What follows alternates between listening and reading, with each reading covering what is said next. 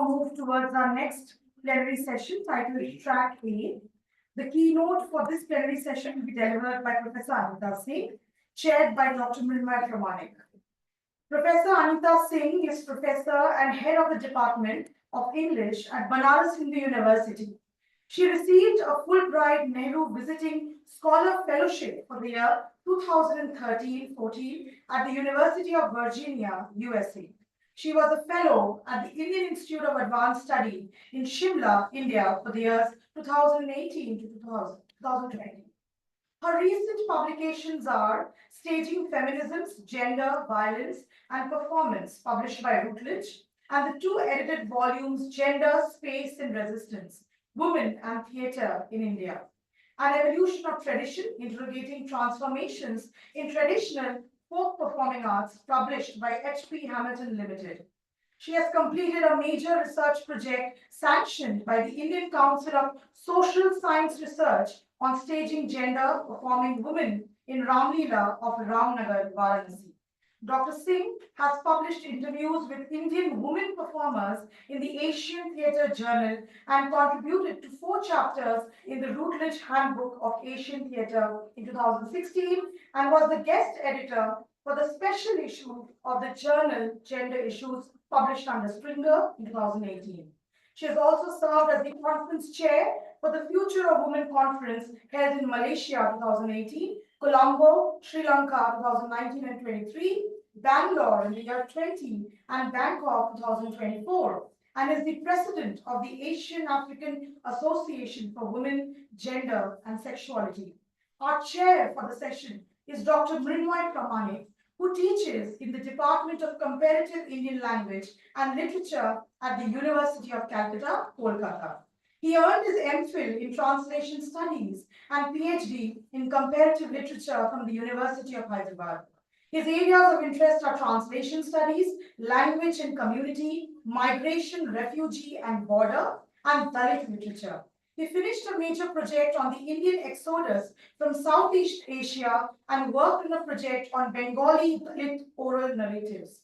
He has published, edited, and translated 7 books and several articles in reputed journals, including Economic and Political Weekly.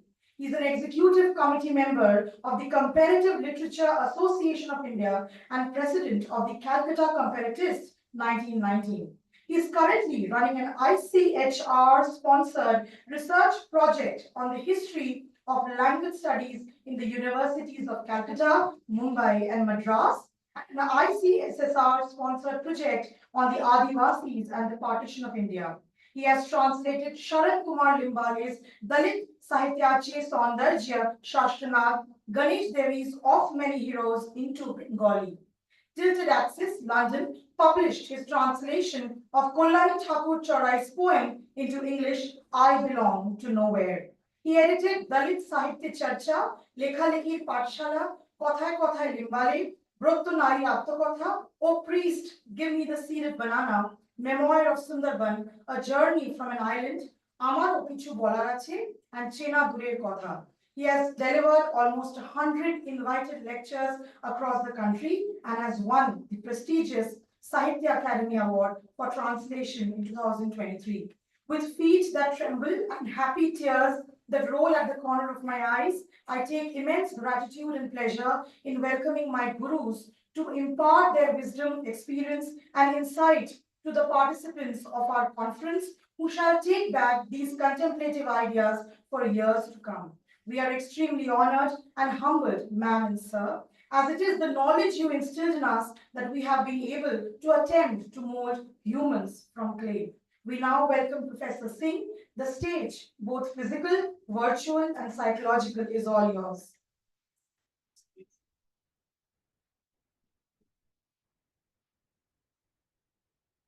Before we proceed, I request Professor Abhijit Ghosh to felicitate ma'am with a floral bouquet. I would humbly also request Mrinmay sir to come on the stage to receive our token of appreciation.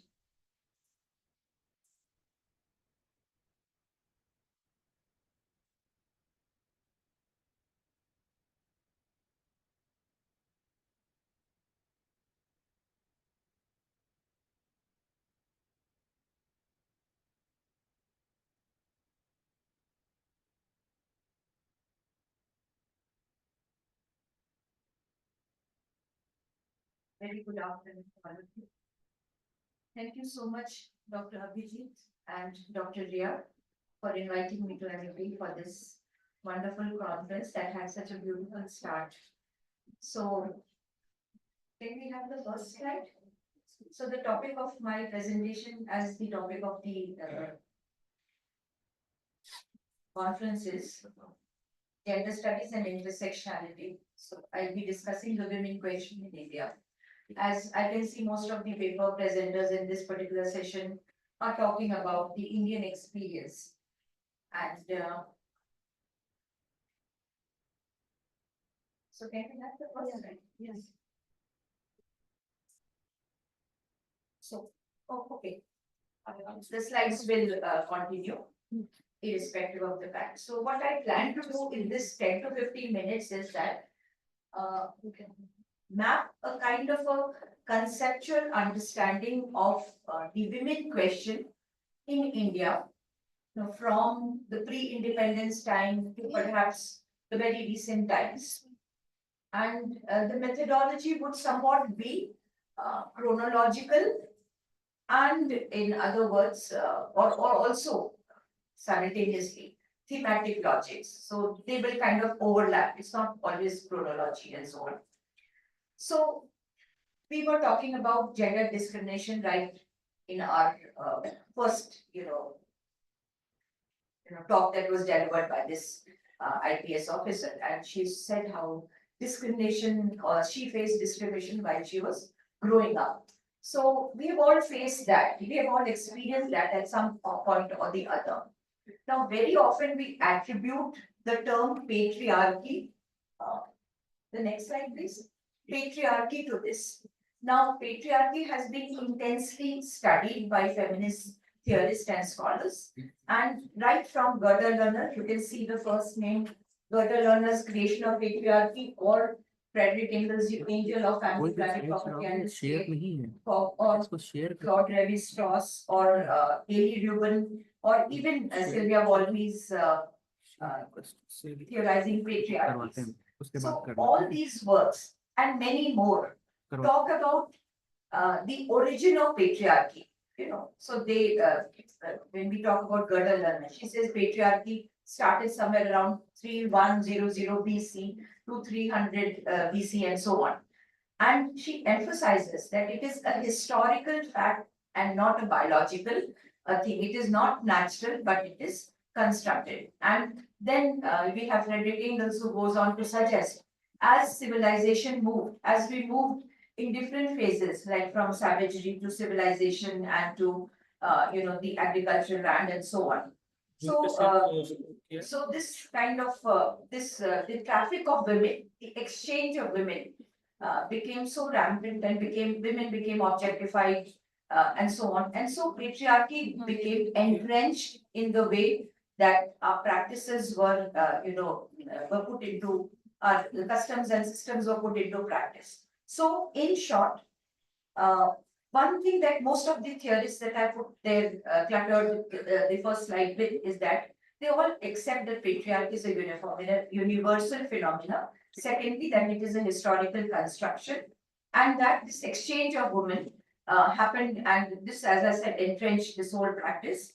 And the sexism that we see, the discrimination, maintains this kind of patriarchy. What work is suitable for women, what work is suitable for men, police officers cannot be women, and so on and so forth. Okay. Then we came to a realization.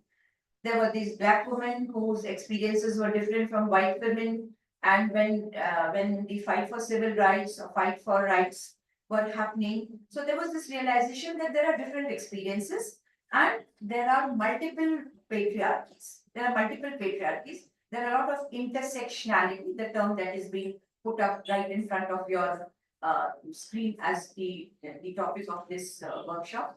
So intersectionality was a term that was popularized by Kimberly Crenshaw, and intersectionality could be, we are not all equal. We cannot club human beings, women, men, or anyone as a homogeneous category. We all have our own specificity of location, sexuality, the class, caste, creed, gender, and so on. So when we try to understand a person, we have to understand a person in terms of his or her intersectionality. So that is the right way to go. Talking about women's issue, uh, Gayatri Chakravarti Spivak used the term strategic essentialism. She says, let us for a moment assume, we know that she was a deconstructionist and so on. Let us for a moment assume that there is somebody called woman. She also believes that there's nothing called woman. Who is this woman? So feminists have raised this question. Who is this woman? Does this woman actually exist? Whom can be called a woman? So there are a lot of questioning now. Is there a woman at all? So Spivak also understands that there's no homogeneous category of women or a very coherent category that we can identify as women. But nevertheless, she says there are certain issues that need to be addressed. So temporarily, we need to accept this essentialization. And so it is strategic. It is strategic to believe that there is a category of there are a category of people who are not allowed to go to school or who are not allowed to get into a certain kind of job and so on and so forth. So, but Judith Butler later she critiqued that. She says this is building up on a false premise. This is building up on an artificial premise, and this will not do. So, what are you doing? You're creating an artificial premise and saying that we are addressing this issue. So, we need to take this issue, gender issue, head on and dismantle the entire thing. And she says, critiquing Spivak, she says, strategic essentialism will not do. It is again creating a certain kind of an essentialism. So she says the right way is to have a coalitional politics, take issues and not an identity based politics, but an issue based politics and so on. So these were different approaches that feminist thinkers and scholars, talked about by addressing the issue of multiple patriarchies or the issue of intersectionality. Can we move on to the next slide?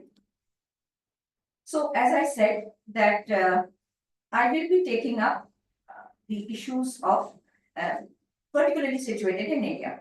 So when we talk about gender issues, very importantly, a little before the coming of the colonial rulers, gender or women became a very important subject. Mill in his work, J.S. Mill in his work, The History of British India, said that any country can be judged to be modern on the basis of the way the women are treated. So he was kind of insinuating. You can see here all these, acts and reforms that happened, whether it was sati, the child bride, female infanticide, age of consent also was very dicey. We know of the case of Ulubani, and she was raped by her husband at the age of 10 and she died. So age of consent from 10 came to age of 12. What is the age of consent now? Can anybody say? Anybody? 21. And is it the same for men and women? No, right. So the age of consent, if you look at the history of age of consent, it's also very interesting. So, the entire thing was debated during the colonial period and asserting that. So coming back to Mill asserted that because these practices in India were so barbaric, children were married off, even without realizing what is this happening to them. So Bill asserted that because the practices were so barbaric in India, British intervention was important. And women, because they are markers of the civilization in any country, and because women were so degraded in India, so British presence was required. And Spivak, if you remember, she wrote that no literature of 19th century can be read without keeping imperialism in mind. She's written a work called in 19th century women writing and the politics of imperialism. Women writing and something. I mean, I may be a little wrong in that. So women writing and so 19th century literature cannot be read with keeping in mind imperialism. So as we see that colonial rulers came to India and Indian nationalists were also took up the issue of women. And this period was called Renaissance, wherein the Indian elite and the colonial rulers were discussing about the women question. Women were nowhere there in the discussion.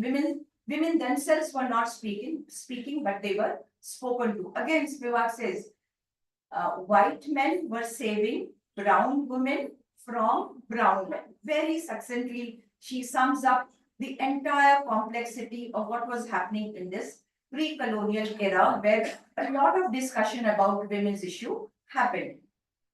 And a lot of, as you can see, reforms happened, a lot of constitutional changes also happened around this time. Now, these are some of the writers who have very extensively studied, even for that matter, Lata Mani in her work Contesting Tradition, she takes up the issue of sati. And she says a lot of debate about sati happened, and Britishers portrayed sati as though it was a very rampant practice, but it was a very rare phenomenon that happened in very stray situations, but it was kind of projected as something that was very popular all through India, only because the Britishers wanted to project, Indians as barbaric and so on. Gauri Vishwanathan in Mask of Conquest says that the British had less arms and ammunitions in their arsenal as and more ideological, tools that they had in order to subjugate India. So the subjugation was happening when the Britishers were targeting how Indians treated women so badly, and the entire women question came into the focus. And Partha Chatterjee also talks about the resolution of women question that happened around the time. But in hindsight, there are three ways in which we look at the entire what I term as the first wave of the women question, or the first phase of the women question. First was modernizing. It was very modernizing. Of course, it was modernizing because a lot of regressive practices, pulling polygamy. So a lot of regressive practices were addressed, undoubtedly. We cannot ignore that. A lot of regressive practices were addressed, and a lot of women's issues were being dealt with, whether it was women's education, widow remarriage, and so on. It was a good start, undoubtedly. So this is one school that says that this period was very modernizing and very good and fruitful for women. The second was a very scathing critique, what Lata Mani talks about in contesting traditions, or what Spivak talks about in Can We the Subaltern Speak, that women were talked about, but women were not speaking subjects. Women were somewhere ignored and relegated to the background. They were being spoken for. So there was this kind of a paternalistic attitude, like we will take care of you, you stay there, you stay where you are, and we are there to take care of you. So there is a kind of a paternalistic, quality to the entire discourse that was happening. So this and the second school also said that women were spoken about, and not too much of women's economic role was discussed. The public participation was discussed. Even Gandhi, if you remember, talked about women coming out and serving the nation and being Sahabhagini and what all and all that. But he too did not discuss women's economic participation, and that is why a lot of feminists are also very critical of the way Gandhi approached women.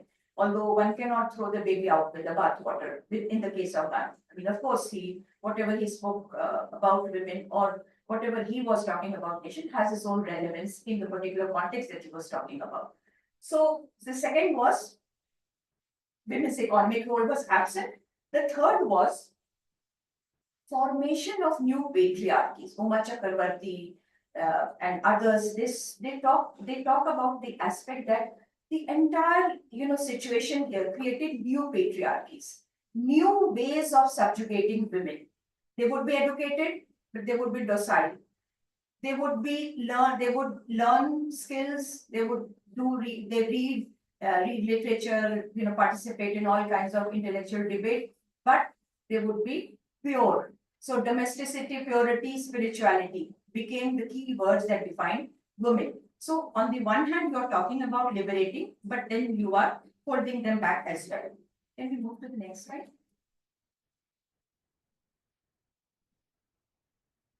Okay. So, here I am not going to get into all this.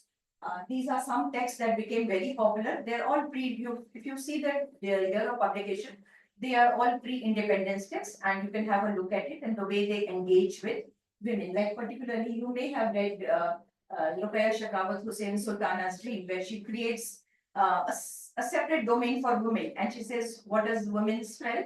She talks about renewable energy. She is, more, leisure, renewable energy, more, and so on. And men, on the other hand, are more scientific, more destructive, and so on. So she too creates a kind of a binary, or she too essentializes men and women. Nevertheless, she creates a feminist utopia. So we have all these texts that are talking about women's role and women's participation. And Sarojini Naidu, we know that was very close to Gandhi, and she also talks about women participating in the public sphere. And the very title of her text is very significant, where she says, links in the chain. We are all, as human beings, links in the chain of humanity.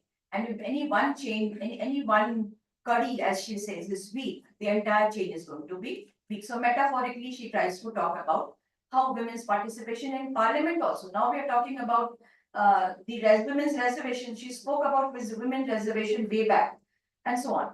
So we move to the next slide because I can see that we already. So now I come to the second wave, what I call, that is 1970s onwards. So independence happened 1947. Our constitution was drafted in 1950. Women gained equal status. We all know Article 13, 14, and you can name as many. On paper, women were equal. So 1974, UN asked India to give a report, and this report was called Toward Equality Report. And this report was looking for women's participation, women's agency, and so on and so forth, sex ratio, and other issues. So when this report came out, Veena Mazumdar, among others, were at the spearhead of this report, creating this report, which was called Toward Equality Report. So when this report came out, the findings of the report were very startling, that women were way behind in India. Women were way behind. So after independence from 1947 to 1970s, so women did not really progress. The economic role were almost invisible, and so on. A lot of gender violence was also happening. So 1974, when this report came out, Toward Equality Report, this kind of shocked the nation. The findings shocked the nation, and because the UN wanted this report because 1975 was to be the international year of International Women's Year. It was to be celebrated an International Women's Year. So now after 1975 or after 1974-75, what happened was there was a widespread interest in women and women's research. ICSSR sponsored a lot of research on women. Women's universities were formed, women's centers were formed. So what we had was the institutionalization of women's studies, because women became an important subject of concern. Women became a specifically very important center of concern. And 70s, 80s, one issue became very popular, or very, alarming, was the issue of dowry. And there was an amendment of the Dowry Act, and we are all familiar with this section 498A. 498A considers dowry to be a cognizable offense and a non-bailable offense. And if you talk to people, like, I don't know, there's been slight modification in this act, in this section, I'm not very sure. But once we, visited a prison, we were celebrating Women's Day, and ironically, we were not given access to the women cell. So we went into the male, cell, and we had a painting competition. So all these, things that one does. So we asked men to paint something that had to do with women. And when we went around and looked at the painting, we were horrified, because most of the painting depicted women in terrible light. Women, the monster, and so on. So we said, why did you do that? I mean, why are you painting like this? So each had a very different story to tell about how this act has been so discriminatory to them, and how they were punished, and how they were pushed behind bars because it is a non-bailable offense, and so on. So, so dowry became a very significant issue. This was one aspect, but there are certain very gory details about that is also significant. So we can move to the next slide. So, this is personal is political. What we heard this morning, personal is political. Personal narratives are very important to be shared. So can we move yeah, okay, fine. So personal narratives are also very important, and they add to, stories are very powerful. Sharing stories are very powerful. Stories empower us, and stories empower people who listen to it. So when we heard her stories, the IPS officers, it did create a trigger in us. It did create something in us. So stories are very important and maybe also. So now we come to these four very significant cases. So in society, what happens? A lot of debate happens when an incident happens. So we have a certain idea about we had certain ideas about women who are raped and so on. So how incidents create discourse and discourse creates change. So four very significant rape cases I have put before you. You will be all familiar with them and how they change the discourse of what is considered to be legal or what is not legal, what is accepted and what is not accepted, and what should be accepted, what we have not considered to be proper for so long. Okay, so the first is the Mathura case. Mathura was a tribal girl and she was gang raped when in police custody. And this led to a huge debate.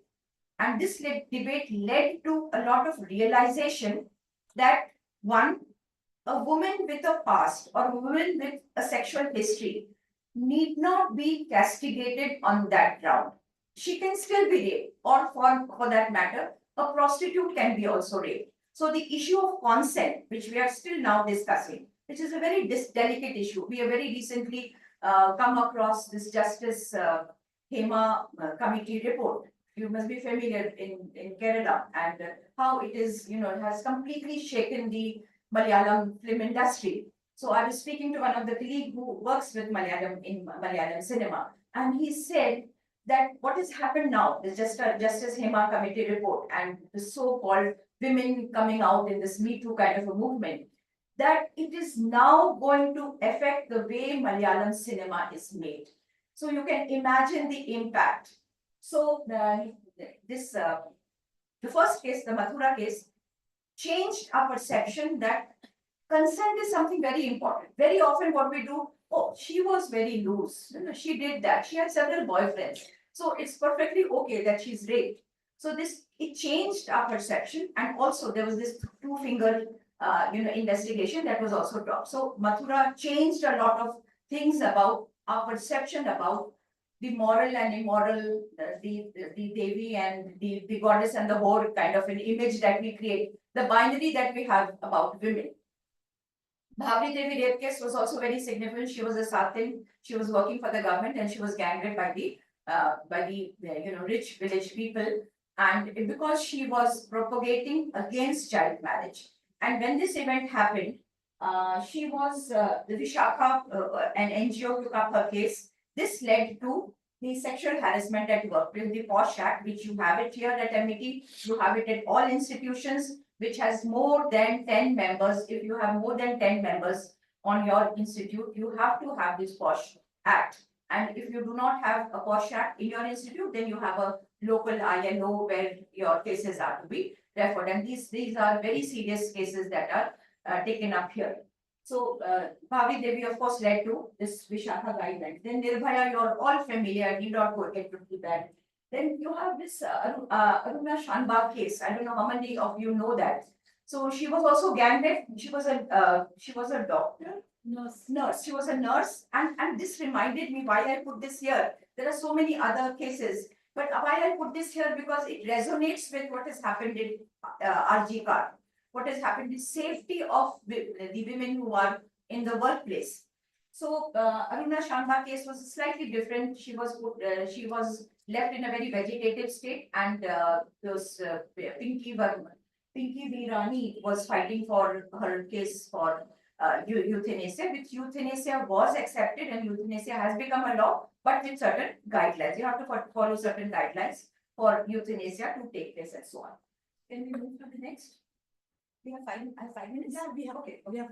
Okay, now the third wave. Now what I call the third wave. When you move beyond the realization, so there's a term that is very popular called post-feminism. Now what do you mean by post-feminism? So very often people like Arundhati Roy or Medha Patkar and others. So the post-feminism could be interpreted in different ways. Susan Faludi says post-feminism in her work called Backlash. So in Backlash, she has a different take altogether. She says Post-feminism is a phase where women feel exhausted, too much fighting and too much like, let us go back to the saas bahu, kyunki saas bhi kabhi bahu thi kind of thing, overdressed female fighting inside the house and so on. So it's that Ekta Kapoor kind of a serial thing. You go back to the comfort of your home and do whatever, do the all the internal politics that you do and so on. But that does not work. So the other set that term themselves as post-feminism, and they are very strongly, they say that women have been left behind in larger discourses. Women have grappled only about whether it is medical termination of pregnancy or whether and all that. They have been so much enmeshed into womenly concerns. What about national issues? What about the fact that we need nuclear war? Do we need to have a war? And these affect women very importantly.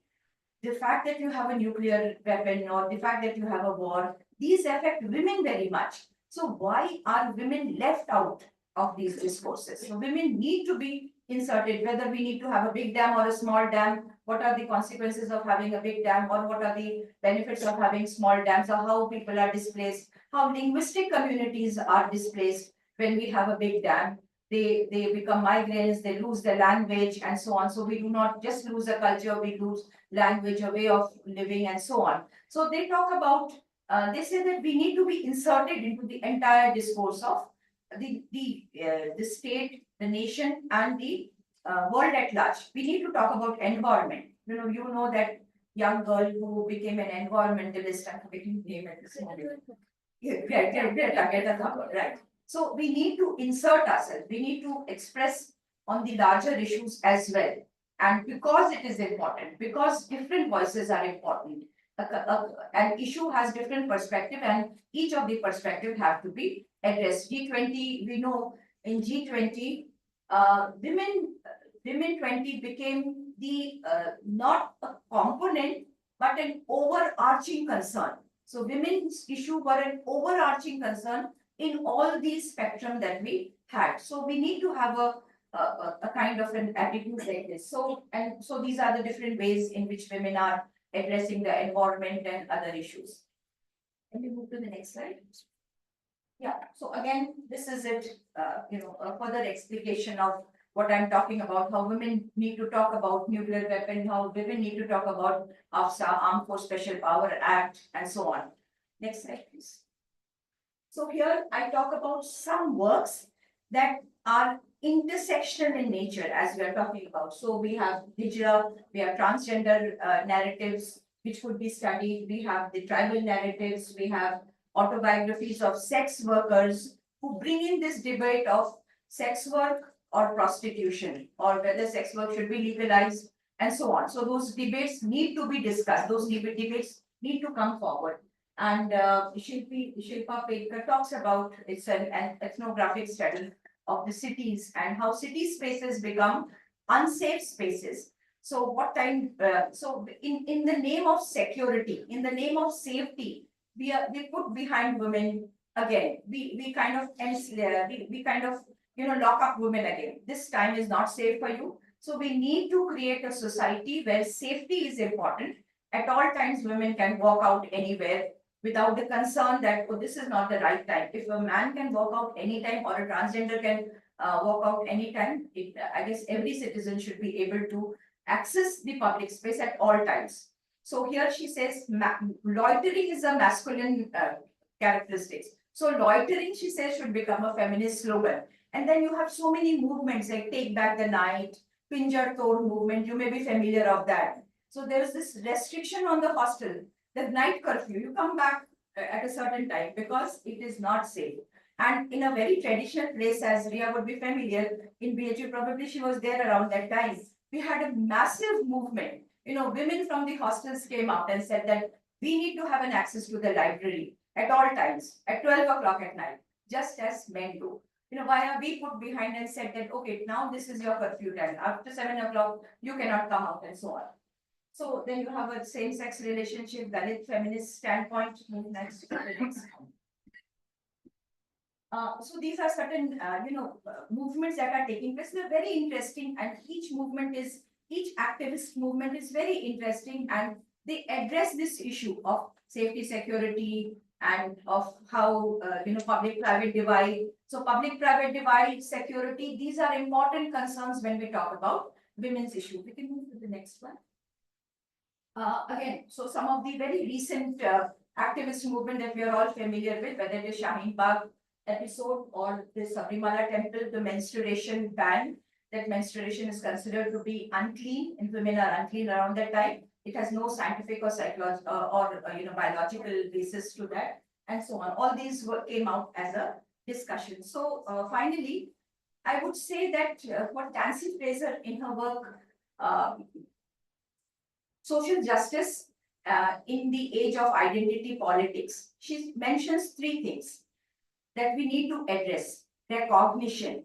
We need to recognize women's worth, like what we had, that resonates what the IPS officer spoke this morning. That the person, the butler or whatever, he said that I didn't know ki Mem Sahab Sahab hai. So we need to recognize that a Mem Sahab can be a Sahab too. We need to recognize the worth of a woman, recognition. And we see how slowly we are accepting. Women are inducted into army now. Women, you can see women as doctors. You can see women in all domains. So we need to accept that women have the capacity if given an opportunity. So one is recognition of women's worth. Then is representation. How do we represent that? Now, representation is a huge issue. We very often misrepresent people. Bollywood is very famous for doing that. So we see a lot of misrepresentation of women. And we have a lot of feminist theorists who talk about how the male gaze, the very concept of male gaze, how objectification of women happens in these item numbers. Women are something to be gulped and eaten and so on and so forth.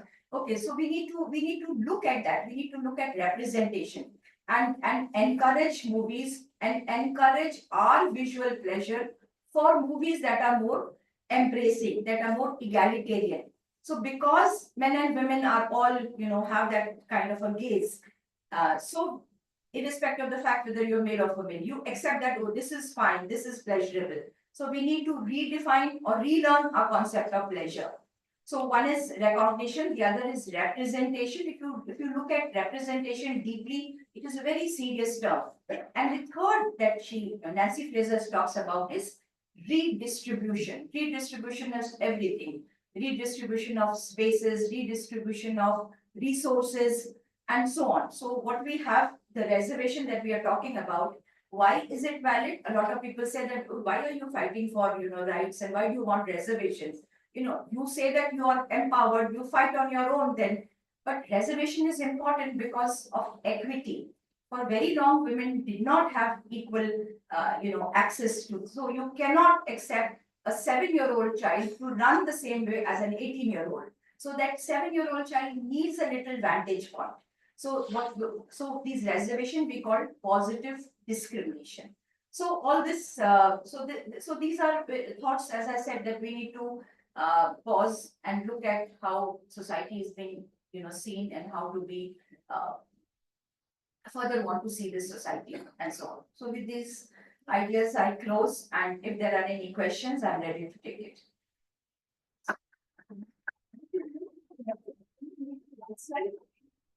Last slide, yes. So wonderful, yes. Yeah, this one. We can keep it. There's a lot of structural barriers we can keep off and so on. So if there are any questions, so I don't know the process, Rhea, do we take questions? Yeah, So, we take questions.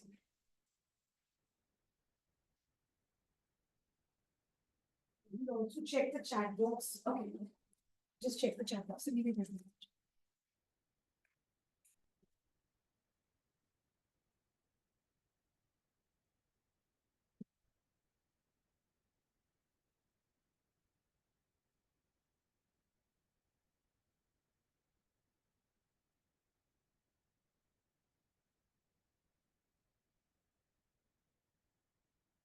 So they're just comfortable with it. Yeah, I think they are still Okay, still we bubbling. can take Yeah, questions even gradually. after the presenters are Yes. done with it. Okay. Yes. So I guess we can start with the presentation. Yes, ma'am. Thank you so much.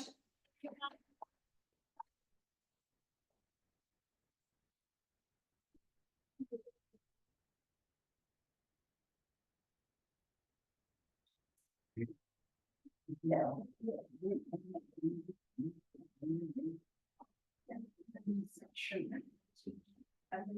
was so conscious of this all the time.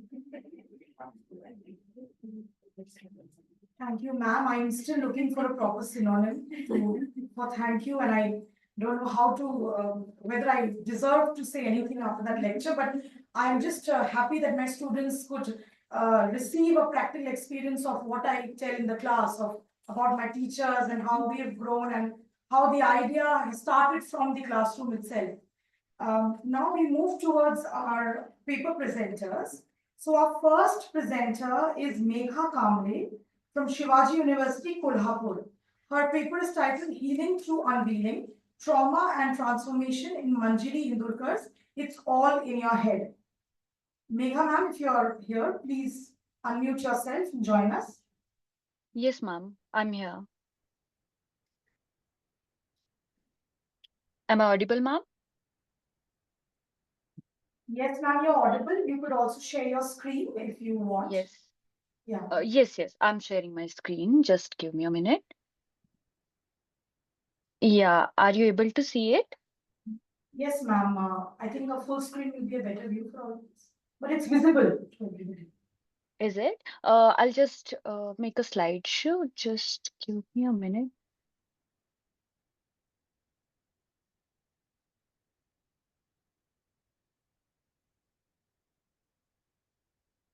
Just a minute.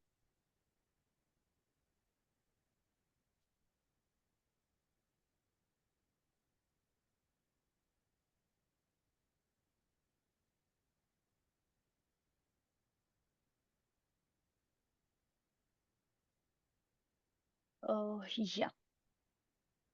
Now is it more visible? Yeah, it's visible. It's absolutely all right. You can go ahead, ma'am.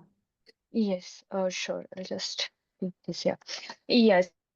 So good afternoon, everybody. My name is Miss Megha Kamble. I'm a research fellow from the Department of English, Shivaji University, Kolhapur. This paper is co-authored with my research guide, Professor Dr. Tripti Karikatti, Professor, Department of English, Shivaji University, Kolhapur. The title of our topic is Healing through Unveiling, Trauma and Transformation in Manjiri Indurkar's It's All in Your Head, M. So to begin the topic, I would like to introduce you to Manjiri Indurkar, who is a poet, editor, and a writer from Jabalpur. She has also published a chapbook of poetry called Dental Hygiene is Very Important. Her memoir about her child sexual abuse is titled as It's All in Your Head, M. And recently she published in 2023 her debut poetry collection that is Origami Ai. And to tell you a few words about It's All in Your Head, M, it was published in 2020. It's a memoir about child sexual abuse that started at her age 6 by her neighborhood friend. And this memoir focuses on the journey from abuse to its effects, to its coping mechanism, realization of it, and then healing process. It talks about the problem in relationships and health issues having roots in unresolved trauma. And I think I should skip the introductory part for child sexual abuse because we already know about it, and it's there are some common things that I have mentioned. So I will just go to the research objectives. My objectives are to examine the portrayal of child sexual abuse trauma in Manjiri Indurkar's memoir, It's All in Your Head, and to analyze the impact of trauma on identity, relationships, and coping mechanisms of it. So the theoretical framework that I'm using here is trauma theory. I think we all know Freud and Breuer's studies on hysteria, which gives a model for trauma theory that is a reactive model, but it focuses more on unrepresentability of trauma and dissociation of psyche when we consider the trauma theory derived based on those conclusions. We see classical model of trauma theory came into being in 1996. It got attached to the literature and it came to the literary field. So most of the classic things they focus on linguistic ambiguity, trauma. Yes, ma'am.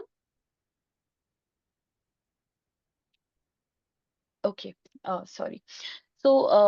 Yes, the classical model focuses on linguistic ambiguity, trauma's influence on memory and identity. It analyzes the emotional suffering in text, language loss, and fragmentation of psyche that remains at the center of this criticism. While pluralistic model that moves ahead of the classical model, it does refer to the classical model, but it also focuses on both structural and cultural dimensions of trauma, which was ignored by the classical model. We see that pluralistic model shows the diversity of narrative representation and intersection of experience, language, and knowledge, detailing the social significance of trauma. It tries to analyze text by taking help of other areas of cultural studies, and it also focuses on the multidimensional nature of trauma, because trauma is not limited to a particular just one event. It has many other effects. It continues throughout the life, and it has a widespread impact. So contextual factors are also important that can influence the traumatic expression. So to give you an idea about the memoir or the storyline, in the preface, we see the story starting with an incident, the rotavirus attack that the author deals with at the age of 27. Once she starts facing these health issues, she discovers that it is not an immediate cause. It has roots in her childhood, that child sexual abuse that happened to her.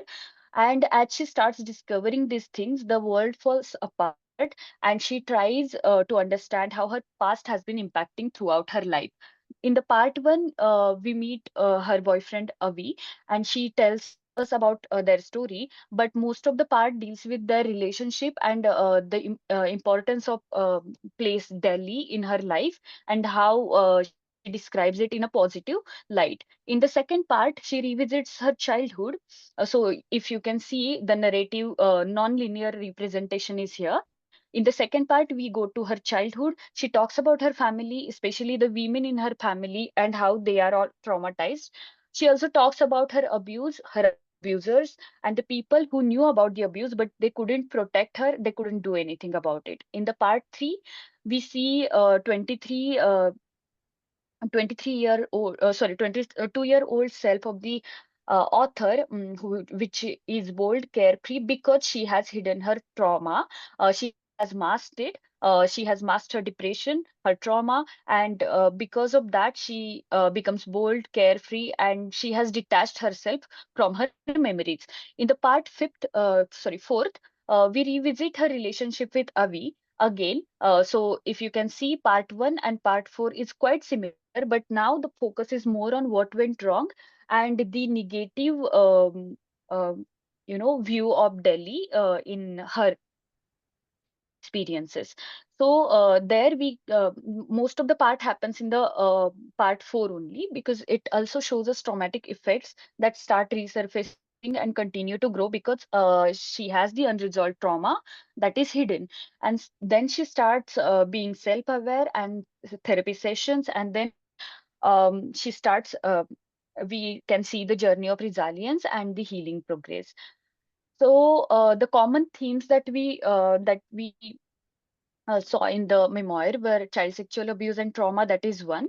But the memoir also made us understood the long-term effects of the abuse on identity, like self-blame, low self-esteem, feeling unworthy of love, because every time she gets broken up, she feels like it was because of her, that she is not worthy of love.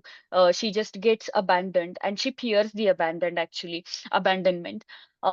We can see her dissociating from her memories, from the traumatic incidents, in order to save herself. She is also addicted to self harm. She become no, We see her obesity, because of she doesn't want to grab the attention of the people towards her physical appearance. She is also seen with the ideation. She just keeps on thinking, I would like to die like this and that. We can see a major effect, that is PTSD, post-traumatic stress disorder, because of the unhealed child. She keeps on getting nightmares, anxiety attacks, panic attacks, etc. The trauma also has an impact on interpersonal relationships because of the trust, because of the incident that happened. She has trust issues.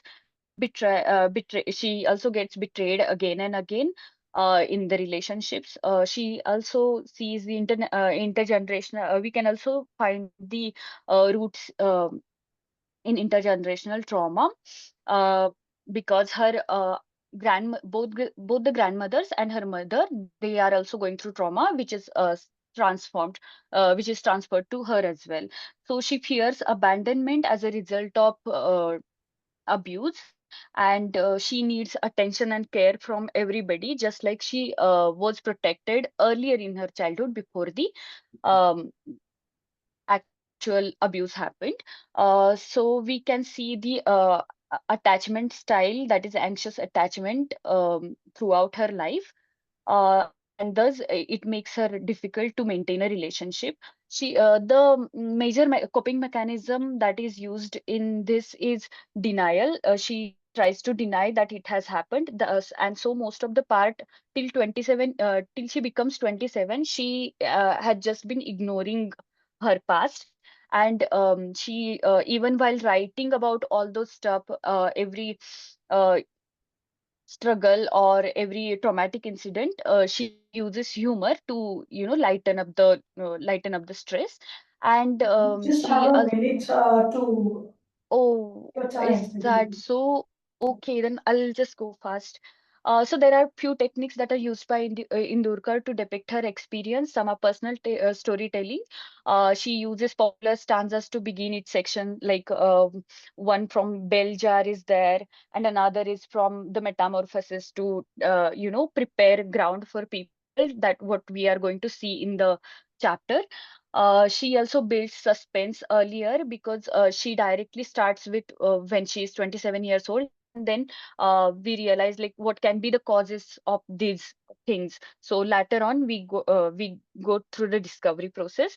Symbolism and imagery, like Alice from Alice in the Borderland and Limbo, are some things that are used often. We also find Bollywood characters as symbols because she has a greater influence of Bollywood. Some emotional resonance are there. Um, it is quite related with the next point that I will be dealing with, so I'll skip it. This is the most important part of the presentation, because the focus of pluralistic approach in trauma theory is on contextual factors like individual characteristics, because she is um, con- uh, individual characteristics, importance of setting, and role of place. These are the things that influence the trauma's influence the traumatic experience, as well as its expression in language, because the depiction of the places is done with very details. And the relationships, the attachment theory is also useful when we see the relationships with her parents, because she's securely attached with parents, but after the abusive incident that happens with her, we can see the anxious attachment, that is followed by the incident. And we see the social and cultural memory that has also a huge impact on the storyline and narrative strategies. That is because the collective, as trauma can be difficult to remember in straightforward ways, it is negotiated with the influence of social and cultural memory, like collective identity, social support, constructing social identity. So these are the things, and references to Bollywood can be a major cultural memory factor here.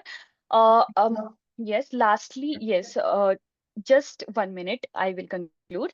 And yes, so this memoir also tells us that literature can serve as two mediums, as how literature helps the survivors to express trauma, as well as how it helps the readers and researchers to understand the child sexual abuse. To conclude, the memoir contributes to larger contextual understanding of child sexual abuse and its multidimensional effects on survivors' life and diverse responses to it with resilience. The memoir gives much importance to contextual factors like place, relationships, society, social norms, values, and cultural influences, etc., that shape the author's psychological development and influences the identity formation. Third is key themes explored include long-term effects of abuse on identity formation, interpersonal relationship, and coping mechanism. Fourth conclusion is narrative strategies like personal storytelling, symbolism, imagery, metaphors, and many others are used to convey the traumatic effects and events and its effects. And last, the narrative also brings forth how literature serves as both tool for survivors to express and also as lens for readers and researchers to explore and understand complexities of child sexual abuse. And with this, I would like to thank, but before thanking, I would like to tell you three things. No child deserves to be abused, so let's protect the children. Do not normalize abuse. Instead, normalize talking about it openly so that it will help the survivors. Reach out to the CSA survivors, that is child sexual abuse survivors near you, and encourage them to get professional help. Thank you.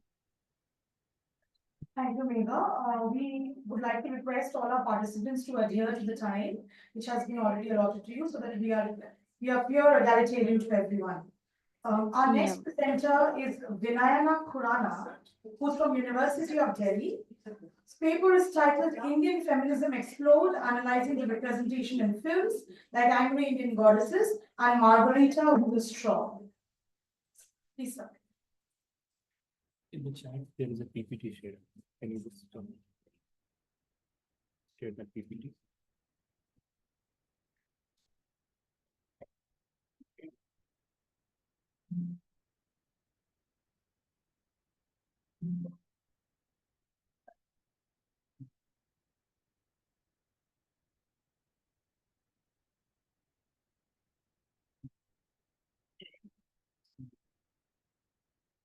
Okay, good afternoon, everyone. I'm Dr. Gaurav Krishnan, and I'm assistant professor senior from VIT Vellore.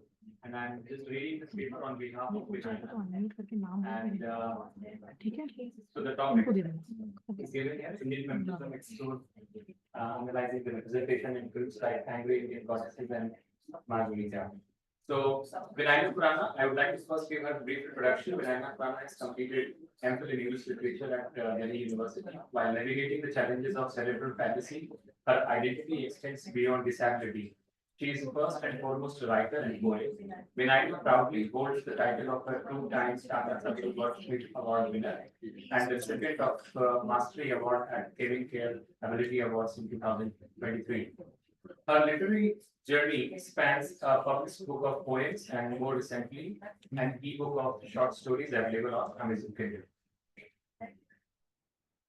So now I'm going to read her paper. The title, as I have just read it to all of you. So we are going to delve into a captivating aspect of Indian cinema, its evolving representation of feminism. We often associate Indian films with grandeur of Bollywood, but beyond the mainstream lies a world of non-commercial cinema that addresses deep-seated socio-cultural issues. Our focus today is on two such pivotal films, Angry Indian Goddesses and Margarita with a Straw. These films are at the forefront of redefining how Indian cinema portrays complex female characters, challenging traditional narratives surrounding gender, sexuality, and disability.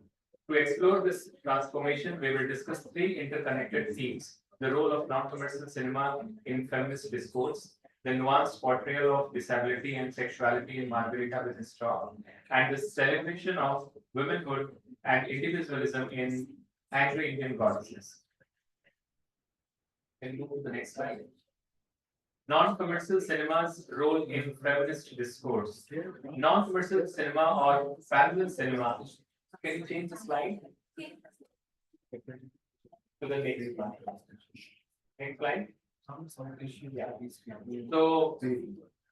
So films like Angry Indian Goddesses and Margarita with a Straw epitomize this genre, presenting nuanced narratives that delve into the diverse realities of women in contemporary society.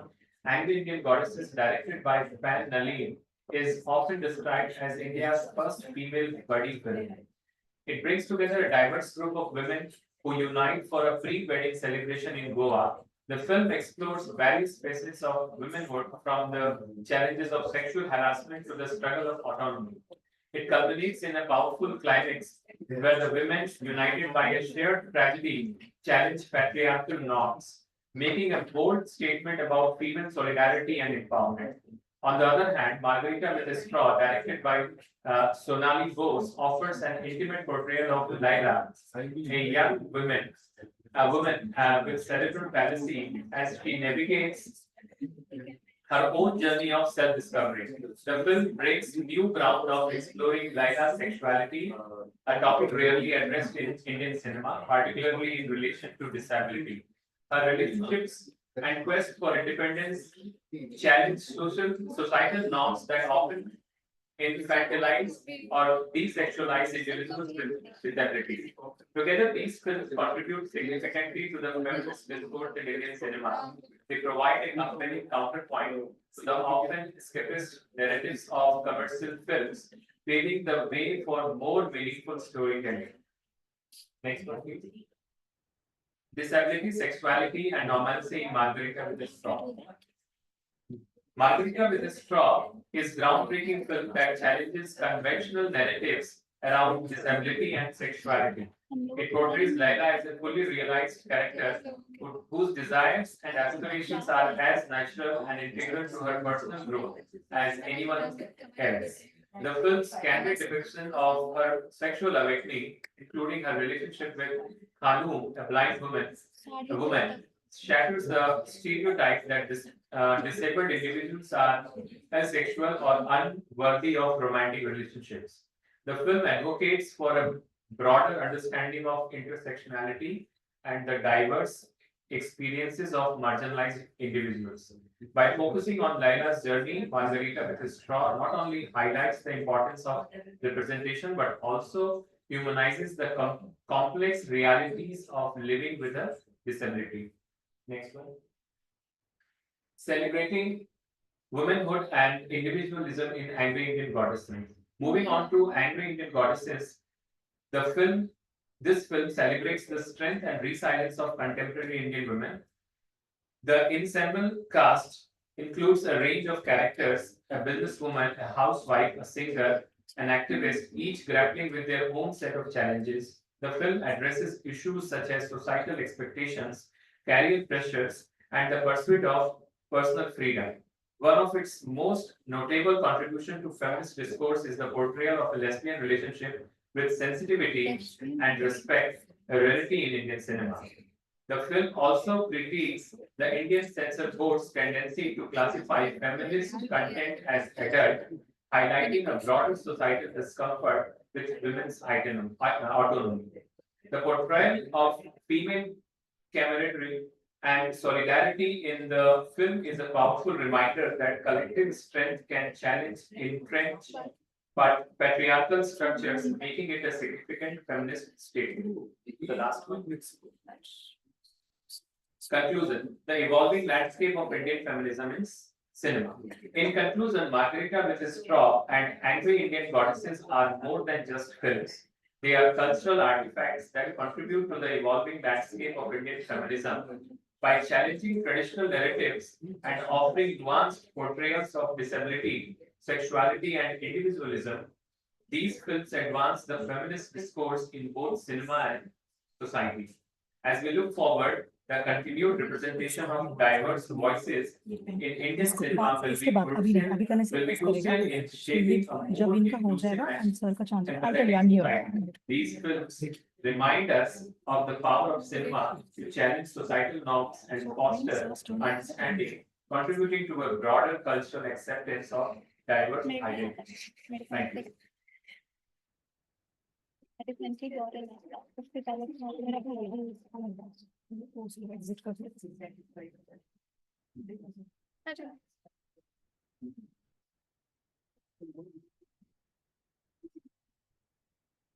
Thank you so much, sir, for your presentation. We now move towards our next presenter, Dr. Shani SS, who's from the Apollo University of Andhra Pradesh. The paper titled is Controlling Body and Sexuality, Cross-Border Marriages Among Muslim Women in Kerala. Dr. Shani, Yes, ma'am. Why did that? I hope you've joined. Yeah. Atraya? Hello. Exit कर दी? Am I audible? Yes, ma'am, you're audible. We are setting in the projector so that if you have a slideshow, it can be Yeah, I visible. have. Yeah, I have slide Okay, actually. okay. We'll take. But projector. it's not function here. Yes. I have exited from here, but it's not from over there. Sorry. Ma'am, we are connecting your presentation. Kindly Yeah. wait. Yeah, please. नहीं, अचानक से क्या- नहीं, उनके पास है। मैं check करके- वो कर सकती हूँ। उधर से ही ऑन होगा।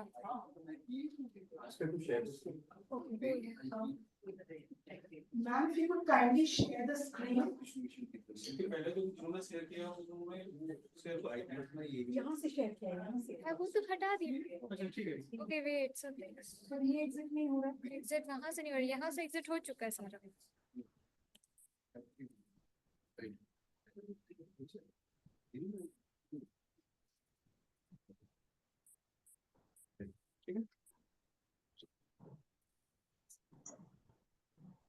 I'm sharing my screen. Can you see it? Yes, it's visible. It's visible online and it's also visible physically in our campus too. Yeah.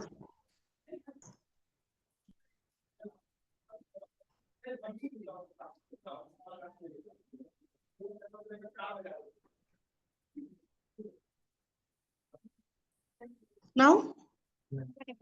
Yes, ma'am. Absolutely all right. Please go ahead. Yeah, thank you so much. It is a wonderful opportunity for me to present a topic here in Amity University in International Conference. Myself, Dr. AIESR, I'm an assistant professor, Department of Social Work, School of Social Sciences, Andhra Pradesh. Today, I would like to share one of the research which I had done. That is the title which I had given is Controlling Body and Sexuality, Cross Marriages Among Muslim Women in Kerala. So, as you know that we heard about a lot of cross marriage across our world and India. So when the research, our previous literature shows that most of these marriages are happening among educated upper class or the people who knows premarital familiarity or most of the characteristics are there. But in this study, I focused on the marriages which happen among the countryside, poverty-stricken area. That is the marriage which happened among commercially arranged marriages. I would like to call it as a commercially arranged marriages because these marriages are not happening based on the pre-familiarity or any kind of understanding with each other. So cross-border marriages in this study, what I'm focusing on two types of marriages. One is interstate marriages as well as international marriages. So in Kerala, we do have different types of marriages in the name of cross-border marriages. These marriages are named after where the groom comes from. For example, if it is Mysore marriages, the groom is from Karnataka state. If it is Haryana marriages, the groom is from Haryana. So in this study, I focused on two types of marriages. One is interstate as well as international marriages. In international marriages, I focused on other two types of marriages, that is Arab marriages and Mali marriages. Arab marriages are the marriages which are, the grooms are coming from Arabian countries, just like Kuwait, Iran, and Saudi Arabia. And Mali marriages, there is a country called Maldives. There, the groom is coming from Maldives, so it is named as Mali marriages. So these are the some of the literatures which had discussed by previous researchers who had done only cross-border marriages. So these are the some of the newspaper titles which came across various newspapers. So Arabic Kalyanam means marriages in Malayalam. So here Arabic Kalyanam returns to haunt poor Muslim families in Kerala. Actually, these Arabic Kalyanam are not only happening in Kerala, but also other places like Hyderabad is also it's happening. So what is the peculiarity of these marriages? Because most of these people, especially the people who are from that men who are coming from these Arab countries, are slightly like 60 years above. So they are looking for minor girls who are from very financially very poor background. So these are the Mali marriages news which had come across. So police rescue girl from Mali groom. So this is happening across Kerala. So this is the newspaper cutting related to Mysore marriages. So even though we Kerala have, despite a lot of indexes and high literacy rate and everything, but women from poor economic strata are facing this kind of violence. Actually, I would like to call it as a violence because the women are face a lot of challenges in these marriages. So, and I found that the literature's academic work related to this topic is very scanty. So that's why I thought to put some work on this academic criteria. So these are the main questions which I asked. Why? What is the reason why women are married into a man who is coming from faraway land? And what are their subjective experiences? And what are the struggles they had encountered after these marriages? And can we consider these marriages as human trafficking of flesh trade? Because we heard about a lot of bridesmaid and brides sale and everything. So can we consider these are the basic research questions I asked in this paper. So these are the main objectives of this paper. What are their uh, uh, experiences in these marriages? What are the socio-economic context of these families involved in those marriages? And what are the push and pull factors? Literally, I was saying that what are the push and pull factors in these marriages? So the secondary I collected is an empirical research. Both primary and secondary data had collected, and I concentrated on three districts in Kerala: Trivandrum, Malappuram, and Calicut. There are 67 participants in this study. 46 women are from Mysore marriages, 18 from Arab marriages, and 3 from Mali marriages.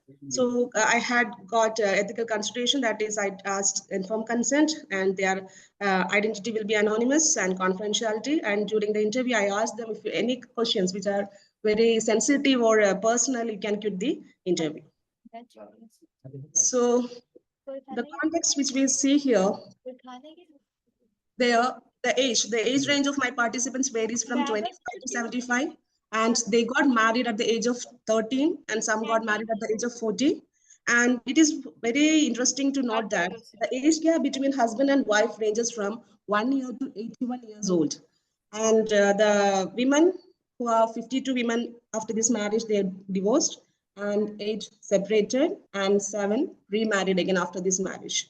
So one of the demographic factor which we would like to say here is that they are having less education and occupation. Because of lack of education, they don't have to go to, I mean, they can't go to work, and their salary is very less. And because of poverty, large family size, and here what we like to say that even though Kerala is saying that we are having high literacy rate, but some of the communities still they are not giving much importance to female education, and some of them are focusing on religious education, not the secular education. Most of the women, most of the families still consider, some of the countryside, they still consider that working women are dishonored to the family. So what are the major factors which influences this cross-border marriages? The result which I got is that because over importance for marriage on girls, women should marry, then only her life will be settled. And another major reason is that dowry, poverty, preponderance of daughters. For example, if a family is having more than one daughter, it is they have to get double dowry. So it's better to marry them off as early as possible. That those who are coming with demanding less amount of dowry, they are giving. So previous presenters talked about physical appearance also. Actually, that is one of the major reason. Some of the women are not getting groomed from their own locality because of their physical appearance, and they are socially overaged. So please don't consider socially overaged doesn't mean that they are 40, 44 or anything, because in some areas in Kerala, the women who are close beyond 80 or 20, they are considered as socially overaged. So the local bridegroom are not accepting these overage women, in that sense that 20 plus years women are considered as socially overaged. And this kind of marriage, in this kind of marriages, there are two types of economic transactions we could see. One is mehar and another one is dowry, mehar or bride price. So in Arab marriages and Mali marriages, bride price, that is, men are giving money to women. So that's why poverty-stricken family are ready to give their daughter to these marriages, this kind of men, because they become economically well. So that's why they are giving. So here, one of the major finding is that brokers plays an important role in these marriages, because they are the most important thing we have to look in these marriages are there is no common language. Here, husband and wife are not sharing common language. And here, the broker plays an important role. Whatever they are saying, and they are listening, and they are marrying you. So one of the major, Harish, I would like to say that one woman, her name is Jumaila, it is a pseudo name, it's not a real name. First, I was not willing to marry him because he was too old and also due to language barrier. I told my mother that I would stay with her and don't want to marry a man from Mysore. I heard a lot about negativity of this marriage from our neighbors. I begged her and I would remain unmarried till my death. But my parents replied, rather than having a virgin and unmarried daughter in a family, they are fine with a divorcee daughter. So here we can see the over importance of marriage and the Kanyadan, the importance of Kanyadan in our society. So, and they are also saying that even if my husband divorces me, I could live for my halal, that is legitimate child.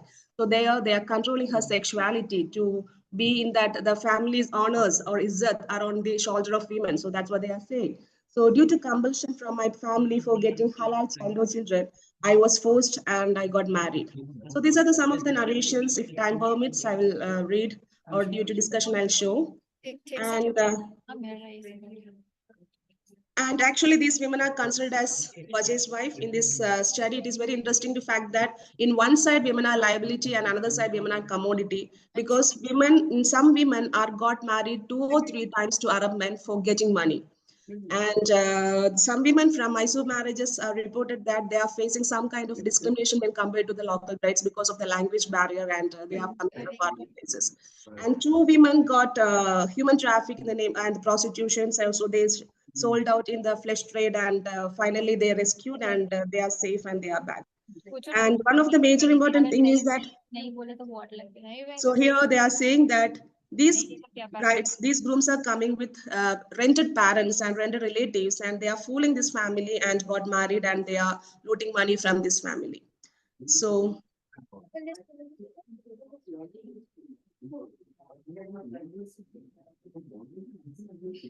So one of the interesting fact is that according to Sharia law, that is Muslim law, an alliance between persons ignorant of each other's language is incomplete and marriage is not valid. So I would like to say that then these kind of marriages are not valid, null and void. So another interesting fact in this marriage, in this study, I found that the duration of the marriage ranges from 1 day. Some marriages ended in 1 day, and 9 years. And here, this is so these are the result which I got. Actually, there are a lot of sexual exploitation and desertion happening in this marriage, and dowry related violence is happening in this marriage, and some women are raped by their own father-in-law, and husbands is having incestual relationship, and all these factors which we could find. But women they can't exercise their agency because their lack of education. Yeah, I'm done, ma'am. Actually, it's over. So these are the results which I got. One survivor faced a cruel domestic violence, and one survivor divorced her husband because of infidelity and mental illness. Actually, 2 women became the victim of mentally ill patient. They got married, and because after marriage, once the family said that she is the burden, but after marriage, she became the double burden to the family because they came with the child. So these are the major results, and if the discussion is happening, I would like to explain all these points. Thank you so much.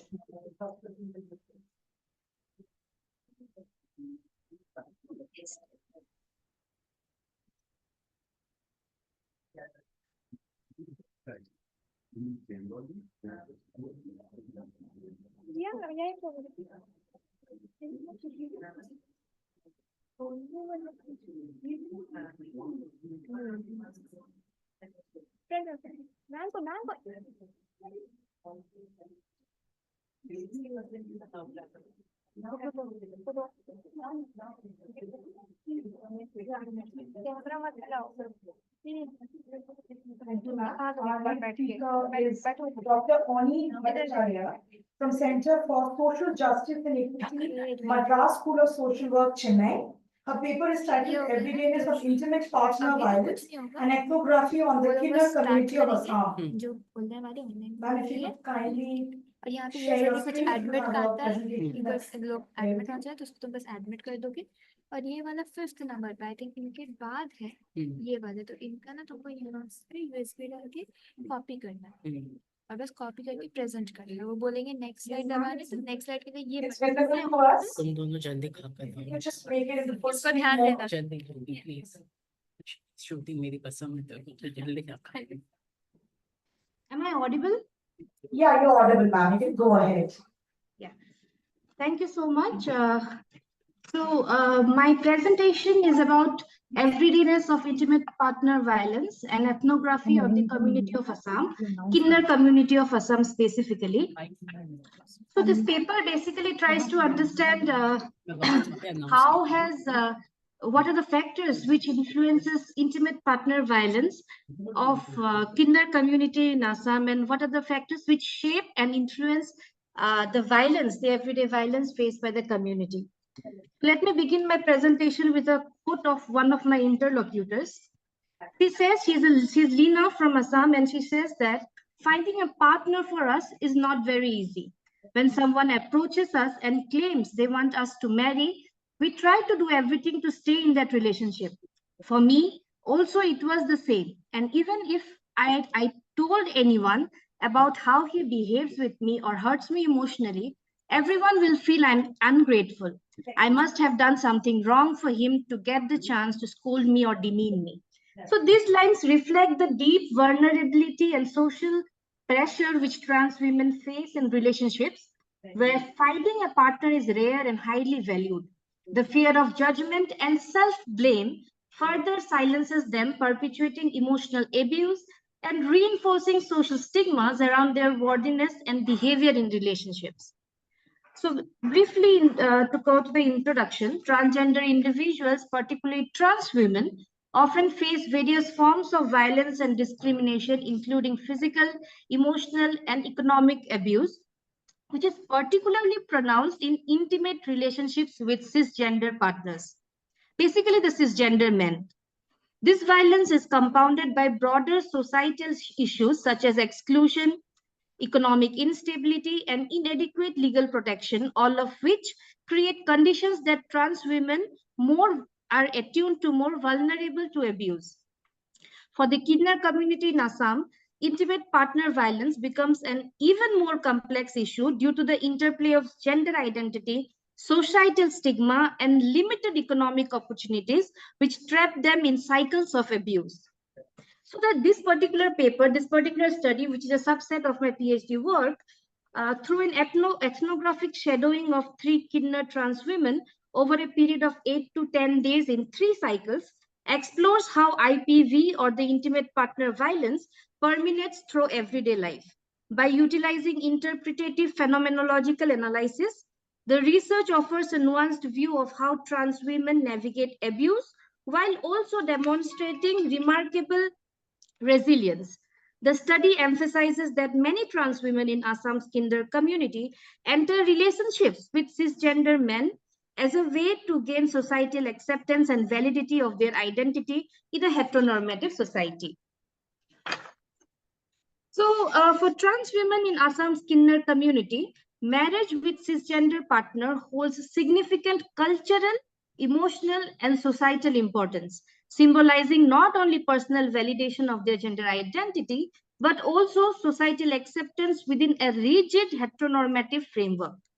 However, this pursuit of social legitimacy often leaves them vulnerable to intimate partner violence as they face pressure to conform to traditional roles that perpetuate unequal power dynamics within their relationships. Many trans women tolerate emotional abuse and IPV out of fear of further marginalization. Despite these challenges, the personal narratives of 3 trans women in this study demonstrate resilience and agency as they navigate the violence embedded in their intimate relationships, revealing their strength and the complex ways through which they confront as well as cope with their circumstances. I'll quickly summarize these 3 narratives. First is the veil of silence, Lina's struggle with intimate partners' violence. Lina, a 34-year-old trans woman from Assam's Kinnar community, sought validation of her identity through her relationship with Ravi. I forgot to mention, all the names of my interlocutors are anonymous since they have shared intimate part of their life. So these names are anonymous. So initially loving, the relationship soon turned toxic as Ravi began criticizing Lina's appearance, especially her use of makeup, undermining her self-esteem and reinforcing societal stigma against her femininity. Lena faced an internal struggle. Though she recognized the emotional abuse, she feared losing the social legitimacy and acceptance which a marriage to a cisgender partner might offer. Hence, her experience of enduring criticism in silence highlights the societal and emotional pressures that trans women face in relationships and how it takes toll on their personal independence. The second story is about Daisy. Daisy, a 25-year-old trans woman from Assam, experienced similar emotional and financial betrayal in her relationship with Rakesh, a cisgender man. Initially, the relationship was good, but Rakesh eventually cheated on her and dismissed her as not a proper girl, quote unquote. He further devastated her by stealing her savings before abandoning her completely. Despite the emotional and financial loss, Daisy refrained from reporting the crime due to the fear of police victim shaming or victim blaming.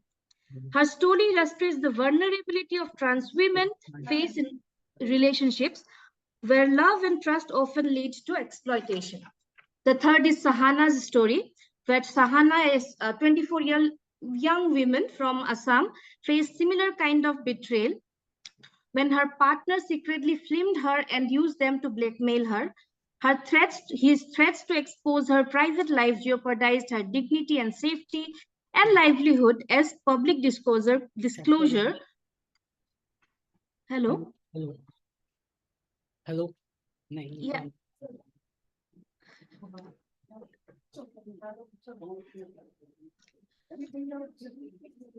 I can't hear. Is a problem? Yeah. So,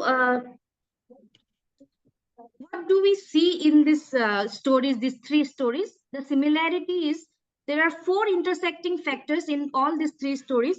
First is the desire for social legitimacy. All the three trans women. Sorry? Hello. Yeah, I can hear. Ma'am. Can you hear us? Yeah, I can hear you. Okay. Can you please sum up your findings? Yeah, just another 3 minutes. I'll sum up my findings. Okay. So there are these four intersecting factors in Lena, Daisy, and Sahana's life. First is the desire for social legitimacy. All the three trans women sought validation and acceptance in relationship with cisgender men. Second is endurance of emotional and psychological abuse because of the fear of, being in further marginalized. Third is the fear of victim shaming and the lack of legal protection. And the final is exploitation of vulnerabilities. Each story reflects how love, trust, and intimacy were exploited by their partners, leading to emotional manipulation. Why the term everyday violence instead of violence? This is because the term everyday violence emphasizes how abuse faced by trans women in the stories of Lena, Daisy, and Sahana is embedded in the daily routines rather than being isolated cases of exceptions. Come to the conclusion. The study particularly tries to explore how intimate partner violence intersect with gender identity and societal marginalization for trans women in Assam's Kinner community.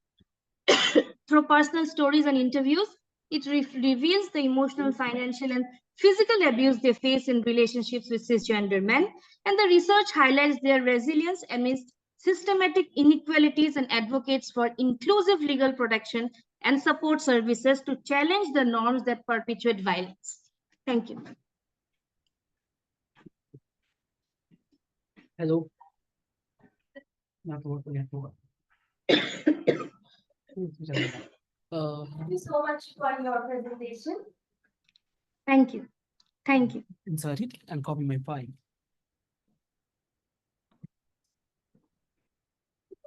हाँ अब copy कर लीजिए आप एक second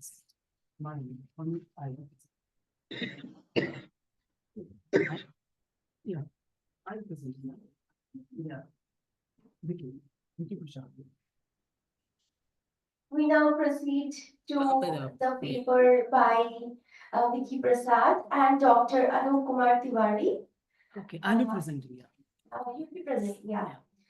Vicky Prasad will be presenting.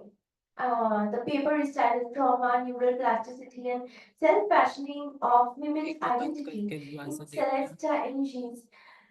Everything I never told you. Yeah, no, no. Yeah, this one, the first one, the first one. Hiding या विकी प्रसाद you इसे copy करना मुझे कॉपी करके आप मुझे यहाँ करना मैं भी कर दूँ यस एक सेकंड कम हो गया है इसको करना है copy He'll be presenting offline in person. Copy हो गया अब ये कर लो मैं यहाँ प्रेजेंट कर रहा हूँ आपको बैंक के डेस्कटॉप पर आकर डेस्कटॉप में जाओ अच्छा सॉरी हाँ डेस्कटॉप में जाओ अब यहाँ पे पेस्ट करना है आप पेस्ट कर रहे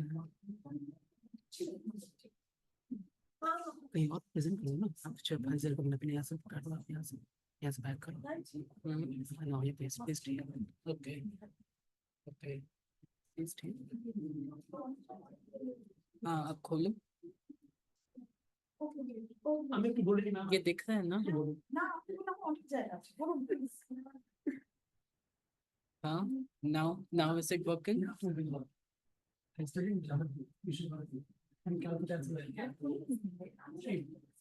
Okay. ये उधर दिख रहा है इधर भी दिख रहा है इसके अंदर दिख रहा है लोगों को अपने फुल स्क्रीन कर दो ना इसे कर दिया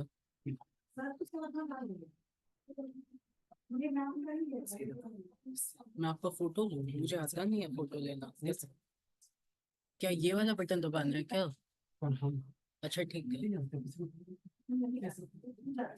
लेकिन आपका ask everyone if they can see your presentation or not.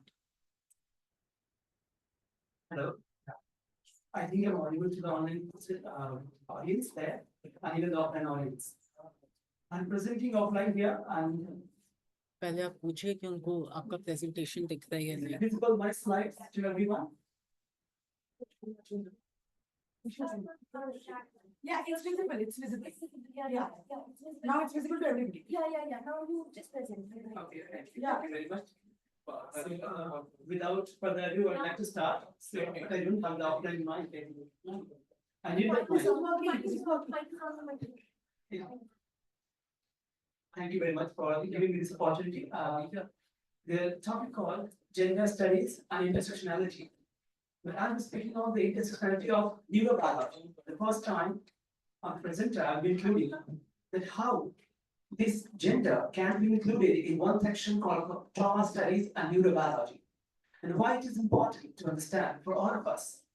So I must tell you that the first topic you see, the title as suggests, trauma, neuroplasticity, and self-fashioning of women's identity. I'll not be going to the text that much. I will go to the concept that is very important. You see, this particular topic, trauma and neuroplasticity, is very important when we talk about the gender studies and when we talk about the self-fashioning of anyone's identity, not only women. See, Anita ma'am, she has talked about the 3 R's. I must repeat: recognition, representation, and redistribution. And I will talk about one more R that is called rewiring, and why this R is very important. This rewiring of the brain cells is very important after the traumatic event. Could you please change the slide?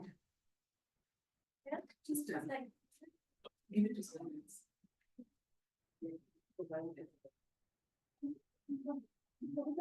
Just have a slide. Slide मैं बदलूंगा तुम photo ले लो मुझे भी नहीं आती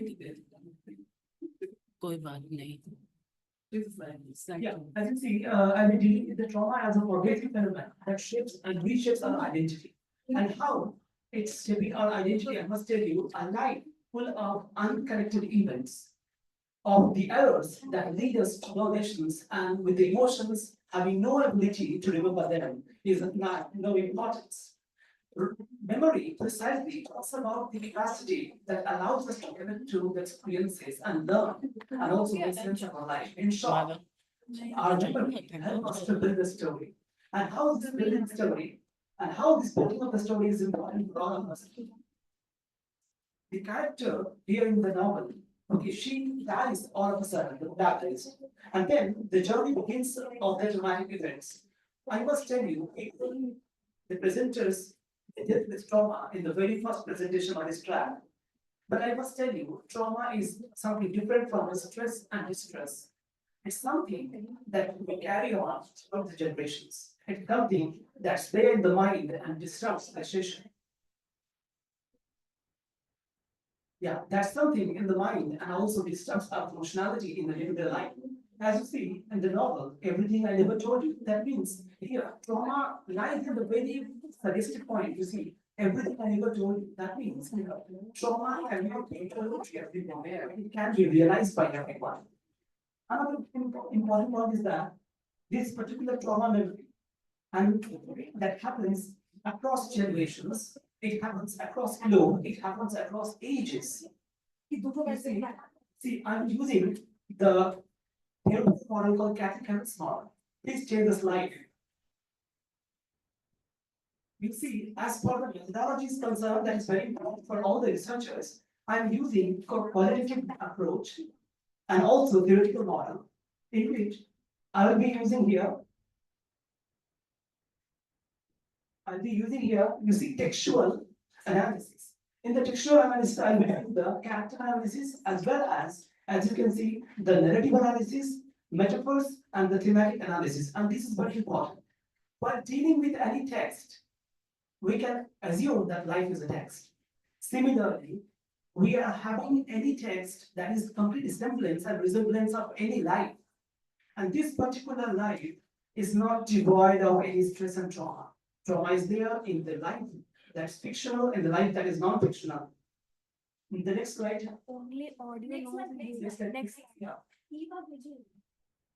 As you can see, the theoretical model, which is very important for to understand, the persons who are having the research in this model called trauma studies, which is very emergent nowadays, as I said. Remember what Charlotte has talked about in the very beginning. You see, that means a memory without blot and contamination.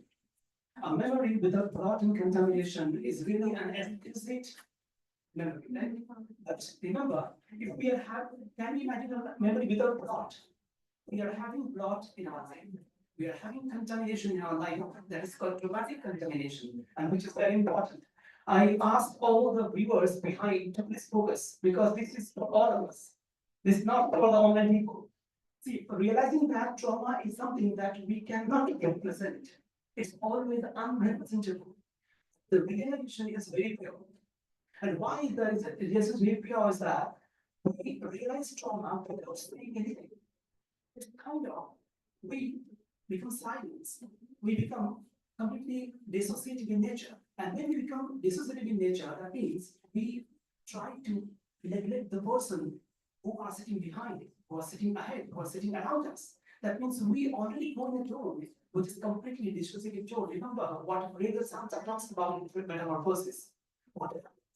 When it turns into a worming after having corporeal traumatic effect, he shows up into a room in which he is detached, and the family members, they don't do anything. They think that he's a patient, and since he's a patient, he's not treated properly. He's not treated as a human being. Similarly, it happens in the trauma. When you are a traumatic subject, you are not treated as a normal human being. You are also treated as an abnormal kind of. The next one you see, this particular traumatic diagram will show you how trauma works inside a person. These are the common features of traumatic things. Next slide, please. So trauma, memory, and neurosis. Why neurosis is important? I'll talk about not neurosis, but the neuroplasticity, how it happens. After trauma, some people say that people cannot recover, but that's not the case. We are having the coping mechanism. I'm gonna talk about coping mechanism, but I must tell you how coping mechanism heals trauma. I will let you go into the world of neuroscience. I will let you go into the world of neurobiology, how the marvelous engineering of body help us to do and cope with negotiating trauma. And how we negotiate with trauma? The thing is that the first step is called psychosomatic technique. And why this technique is important? Psychosomatic technique means when you are having the relaxing kind of brain, when suppose in trauma, our neurons will become upset. And as usual, when the neurons become upset, they don't transmit the sessions. The neurotransmitters, they become upset, they don't transmit the ideas, they don't restore anything, they don't do anything at all. But what they do, they communicate. And when they don't communicate, the plasticity will never happen. The plasticity here means the rewiring of the neural connections. The rewiring is very important for organs. See, psychotraumatic technique, it triggers the neuroplasticity, and this neuroplasticity will let you into the world of metaprogramming, that is called reprogramming of the brain structures. When our hippocampus, amygdala, and the prefrontal cortex both are affected, I'm sorry, because of the paucity of time, I'm not playing all the images, but this thing is that if you see the brain images, you will understand how trauma really affects the brain and disrupts the functionality of our daily life. Next one, please. You see the plasticity, how it's happening. Neuroplasticity allows the reshaping of the identity. Why refashioning of the identity is important? While neuroplasticity helps the refashioning of the identity, I have an image. This next slide, please. I don't want to explain because of time. Next one, please. Next one. You see, these are the overlapping images, as you can see. Before trauma, we are having the pre-traumatic identity, which is quite normal. An identity which helps us really to function in our day-to-day life. Imagine that a session in which you are traumatized. Imagine a life of life in which you are traumatized. That in fact, identity is completely different from the pre-traumatic identity. And after that, you are having a phase that is called post-traumatic identity, that is also called post-traumatic growth. And why this particular thing is important? These three overlapping of the identities are very crucial to understand when we deal with the trauma studies.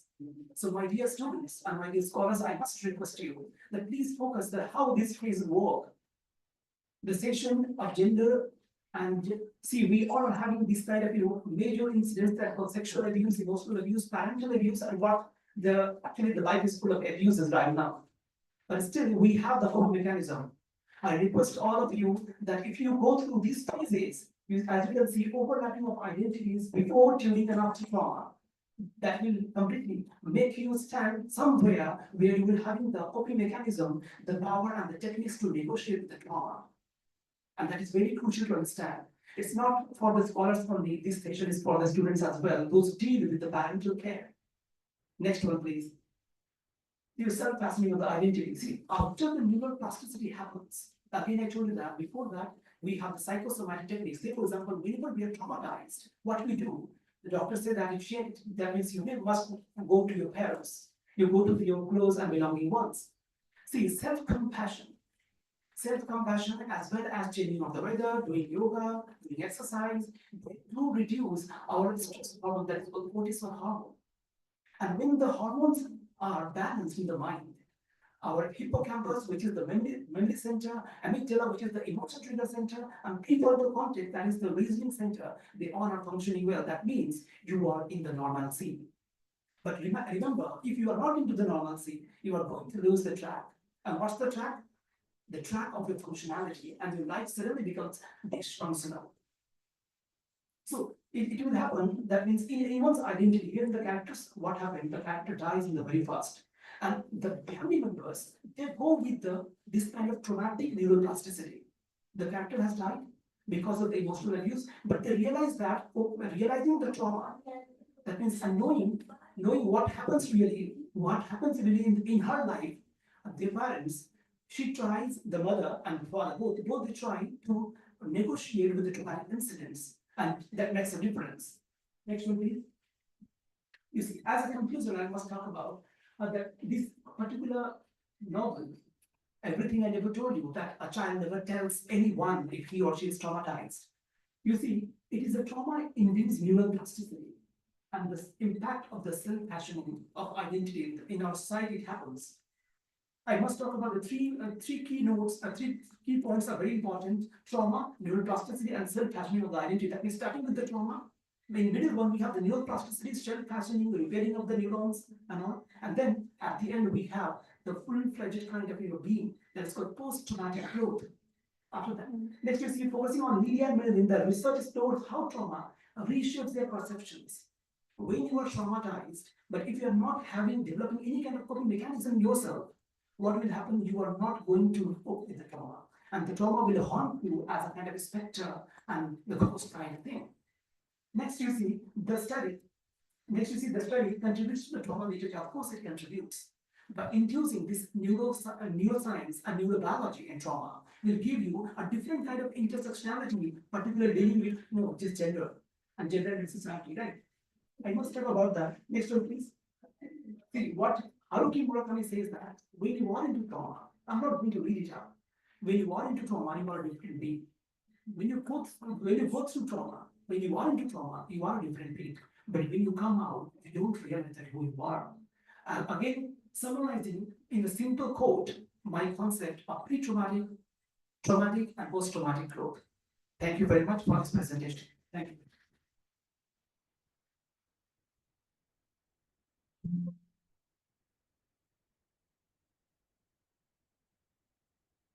Thank you so much, Vicky Prasad, for your presentation. That was really enlightening. Next up, we have Suvarna C from Devamadha College, and she'll be presenting on social media and the language of resistance. Please share your screen if you are to present with a PowerPoint presentation.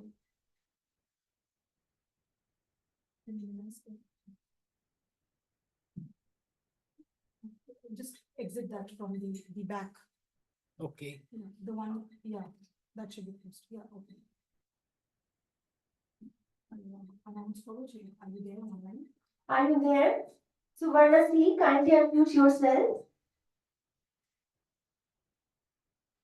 Suvarna C from Devamadha College.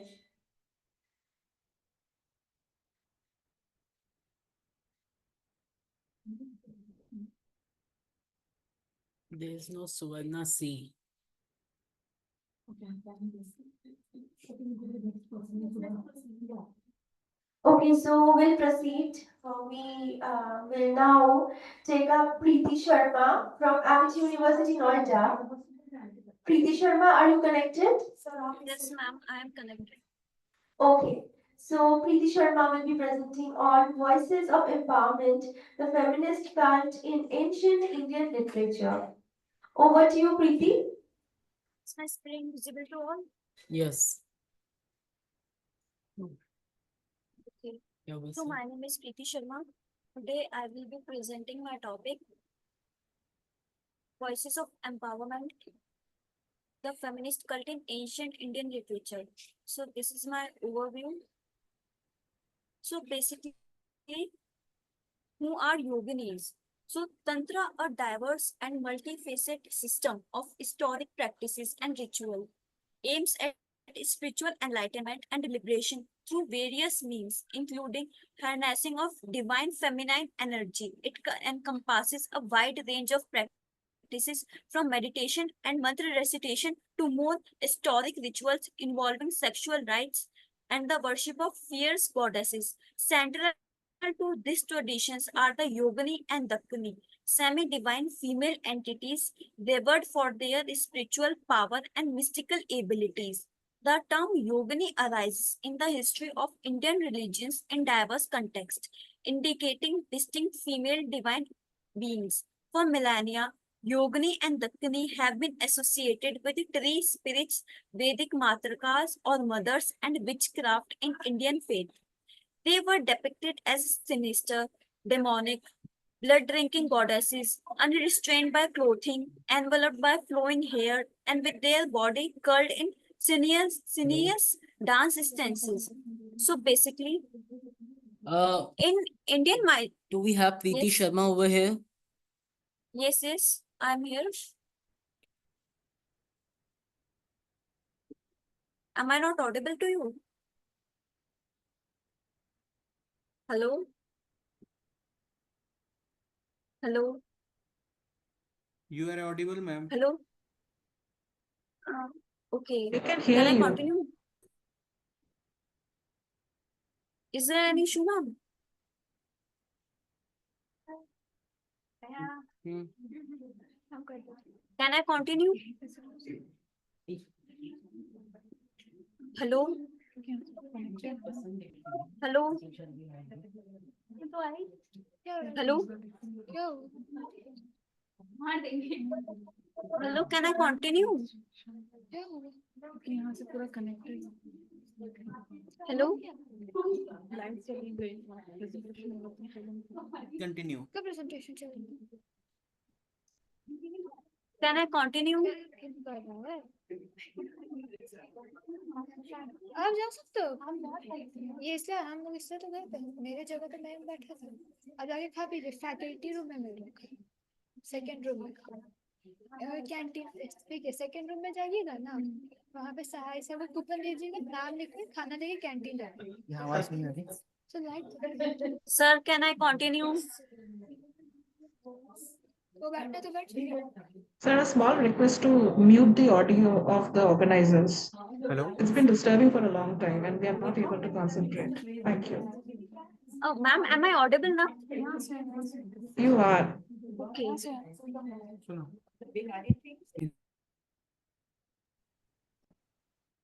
So now I am continuing my topic. So basically, in Indian architecture, the temples are basically constructed on the rectangular plan or the square plan. But the Yogini temple are constructed in a circular manner with an open roof. Like this is the circular temple of Chausat Yogini in Mitauli, and this is the interior of that temple. And this is the another temple which is in Ranipur Jhariyal. This is also a circular temple. So basically, my aims and objective of this research is that the purpose of this research is to share the historical knowledge regarding one of the most famous cult of Yogini in India. But in modern times, the cult has lost its significance. The current paper has demonstrated that there is a group of women who essentially hold the opinion that women do not require the assistance of men. This study will make an attempt to understand the relevance of the Yogini cult for women and how it shaped feminism and empowered women in India from 9th to 12th century. So basically, this is my literature review, and in addition to this, I have also added the feminist perspective. Like Simone de Beauvoir views religion as an oppressor of women. She argues that religious institutions dominated by men use religions to perpetuate women's subordinate role, especially in motherhood, which reinforces societal norms and financial dependence on men. The Yogini cult challenges these norms by rejecting conventional roles and asserting a feminist stances emphasizing female power and independence. Mary Daly critiques patriarchal structure that enforces a global sexual hierarchy, pointing out how early religious institutions suppressed female deities and minimized women's historical achievement. She argues for the creation of new non-patriarchal languages and spiritual practices. The Yogini cult aligns with this vision by establishing its own practices and symbols, offering an alternative spiritual framework. Nawa al-Sadwi, who contends that the oppression of women is a product of patriarchal system rather than the religion itself. She argues that patriarchal interpretation of monotheist religions have perpetuated women's subjugation. The Yogini cult, by contrast, represent a reversal of traditional female portrayals, embracing a fierce and potent feminine energy as a form of empowerment. Karen Armstrong explores how monotheist religions replaced female deities with male prophets, leading to the marginalization of women in the religious context. She suggests a return to female-centric spiritual tradition as a path to reclaiming female spiritual authority. The Yogini cult exemplifies this by highlighting female strength and independence, advocating for a renewed understanding of feminine spirituality. So basically, this is my field area. In Madhya Pradesh, I have covered Khajuraho, Badho, Dudhai, and Beda Ghat. And in Orissa, there are two Yogini temples exist in Ranipur Jhariyal and in Hirapur. So basically, these are the iconography of the yoginis. Basically, it includes the animal-headed yoginis, like first is cow-headed yoginis, snake-headed yoginis, goat-headed yoginis. So all of these yoginis are empowered divinities. According to Tantric cosmology, Shakti is not only the foundation of all reality, but is also concentrated and visible in women's bodies and goddesses figure. The recognition of Shakti within women's body serves to elevate their status, evident in practice such as veneration of young women as Kumari at the Tantric Kamakhya temple in Assam. These practices highlight how women strategically engage with their own essentialized identities to challenge patriarchal structure and assert their agency within religious and societal context.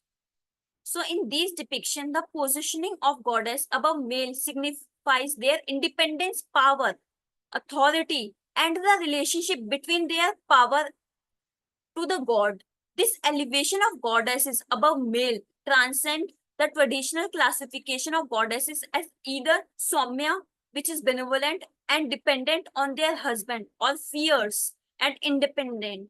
Moreover, these visual representations are depicted above God who are understood not to be alive, symbolizing the goddess's power to give life. So basically, there are other animal-headed yoginis.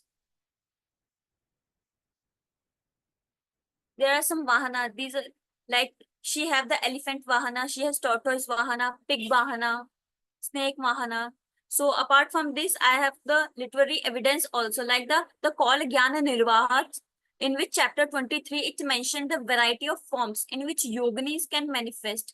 Yoginis can transform into various animals, including bird like vultures, swans, owls, and hawks, and animals like dogs, wolves, cats, camel.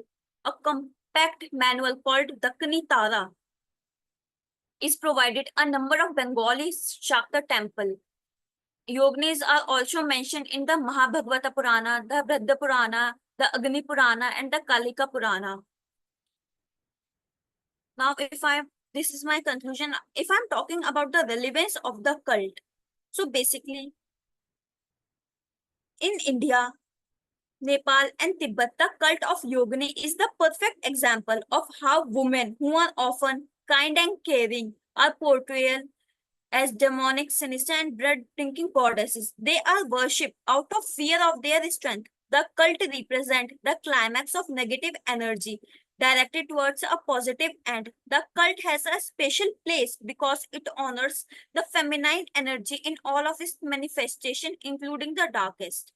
It dwells within the goddess tradition, emphasizing the portrayal of certain goddesses as powerful yet potentially hazardous, challenging the societal norms. Future wish. Thank you.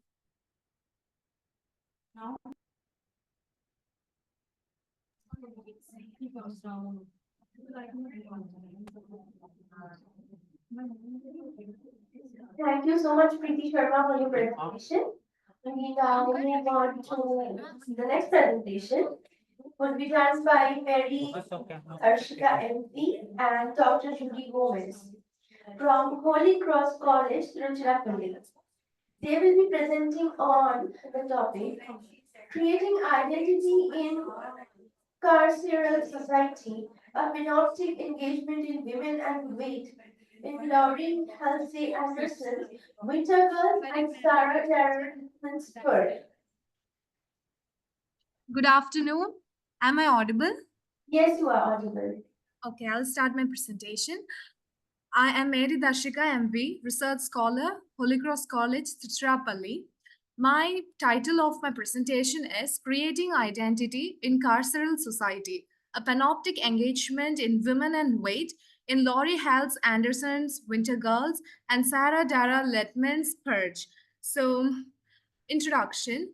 In the contemporary novels, many of the eating disorders issues have been analyzed. For example, in my select novels of Winter Girls and Purge, the main protagonists, Leah and Jane, are of teenage years, and they have anorexia and bulimia nervosa.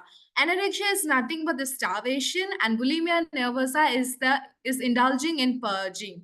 So these women are into these eating disorders, and their bodies are commodified and objectified. So I am going to analyze this objectification and commodification of women's bodies through Foucault's panoptism and Kim Chernon's feminist ideas.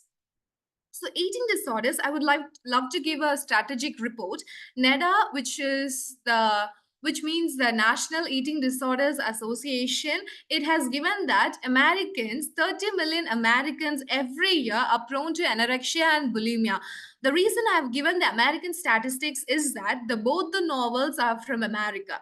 So in gender disparity, you can say that 3.5% of women suffer from binge eating than the men who suffer from binge eating, and their count is only 2%. So every year, the count of female who are prone to eating disorders is higher than that of male. So the history of anorexia, it started from the 14th century, because in religion, like mostly in Christianity, saints and nuns and priests were prone to starving so that they could reach the realm of God.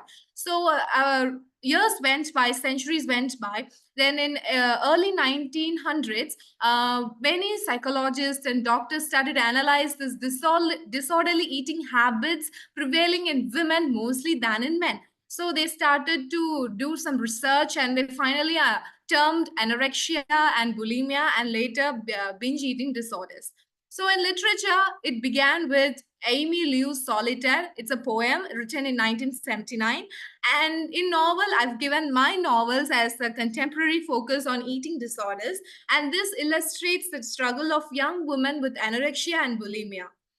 So moving on to Winter Girls by Laurie Halse Anderson, the plot is very simple. Leah Overbrook is a 17-year-old teenager who suffers from anorexia. Here, she has a dysfunctional family. Her mother and father are divorced. Her father remarried and has a kid. And this girl has left her mother and lives with her father. And she has a friend who is a bulimic person. And one day, this bulimic friend dies, and she is so much scared. And her friend's ghost starts to haunt her. And then she starts to realize that she needs to live for herself, not for her illness. So the main themes that focuses on this novel is that body dissatisfaction and self-surveillance. And Purge is written by Sarah Darrell Littman. This plot is very much similar to our Winter Girls, because Jane's parents, they are like Jane's mother married her husband, but her father already had a family. So he divorced his first wife and married Jane's mother, which is of an affair. And then they had Jane and a younger brother. And this girl was under constant scrutiny because of growing, feminine body and all the breasts and chest getting enlarged. This girl was under this constant scrutiny of the societal gaze. This girl wanted to lose weight, and she wanted to look presentable in front of the boy she loves. And one day she gives up her virginity to that boy, and that boy on the next day goes and flirts with someone else. And this girl could not able to handle such kind of behavior from the guy she has crushed on. So she starts into purging, and then she gets admitted for treatment. So the main key themes involved in this novel is shame, identity, and the impact of societal norms. So moving to panoptism, panoptism is a concept coined by Michael Foucault. He is a French philosopher. And the concept of panoptism talks about the power struggle. Actually, panoptism is a prison designed to watch over the prisoners, so that they have a tower in between the prison, and they have a guard. And these prisoners try to act in a good way so that they'll be released before their trial. So they try to internalize the gaze of the guards. So the self-surveillance starts from here, and that's how it is relatable to the eating disorders of women. Because these women, once they are told that you have a body fat hanging out of your belly, and I could see your chest moving when you walk, these girls consider it as a shame, and they think that they are always under the constant scrutiny of the external gaze. So they internalize such gaze, and they move into self-surveillance so that they could watch over their bodies, they could slim down all the excess fat so they can become that perfect figure that the society expects. So that's how the panopticism works. So my main question is that if being skinny is the only escaping mechanism from the constant scrutiny of gaze, will it be right to force changes in the biological bodies of women to the requirements of the society? But you can see that the entire womanhood is at stake, as these girls and women, it starts from 10 years, most probably 7 years, and it goes around to 60 years of women. They detest their biological changes in their bodies and they try to prevent the ascending of their complete womanhood. So that's how the women in this current era, mostly in American society, women are prone to eating disorders. So how can I comprehend this in a feministic perspective is that I've used Kim Chernin. She is a feminist and she is an activist and she's very much known for eating disorders. She focuses feministic ideas on eating disorders. She states that, I would like to quote her, from her book, women are directed to turn their dissatisfaction and depression towards their bodies. They're encouraged to look at their large size as the cause of the failure they sustain in their lives. And also, women who are able to reject their femininity, they're able to reject their growing body, it means that they don't want to be a female in this culture. The culture means that the current society does not welcome women as they are. They just want women who are like the supermodels, the Victoria's Secret models that the world presents and the world projects. So Kim Chernin states that women's body satisfaction not only comes from internally but also from externally. The male patriarchal society always expects women to be the perfect model. So this is how the internalization of the gaze works and how I'm able to deliver the feministic perspectives. And also I would like to give Sandra Libatsky, another female feminist. She also applied Foucault's theory in her femininity, and she has found out that women are into disciplinary practices and they think that their body is a site of shame. And moving on to the character analysis, Leah Overbrook struggles with anorexia and also she tries to, gain weight even though she was admitted in a treatment center. And Jane Louis Ryman, from The Purge, the protagonist of the novel Purge, she also suffers from bulimia. Now, these two characters have been admitted in the treatment centers, but they are not following the rules and regulations of the treatment centers and they are not eating properly. For them, the body is a site of commodity. The body is a site of objectification. They can change their body however they want. Leah, once she says in the novel that she would like step out of her body and she could look at the body. And the body is so skinny, but in her eyes, the body is like very much fat that she cannot comprehend the beastly body that she possesses.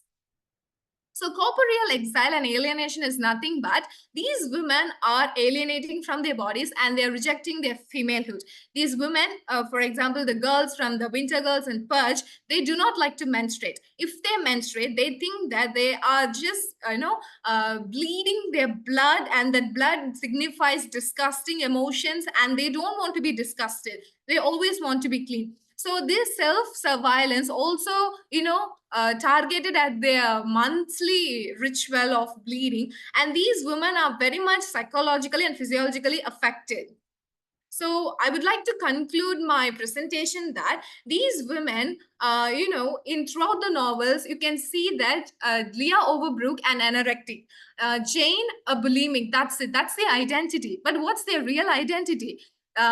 Jane is a wonderful actor. She's an aspiring actor. Leah, she can bake very well. She's a very good chef, but their natural talent are superficially enclosed by this anorexia and bulimia. So when they went to the treatment centers, they finally realized themselves and they are able to let go of their anorexic and bulimic identity. So the key fact I'm trying to talk is that this carceral society, this imprisoned society, try to inflict on women the unwanted identities that they like to profess on them.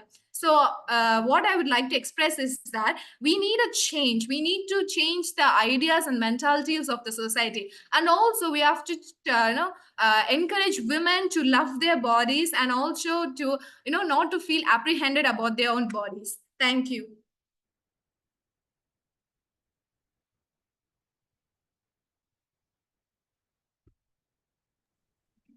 Okay, thank you, ma'am.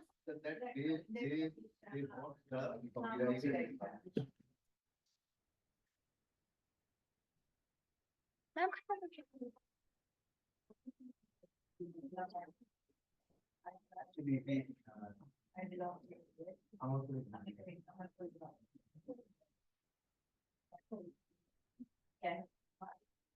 Thank you so much for your presentations. We now proceed towards the next one. It would be done by R.K. Jayashree Kartika from VIT University, Chennai. Her paper is titled The Lived Experience of Child Marriage. Case studies in Usilampati Taluk, Madurai district.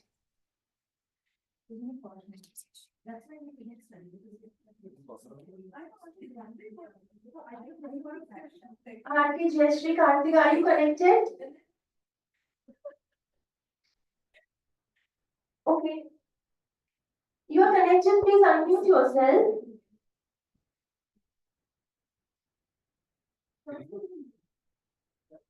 is connected. Okay, we cannot wait anymore. We have to proceed. The next presenter is Dr. Daisy Gohain from Vellore Institute of Technology, Chennai. And she will be presenting on echoes of despair, the burden of environmental degradation on Bihari women, and intersectional. Daisy ma'am, are you connected? Yes, yes. I'm just sharing my screen.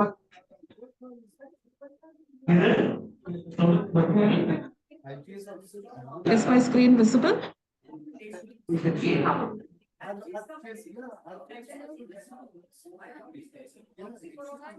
Is my screen visible? Yes, it is visible. Okay, okay.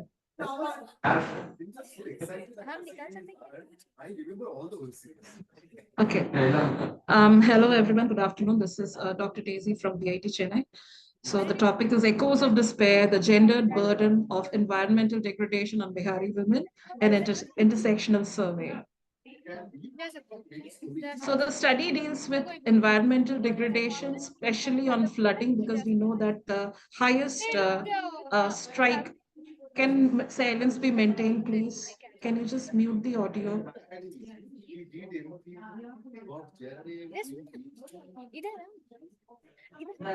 Can the video be, can the audio be muted, please, of the organizers? Thank you.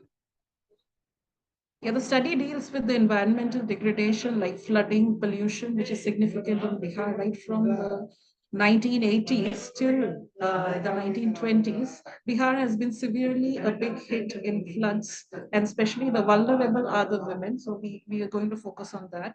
The second is it explores the multifaceted impact of these environmental issues on women's physical, psychological, and emotional health. It highlights through the real examples, one or two cases I have taken in the study, which will deal with the challenges that widen the gender inequalities, which is always prevailing there and which affects the livelihood of women, keeping them always at the periphery. And it also proposes solutions how to mitigate these toxic, unavoidable ramifications of women's well-being and emphasizes on how it can be more gender neutral in and the interventions that will take place. So basically, the aim and objective of this paper is to emphasize the need for gender-sensitive environmental policies that the government has to take and address the disproportionate burden borne by women, and especially at the brunt of the ecological decline, especially in these regions where nature is too cruel. To understand the second is to understand the interconnectors, the affinity of environment and the gender experiences. And third is to give solutions to mitigate these impacts. So as we know through this map that the causes of environmental degradation, not only in Bihar, but overall the geographical spaces like pollution, deforestation, climate change, and resource depletion, which has been more frequent in these 2-3 years. So this is the graphical presentation right from 1980 to 2015 only I got this, but this is of Bihar, and then we go to, this is a recent one wherein we have seen the most hazardous consequences of the flood. So the aim of the study is to see how it impacts women, and there is no literature being taken, or no novel or fiction is being taken. It's a general survey. So the main is the climate change, the loss of natural habitats and deforestation, which contributes actually to the biodiversity. We are in extent of many things. And the study shows that who live in environmental damaged places, they have high risks of anxiety, depression. Already anxiety, depression is prevalent everywhere. But in these risky regions, the damage is more severe, and depression and stress related disorders. We can see that they are more dependent on tube wells, where the arsenic pollutants are more. So the exposure to these elevated concentrations of pollutants in the air, water, and soil can lead to risk of respiratory, and especially the household women who are involved in the domestic chores, they are completely reliant on the biomass gas and the other things they have to do in a very suffocated area, because the rural areas, they just stay in flimsy huts near the factories. There are a lot of factories wherein there is a lot of deposits of pesticides and other contaminated chemicals. So this causes this spikes respiratory and cardiovascular ailments and other things. So the methodology, it's a conceptual framework, this paper, and it grounds on the secondary sources, where more of study papers were read on how the environmental degradation on human well-being and mental health, and with specific emphasis on women. So a systematic review of peer-reviewed articles were taken to read this thing. And the key insights after the thorough reading of this is the challenges that they face. So the health risks that Bihari women faces are due to indoor air pollution, firstly, mainly from extensive use of biomass fuels like firewood and carbon for cooking. And this leads to respiratory issues and chronic obstructive pulmonary disorder, that is COPD, and it leads to the most dangerous lung cancer. Not only that, with this this 104.1 million people, 76% of the population faces this entire in the entire Bihar, and this leads to again depression and all that. And there are a lot of displacements. Now, this displacement is a huge massacre. Why? Because they are being estranged, and again the patriarchy comes here, and the men who are the men members of the family, they get the opportunity to dislocate themselves and to go to different places, and women are left with a lot of other responsibilities, including the domestic chores and also the income source. Above that, the what makes the matter more worse is the socio-economic and the cultural and the environmental conditions. And since they undergo extreme weather conditions, this intensifies and exacerbates the stresses, worsening the mental health.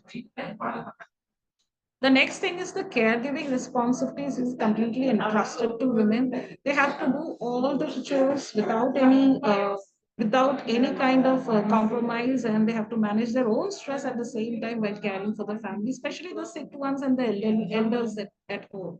So that leads to again anxiety and depression, and it completely leads to burnout. Burnout is a situation in which nothing is in your hand, and everything has gone beyond your limit, and you are in a limbo in which you are physically and emotionally and mentally completely exhausted. So this happens to every Bihari woman. Psychologically impact and community support. So when it comes to problem, we need support and solution, but there is no the support mechanism, which is very less. The economic support is also less, and the behavioral issues are also less, and responsibilities are not being shared. Rather, it is being thrusted on. Above that, there is domestic violence and the other mental health problems. So these are all that they carry with them. And especially when the floods come, since the most of the income source comes from agriculture, the recurrent floods, especially in Kosi and Purnia district, right from 2015, there have been consistent floods. And once it comes, there is a severe economic distress among women. The stress that they take that about their future and about their what they will have and all that. So that completely deteriorates their mental status, and they are not able to cope with the situation.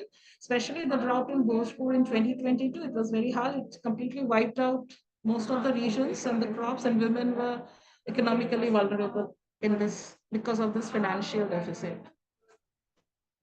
The negative impacts, especially on the reproductive part of women, that's the most important part. So due to the constant exposure to pollutants and floods and other stress related issues, there are constant miscarriages, stillbirths, and infertility directly associated with the environmental toxins. So during disasters like flood, nutrition shortages become severe, and women are completely left maltreated. And the challenges in water, sanitation, and health, it affects women. And during their gestational stage also, they face a lot of issues. Uh, this is the irregular rainfall again. So since they are completely dependent on the groundwater for irrigation, they have to completely depend on nature. So this dependence is like coupled with arsenic contamination in water. And it is a significant challenges for agriculture as well as the public health. So both wise they are being battered very badly. In agriculture also, this is the issue because in arsenics we have contamination of pesticides and other things. And health wise also it completely it completely destroys the main organs of the body, especially children and pregnant women and infants. They are more vulnerable to this arsenic contamination. These are some of the contamination, the result of this contamination. It has blisters over the hand due to the high levels of arsenic found in this, and especially in tube well waters, you see the contamination at a risen rate. This contamination comes due to the mining factories and the fracking factories, which are in the vicinity. The pesticides being used also increases the levels of arsenic. Now, what is actually arsenic poisoning? It's actually a sustained if you are exposed to this toxin for a period of time, for a short period, it causes like life-threatening symptoms, and especially on skin and in the gastrointestinal tract. It also triggers the prostate, breast, and liver cancer and gallbladder cancer. So I'm just going to show how it affects the placenta when of a carrying mother in her prenatal stage. So it adversely affects the pregnancy outcomes like stillbirth, reduced birth weight, then in infarction and the high blood pressure, then respiratory infections, impairs child thymus development. So all these, and later the last one is the cancer. It even spikes that. So this arsenic contamination has taken a toll on women, especially the unsolved one. So it is still kept unsolved, and not much of the step is taken. That's the sad part. And one more thing which happens in the social scenario is the gender diff. As boys are the breadwinners, women or girls are thought to be burdens. So they are like, they are like in the constant force of being disposed as soon as possible as an unwanted member in the family. So it's the female children are like burdens due to the dowry cost, which perpetuates discrimination and violence against women and girls. Above that, there are many other social issues that women encounter during this mishap, the flood and other things, like they are excluded from the work, and they are all vulnerable to eve teasing, physical and mental harassments. And just read this small excerpt of a interview in which a parent has told about the girl child. To repay our sin, God has given us birth in female sex, she says. She is Devi, the mother of the child in Bihar. From morning until night, my life rotates around children, husband, and family. My work starts in a VR from household chores, cooking food, taking care of children and elderly parents, to working on a farm, fetching wood and fuel to cook, and carrying water from a well. A sudden occurrence of flood had devastated the base of livelihood. I had no knowledge about flood warnings. I came to know from the neighborhood when havoc spread in the whole village that flood waters crawled inside the village and soon engulfed the entire village. We are paranoid, but cannot, without my husband's permission, here comes the patriarchal thing, that they cannot take decision of their own. They need permission to take decisions even at this hour. As he was not in the house, and at that time when there was a monger of flood devastation, I did not know what to do, and I cannot decide where to move without my husband. And the next is the dowry, which is also a repercussion of the floods and all that, because of the financial burden, because of the financial. There is a girl called Chandani who is 18 years old from Katihar district of Bihar, which faced marriage proposals from 3 different suitors, and despite pressure from her family, she was managed to convince them to let her pursue her education. We see someone rebellious and resilient and was able to say no to something which is, the light at the end of the tunnel, suspecting the suitors might be traffickers. So despite the tempting offer of a dowry waiver, Chandi's family resists due to financial strain worsened by her floods. So the mother explains floods make it hard to sustain ourselves. We lease land for this much and we grow crops, but this year we have lost. So we can see so much of things happening sideline of the natural devastation. These are the other devastation which happens due to the societal rules and taboos. And we have a beautiful story of a Patna girl who calls off her wedding, and she's from Bihar, and she says that she doesn't want to add any additional cash, and due to which she has called her wedding off. We have a brave girl here. And the solution is like women are frequently excluded from disaster response planning and decision making process. So we have to bring them to the decision making process. We have to include them and get their ideas and what is their critical role in managing and caring for families during the crisis. They should be oriented very well. And women are also limited to their ability to contribute effectively in case or in sense of preparedness and recovery efforts. So they have to be oriented well on that. And the gender should be more inclusive in terms of, this is a live slide now. The more inclusive and gender sensitive environmental policies has to be involved here, and policy makers must prioritize integrating gender perspectives into disaster risk reduction and climate adaptation strategies. And community should be giving awareness about women by through education, access to resources and participation. They should be upskilled on the latest technologies being used, how to cope with the issue. Once the disaster comes, we have to find solution and mitigate the issue. They can't keep lamenting over it. So in that part, they have to be oriented how to use tools, and the relief fund should be enough for every family for that stipulated time till they are able to stand on their own legs. That resilience should be shown even from the government side. And education, of course, has to be capacitated to engage in alternative livelihoods and participate in environmental governance. Thank you.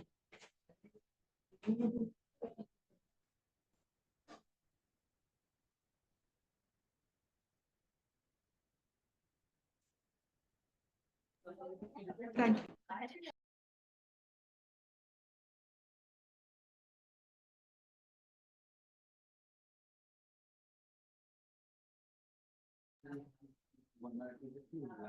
Thank you so much, ma'am, for your enlightening presentation. And now we have reached the fag end of the series. The last presenter of this track is Shrestha Sinha from Banaras Hindu University.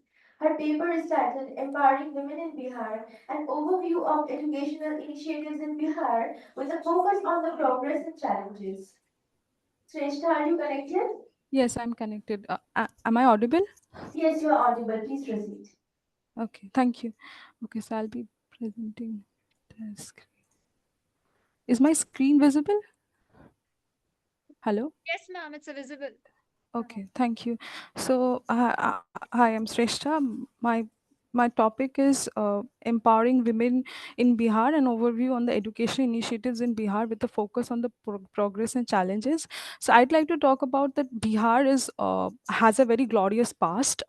It is very well known for its huge literature and art and culture. But today, the Bihari as a community faces a lot of stigmatized stereotypes, remarks from people around the country.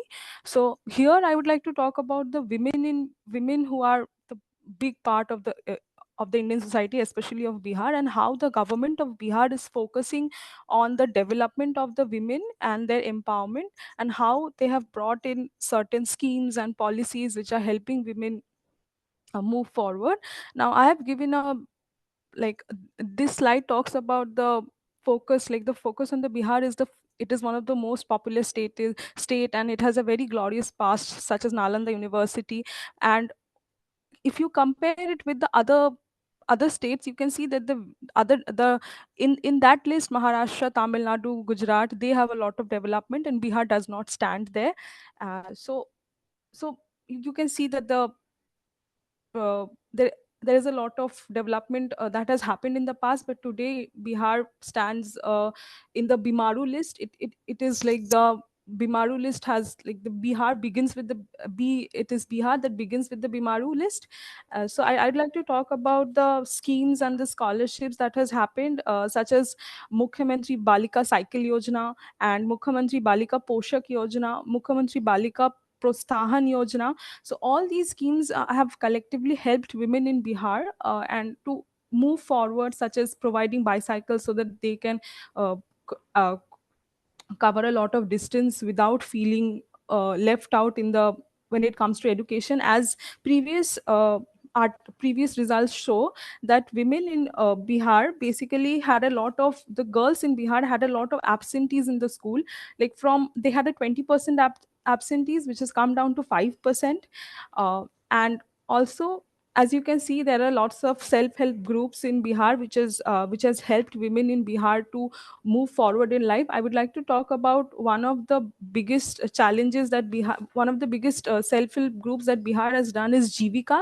Jivika is basically a microcredit self-help group. It is a livelihood promotion society. It has been promoted by the government of Bihar, and it not only helps women to be financially independent, but it also helps women to actually have a lot of faith in themselves. One such incident that has been noted by one of the previous researchers whose review I have taken in, that is Pankaj. He talks about the fact that these women basically were not getting they couldn't open a bank account on their own because because the bank manager was delaying the process. But what happened is that they gathered together and they decided to fight back against, and that helped in helping them open the bank account within a few minutes. So it shows that these women have been liberated, and they are getting a lot of help from such schemes and such policies. As you can see that the enrollment in AACR, uh, that has gone from, like, I want to talk about the enrollment, that is 65% students have enrolled but only 40 attend, because there is a uh, lot of other child labor, or they have to attend duty at home, so they can't attend school. So the government has done a very interesting thing, that is the government talks about residential bridge courses and Vidyalaya Shiksha Samiti. These are basically two of the initiatives taken by the Bihar government, who for the students who are hardest to reach and hardest to teach, because they are mostly from the lower caste or the lower class, and they're financially or even socially so backward that in order to bring them from or bring them forward, this is the only way to reach them, that is to conduct summer schools in various remote areas of Bihar and give them the need or the proper education that they require for the ultimate development. Now, as you can see, I've talked about all the schemes here and how they are, and the kind of monetary revenue that they provide. Like, for example, 3,000 rupees for the girls to buy the bicycle, or it's 150 annually for sanitary napkins, which shows that how Bihar government has not only talks about the education, but also talks about health and hygiene of young girls, such as, and talks about menstruation, which is one of the most challenging factors in this country, where poor women or the rural women do not have a proper way to proper access to bathrooms or anything. Apart from the government schemes, like the central government schemes such as Sarva Shikha Abhijan and the Rashtriya Madhyamik Shikha Abhijan, or the Beti Bachao Beti Padhao, the government of Bihar has definitely worked on their own particular short and long term schemes that will not only help the women in Bihar, but it will bring a significant amount of change. Because as Ambedkar, or if we go back to Jyotiba Phule, we'll see that they have always talked about empowering or developing the uh, identity of women, so that only if the women of a society is developed, only then can the society as a whole will develop in the future. as you can see, I've mentioned that Bihar is one of the states where the labor force participation is extremely low. But the interesting fact is here that I have come across in my study is that only the women from the lower caste whose identity no one really is bothered about, they are the ones who are actually the one in the labor force in the paid labor. Because being from a lower caste, the upper caste or the upper caste as a whole do not really uh, bother about them. Yes, it can be a very big problematic thing to say that they are not bothered, but as per the studies, they do not really care whether the lower caste women are participating in the labor force or not, as long as the upper caste women stay in the home, because there is this character assassination that happens immediately if they step out of their homes and they join the workforce. Now, as I said before, that is the reason the government of Bihar has definitely introduced Jivika. Jivika is one of the most important factors of important things that the government has done. And I would like to show you the see I'd like to show you the process the Jivika is done. That is, the it starts with village organization, then cluster level federation, and then block level project, and then district level project, and then mission director. So you can see that it is a very systematized way to help, not only feel that not only help them financially, but also make them feel that yes, they are a group of women, they are strong. But even in this also, as I have come across studies that there is a caste discrimination. Women from a lower caste do not feel included, they do not get the opportunity or the kind of support that the upper caste women get. So caste is a big factor that is also present in the women of Bihar, and that is hindering their development and empowerment as a whole. Now, in conclusion, I'd like to say that all these projects that they have happened, there is one thing that should be noted, that when it comes to men or the boy child in a family, the government doesn't need to provide sorts of schemes, policies, or bicycles or laptops in order to promote education, in order to stop early child marriage, in order to stop prenatal diagnostics, so that there is no female feticide. So we can understand that for a boy child, in the society is already progress. So the idea that the progressive India is not a progressive society is a very wrong idea, because when it comes to men, India is progressive. India doesn't mind sending men to other country or outside their village or outside their family in order to study or to progress. But only when it comes to women, the government has to basically quote unquote bribe the society and provide them with a lot of money and other benefits, so that at least a girl child is allowed to be born in the society. Thank you. Thank you. Hello. Hello. Yes, yes. Thank you so much for your Hi. presentation. With Thank this, you. we come to the end of track A. We will be taking a short break of 5 minutes and we will move on to track B after that. Thank you so much.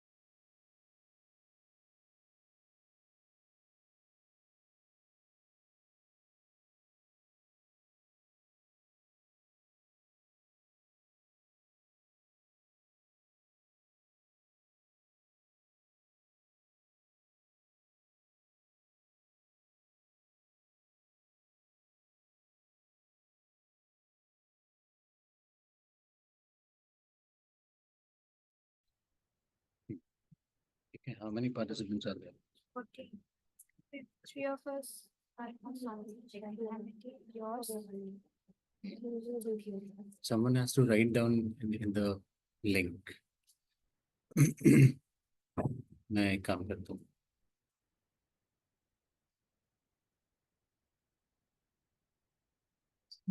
Copy that PDF.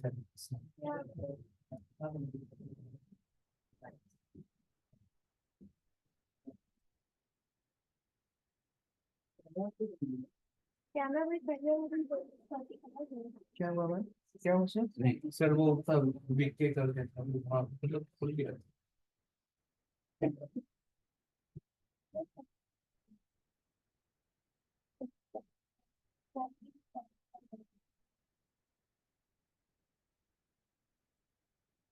इसी पर click करिए ना, वो direct खुल हाँ, जाएगा. हो गया, वो लॉगिन हो गया है. अच्छा.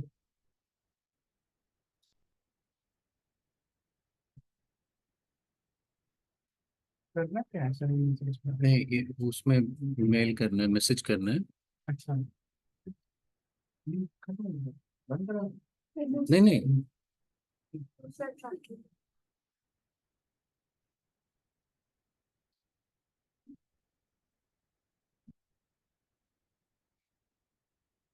क्या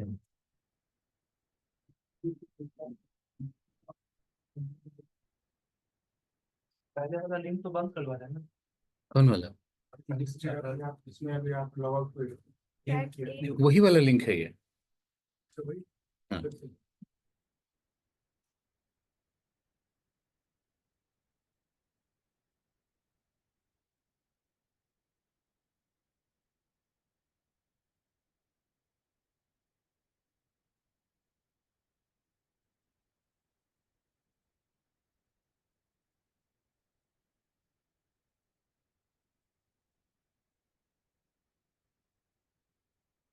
सर आप ज्वाइन उस लिंक से. हम्म. सर म्यूट कर दीजिए.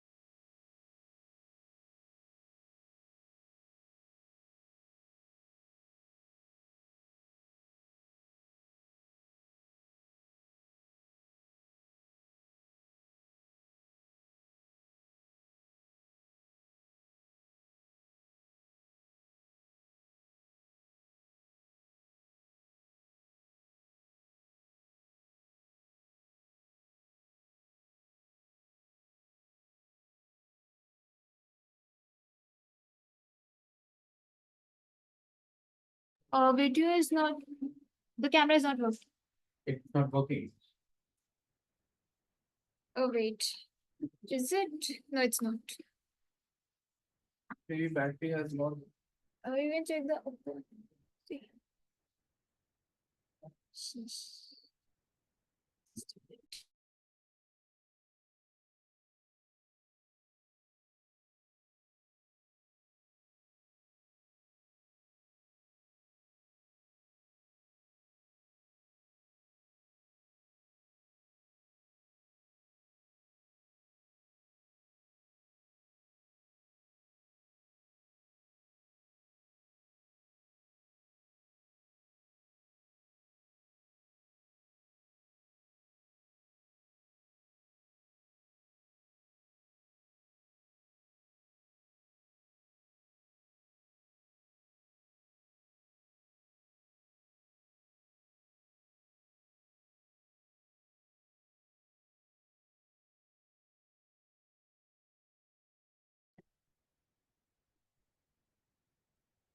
Good afternoon, everyone. I, Dr. Jenny Bhomik, on behalf of Amity Institute of English Studies and Research, welcome you all to the second scrap of the day, wherein we will have the keynote speech by Dr. Mrinmoy Pramanik, and subsequently it will be followed by a string of paper presentations, which will be chaired by Dr. Neha Dubey. With immense pleasure, I request Dr. Mrinmoy Pramanik to enlighten us with his talk. Over to you, sir.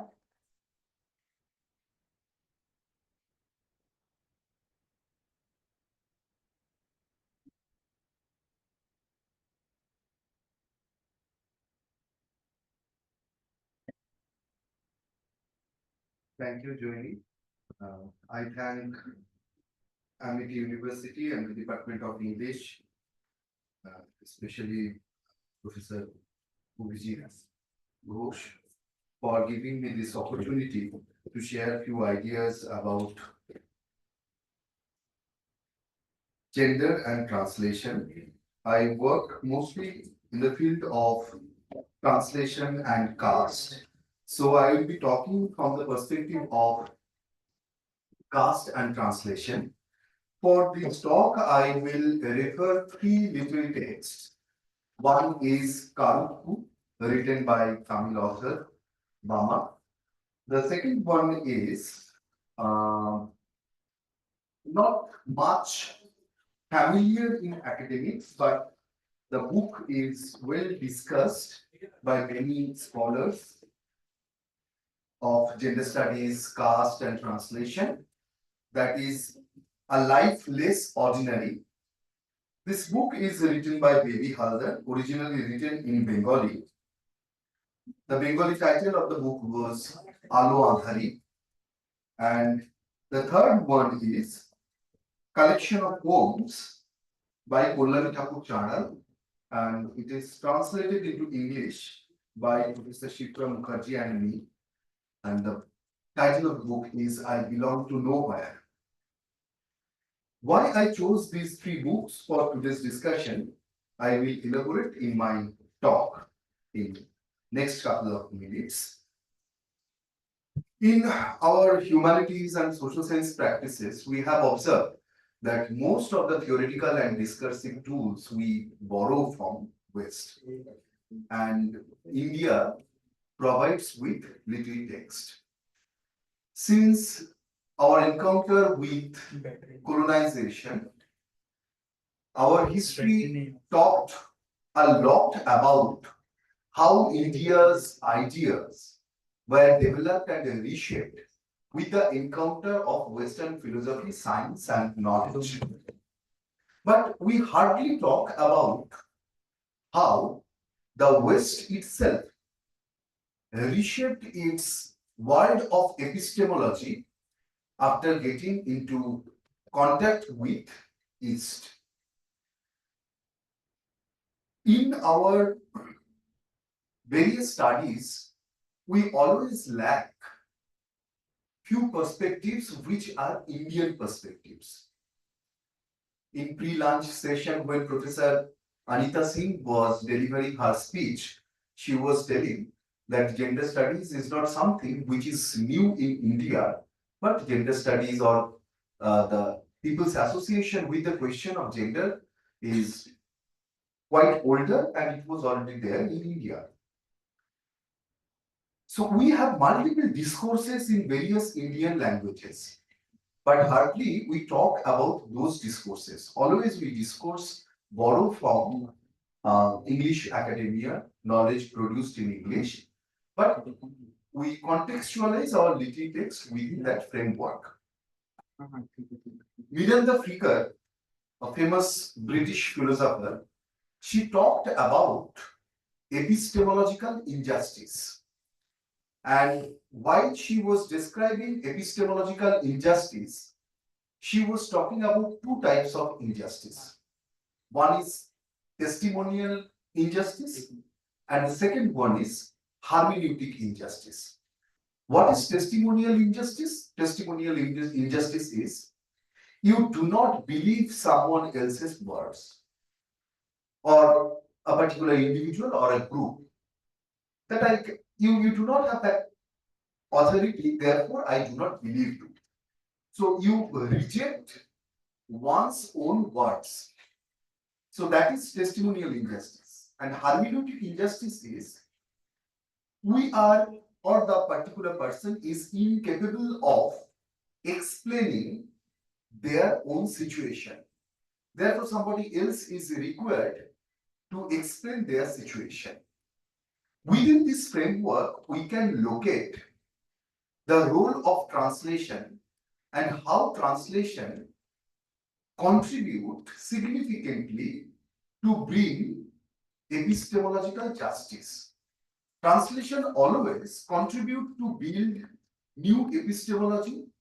Translation always reshape the existing epistemology. When Bama's Karuku was published, within few years it became extremely celebrated text. If you see the book of translation of Bama's Karuku, you can find there are several introduction, forewords, how translators wrote. And in those introductions, foreword, and translator's notes, Bama and Lakshmi Holmstone, who is the translator of this book, they have traced the history of reception of the book. So what is the afterlife of the book after it got translated? Right? Published into English. Should I stop? Or? Okay. So yeah. So afterlife of the text, and we can see that how the community people, the village people, Bama's friends, the people in academics, people in publishing world, the critics, the journalists, and people who are associated with various intellectual affairs, they connect themselves with this book Karuku. And this is how a literary text get its afterlife, a new life within the people. Then a literary text does not remain only a literary text. It becomes people's literature. It gets its organic value. And it is possible with translation.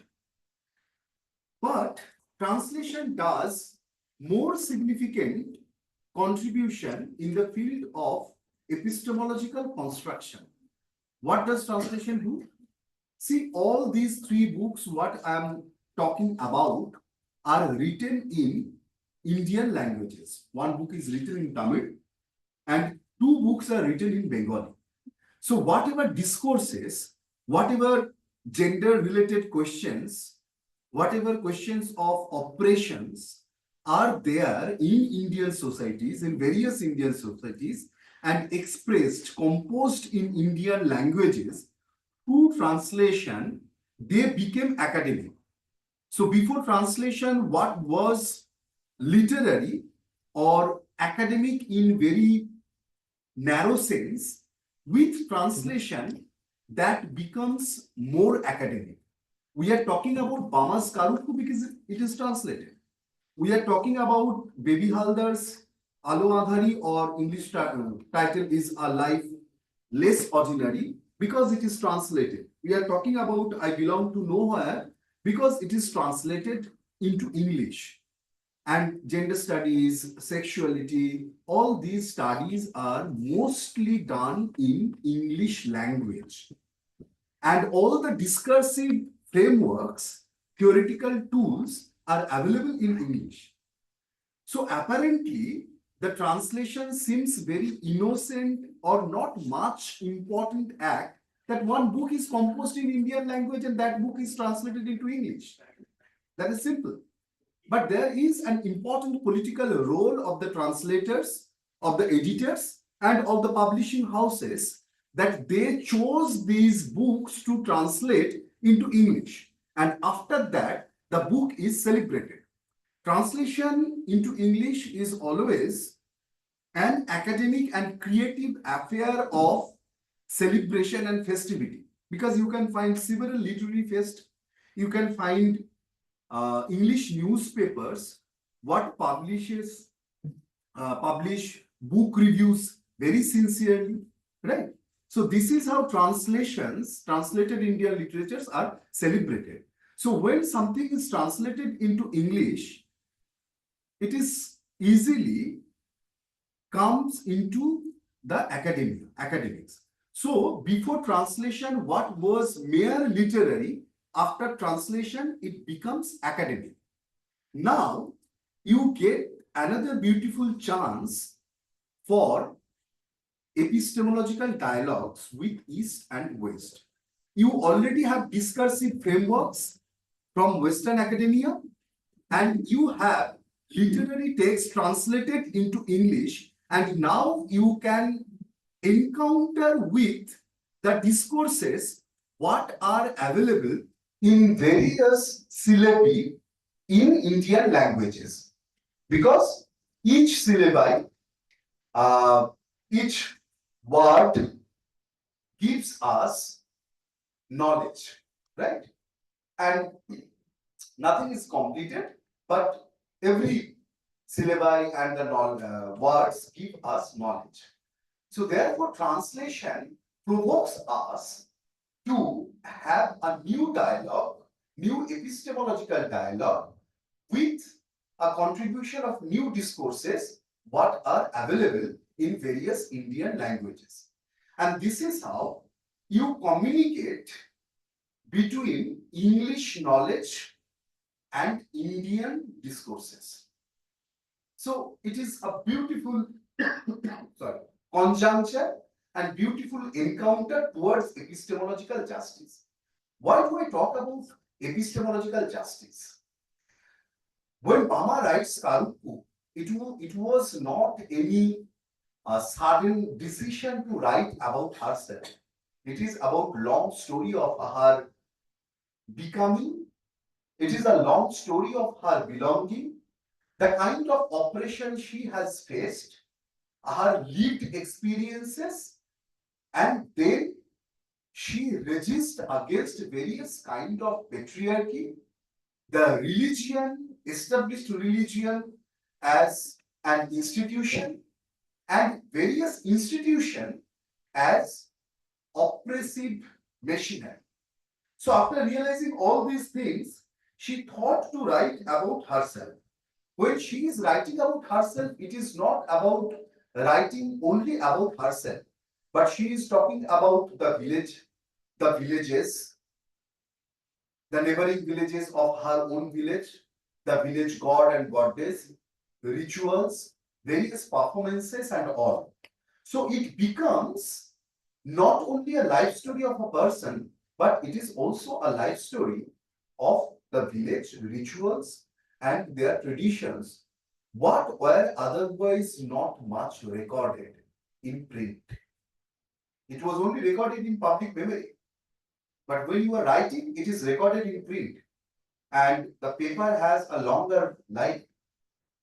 A paper can survive at least for 500, 600 years. We have in our various archives, we have books which are 600 years. We have books from Gutenberg's printing company.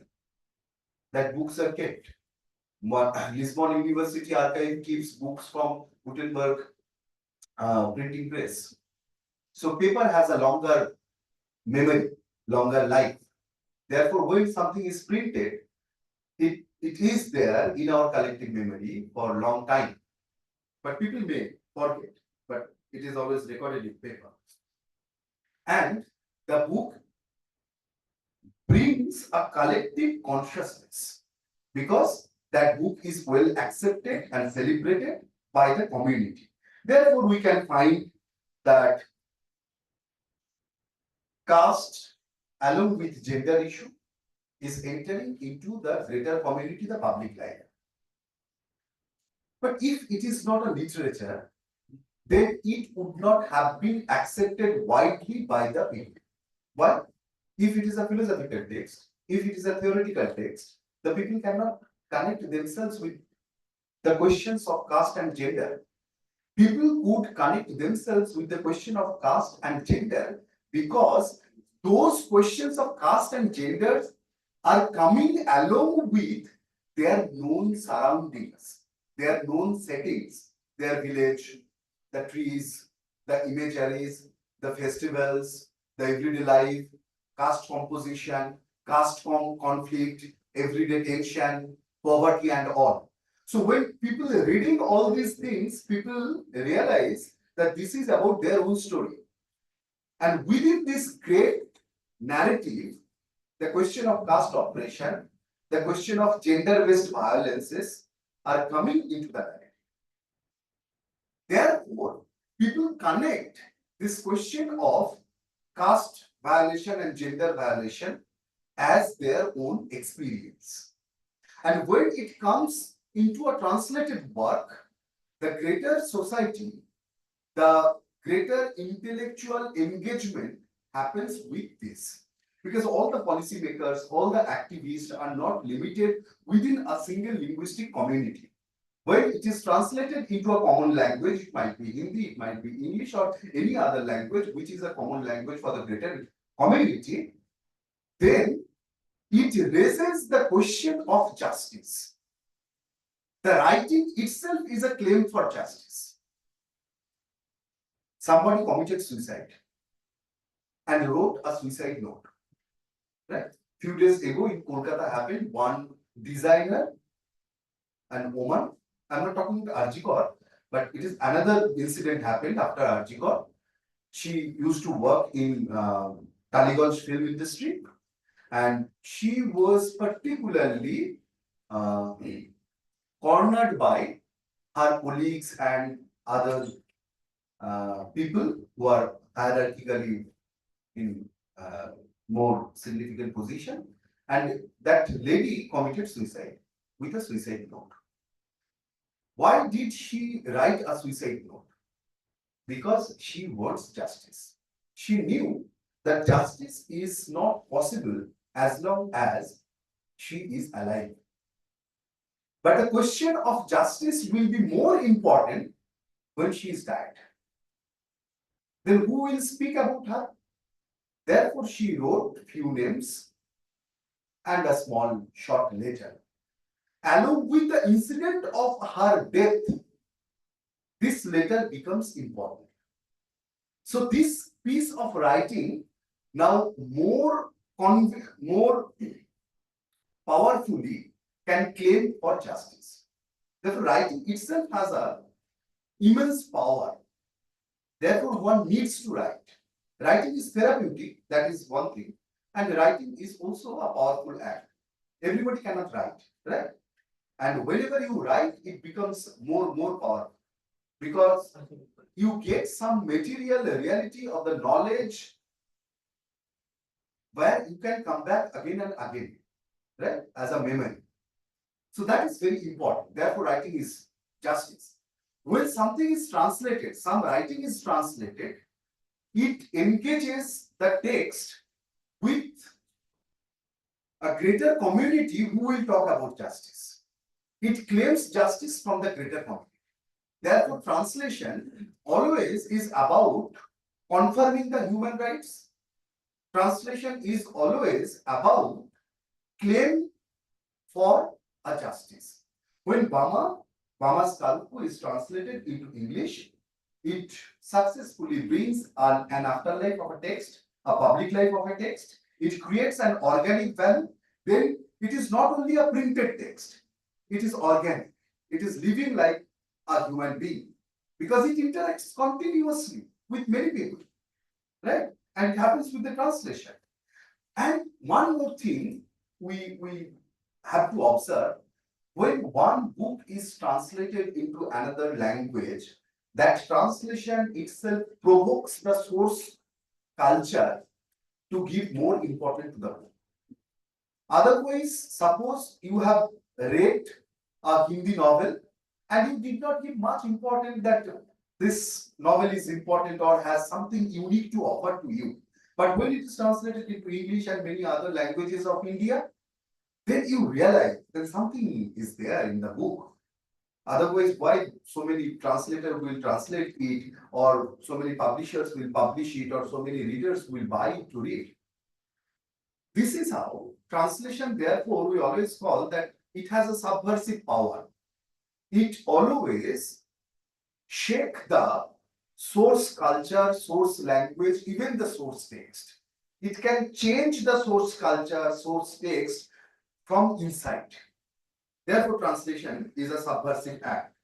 And with this translation, the question of gender and gender-based violence, what provokes Bama to write about her stories, come into the people.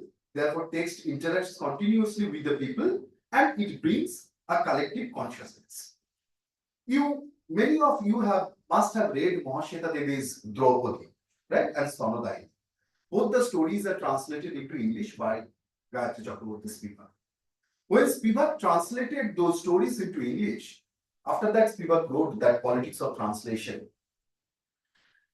Spivak not only translated the story from Bengali into English, but Spivak perceived Draupadi, the story, as a metaphor of high civilization and so-called low civilization. The way colonizers colonized the country, the way imperialists create or set their empires, the way a man occupies a woman's body, all these are philosophically same intention. And that intention is established, re-established with the translation of Draupadi. And why Spivak established with metaphor, the translation of Draupadi into English established as metaphor, because Spivak showed the entire world why the story of Draupadi, a tribal woman of an Indian state, is important for entire world. Because this is not a story of only a geopolitical space, but it is a metaphor of oppression, what our modern civilization has been observing since last couple of centuries. Now, translation made the story from literature, from literary text to a metaphor of modern civilization. Now you see, the question of justice or question of gender violence is unfolded with greater significance, greater importance, right? And the question of imperialization and colonization also associated with greater significance. A Life Less Ordinary is written by Baby Haldar. Baby Haldar studied only for class 8. She was married when she was 12 years and 11 months old. She was married with a man who was 14 years elder than her and very much abusive man. She had 3 children, and her life was very much disturbed because her father was again abusive. She had a stepmother, although she never got a family. And when she left her family after her marriage, she came to Delhi for a domestic help. And fortunately, why intersectionality is important? This intersectionality is very important tool or pedagogy to address the question of gender. Because the question of gender is associated with multiple other identities, the language, the geographical location, class, caste, religion, and all. And also it talks about the discrimination and privileges of one identity. So when Baby Haldar came to Delhi, fortunately unknowingly, she started working in a family of a professor of anthropology of DU, Delhi University.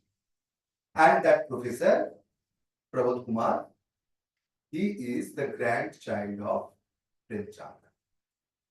So when he found that Baby Haldar has multiple stories of oppression in her life, he suggested Baby Haldar to write her stories into paper and gave her one notebook and pencil.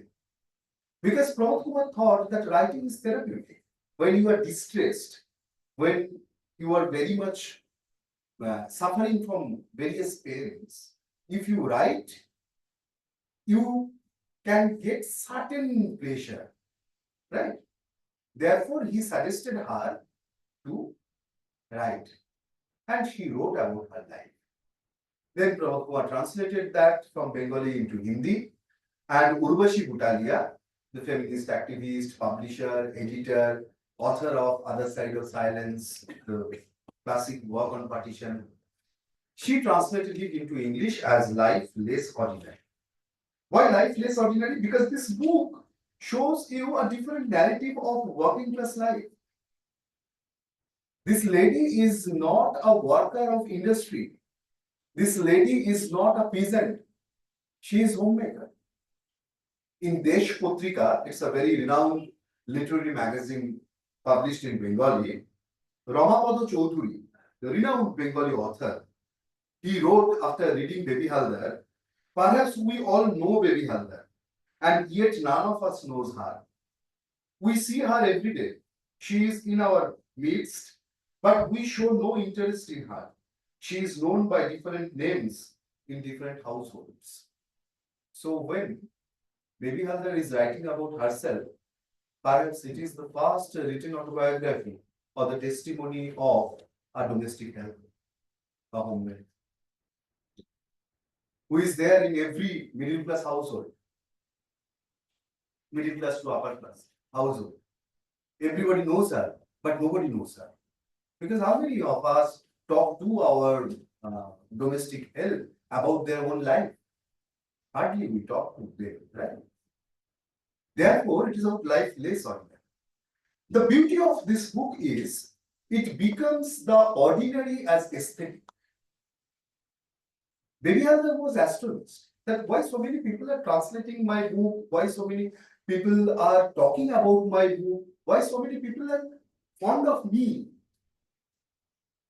Because there is nothing in my life. I just wrote about my stories from childhood to this age. There is nothing, right? But why that nothing is important? Because Baby Haldar, that simple, ordinary life, is for the first time composed into history, and it started interacting with various discourses. We are talking about intersectionality. Now, for the first time, you get chance to read the gender-based violence or oppression of a poor lady who was married before knowing her age of consent. Right? Therefore, it is important. It creates a new history. It's a testimony, it's autobiography. But it creates a new history. And it provokes us to widen our historical narrative, widen our perspectives to understand the question of gender and gender construction. How a gender, because see, most of the literary texts we refer are written by middle class. Those are about the middle class women. Those are about the middle class men or the zamindars, nawabs. But what about the working class people? What about the women whom we see every day in fish market, every day in vegetable market? What about their stories? They have lots to share. If you get their stories, then you will engage with entirely new horizon of history, new horizon of epistemology. Life less ordinary is actually provocation towards new horizon of knowledge. 2 years ago, me along with one of my colleagues from a school, Ashishira, we collected testimonies of Dalit women who never wrote before. We found such women and we told them to write about themselves. At the beginning, they were very much hesitant that what should they write. After that, they wrote and they found their writing is printed now.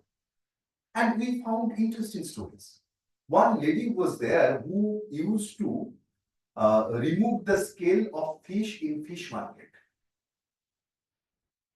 She did not even have capital to sell fish, buy fish or sell fish.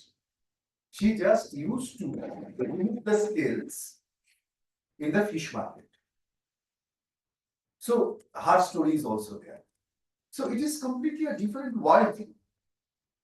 So when we will be able to translate those into English, we will be able to engage ourselves with the larger context of gender understanding. And then the question of justice will be more important, more valuable and all. And when Baby Halda writes, Baby Halda was very much influenced by Taslima Nasrin's Amar Meye Bela, from My Girlhood.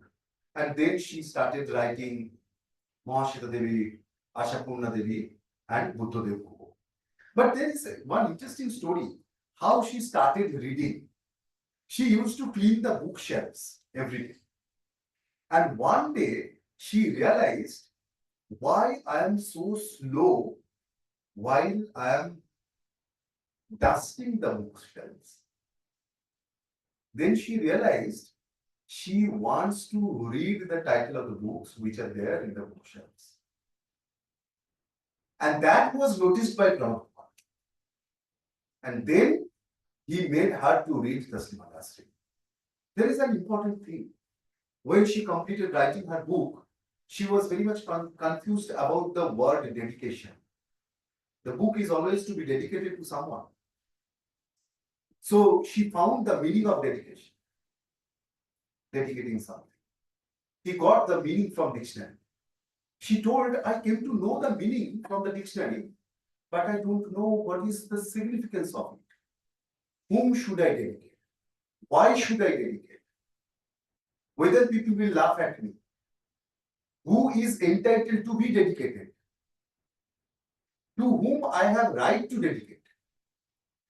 Then after thinking a lot, she dedicated to her school teachers who taught her Bengali language. Because she wrote in that language for the first time. Therefore, such kind of narratives are very important, and translation, especially English translation, makes a literary text more serious to the academic. Otherwise, texts are not often that much serious to the academic. I will conclude my lecture by sharing our experience of translating I Belong to Nowhere. It is written by Kollari Thakur Charal and translated by us. Kollari Thakur Charal is not included in any syllabi of any Bengali department. But she writes in Bengali. Because in Bengal there are lots of powerful poets. There are lots of powerful women poets. Therefore, people did not bother to talk about Kollari Thakur Charal. But Kollari Thakur Charal is taught in English departments in Dalit literature courses, sometimes in gender studies, women studies courses. And when it is translated into English, it connects its narrative with the greater audience of the world, who are more serious about the question of gender and caste. Gender connected with caste. The violence on gender, which is associated with caste. And in English translation, it is written, the first English language collection from one of India's most hard-hitting writers, these poems brilliantly exemplify writing as an act of resistance. Militant, satirical, and biting, Kollari Thakur Charal pulls no punches in eviscerating paternalistic and patriarchal bourgeois socialists who speak on behalf of others. Writing from lived experience, Charal delineates the bourgeois values that fuel the social machinery of caste oppression while drawing parallels with social and racial marginalization around the world. Thus, in her poetry, the specificity of Dalit lives in Bengal, a region which prides itself and its leftist history and enlightened culture, and whose partition into India and Bangladesh has left a legacy of communal tension, refugees, and statelessness, is at the same time the universality of precarity, marginality, and disposition. Finally, there is space for love, wistful and full-throated, with an attentiveness to the natural world that speaks to her claim that all Dalit women writers are eco-feminist. Because in her writing, she talks about the experience of the refugee woman. She is talking about the experiences of women who are living in enclaves. What are enclaves? Enclaves are villages, the Indian villages which are inside the Bangladesh border, and the Bangladeshi villages which are inside the Indian border. Those are called enclaves. So the people of enclaves and enclaves, they do not have any country, any nation, any flag to raise on 26th January. So in this poem, I belong to nowhere, the woman from enclave is saying, I do not have any flag to raise in 26th January. So give me a flag to raise. I do not have any nation, any home, right? Now see, you connect yourself with the greater question of gender. It is not only about the caste. It is about the greater political history and the long history and influence of the partition. And this is how the translation connects it with the greater history of 21st century civilization, which is the century of migration and forced migration. Crores of people are displaced across the globe. So when this question of gender sensitivity is coming with English translation, it connects with the greater political reality of the world of displacement. Right? This is how it is very important. I will conclude with one short story. It is a story of 1990s. A group of literacy mission. They visited one village of Bankura district of West Bengal in a tribal village, and the literacy mission was going on there. And the team was examining how the people have learned the alphabets and all. So many people showed their copybook, what they have written. Somebody wrote their name, somebody about address and all. There was one young lady, who did not show her copybook to the visiting team. And as many times as they asked for the copybook, the young lady only laughed. So after that, that team thought that it might be a love letter. Therefore, lady is laughing and reluctant to showing it to others. But there, one vice chancellor from Dadin, vice chancellor from Bardwan University, he was there, and he found something is there. So when everybody got into car, he came down and he alone went to that lady and asked her, show me what you have written. And lady showed him. Then he came back, get into the car, and all the people into the car, inside the car, they were very much excited what sir has seen.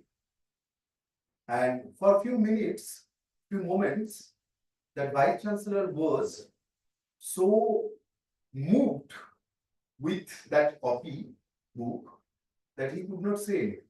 Later he said, that girl has written the days. She counted the days and wrote down the days on which day she worked in which Babu's house. She is a domestic help. She works in different middle class families. This is the only thing. Now you see, the history actually reversed. Earlier, only the Babus used to keep the record of how many days one maid worked in their house. And now, this domestic help, she is counted that how many days she worked in whose house.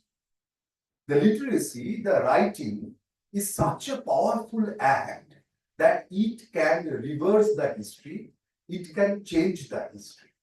And translation always contributes in this entire mission.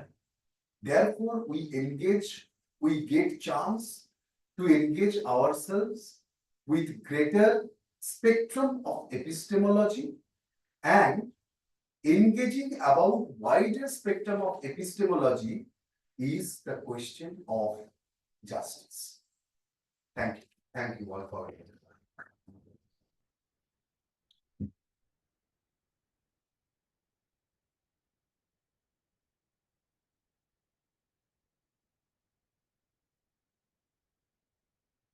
Thank you so much, sir, for throwing light on how translation can bring epistemological alterations in the society, how writing is a powerful act towards justice, and finally, how translation is a metaphor of modern civilization through select works of Bama and Baby Halder. We would now move on to the string of paper presentations pertaining to track B. The presenters will only have 5 minutes to present their argument, and it is an earnest request to adhere to the time mentioned for smooth and timely flow of the presentations. In track B, the first presenter is M. Kavipriya from VELS Institute of Science, Technology and Advanced Studies, Chennai. Her paper is titled Discerning the Disjunction, An Immigrant's Insight. M. Kavipriya, are you connected? Yes, ma'am. Can I proceed? Yes, sure. Yes. Good afternoon, everyone. This is M. Kavipriya, part-time research scholar from Wales Institute of Science and Technology, Chennai. So, the dissertation or the research topic of mine is Discerning the Disjunction, An Immigrant's Insight. Pivotally, I would like to capitalize the novel which I've taken as Jhumpa Lahiri's The Namesake. So, abounding to the cultural identity is one of one's act of self-appreciation. This identity apparently demonstrates to be a canon through which a man or woman repose themselves culturally and socially. The destabilization of cultural roots and disappropriation of identity leads to the consensus of multiculturalism. Now, as a result, or this becomes a consequence of how the fluidity of identity comes within the Please evolution turn of on your video. I'm sorry to interrupt you. Could you please turn on the video? Oh, we cannot see you.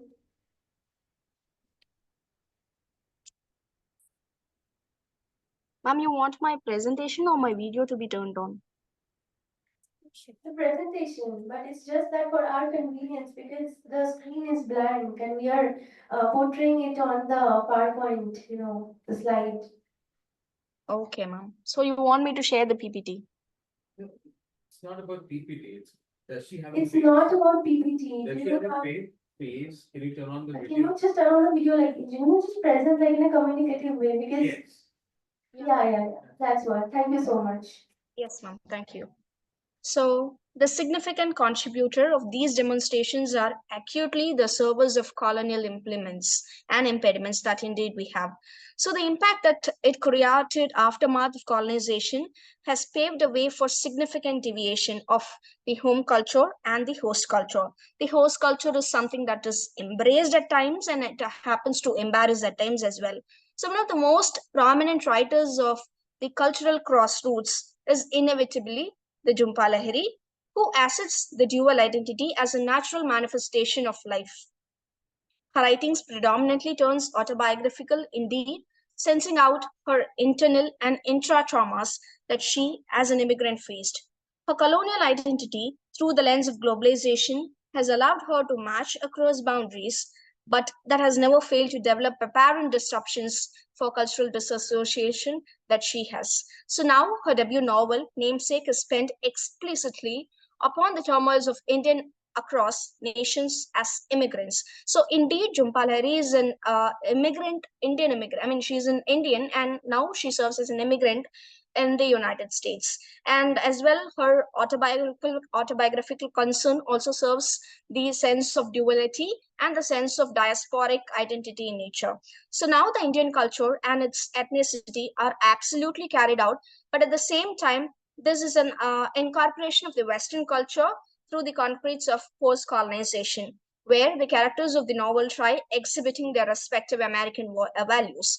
Now, moving on to the aspect, the important paramount of what the novel or the research dissertation is all about is, during the colonial period, the individuals from Asia and from Africa, they had an opportunity to travel to Europe, and which is indeed called as the imperial center. So despite the end of colonization, people continue to migrate for various other reasons. For indeed example, it is for economical, for political, for cultural, and for personal reasons as well. So they made their home there, they started settling up there, they started adapting the culture, and henceforth they started visualizing and analyzing themselves as the inmates of the particular country, but they are not the actual inmates or the inhabitants of the region wherever they happen to settle. So diaspora refers to individuals who relocate to a particular region and they try establishing themselves in another country. So settlers struggle to integrate into the new lands of community due to their strong attachment to the former nation, that is their home culture that they have or that they had in the initial days of their existence, which includes religion, language, and culture. So diasporans have hurdles when settling in different countries, including when they try to overcome their old identities and adapting to new sensibilities and new setups of environment. So their lives and the old and the new culture especially are separated by an incredible destroyer called the important paramount called the colonizer. So this paper attempts to make the modest move on the multi-dimensional issues faced by the immigrants as portrayed in Jhumpa Lahiri's novel Namesake. So the plot of the novel revolves around US and colonial India, which is indeed Calcutta, which serves as a background for the entire novel. So it is purely an autobiographical novel of Jhumpa Lahiri's, which is written out directly from her raw hand. So since she has left India for higher educations at US, she has traumatized a great sense of treatment initiated, and it was served by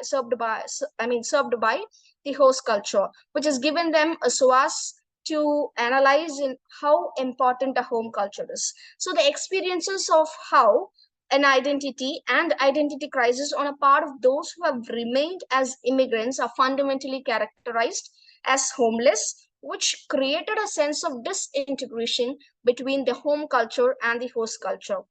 So Jhumpa Lahiri admits to the senses of deprived roots and rights.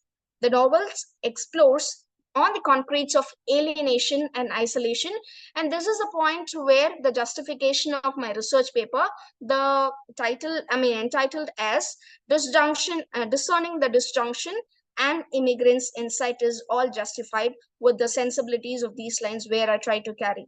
Now, getting back to the most important aspect, the novel Namesake is an innate personal experience which explicitly traced down the lines of post-colonial disturbances with a mutual expression of loss and grief. So Lahiri's characters in the novel, they estranged a sense to sustain cultural balance between two worlds.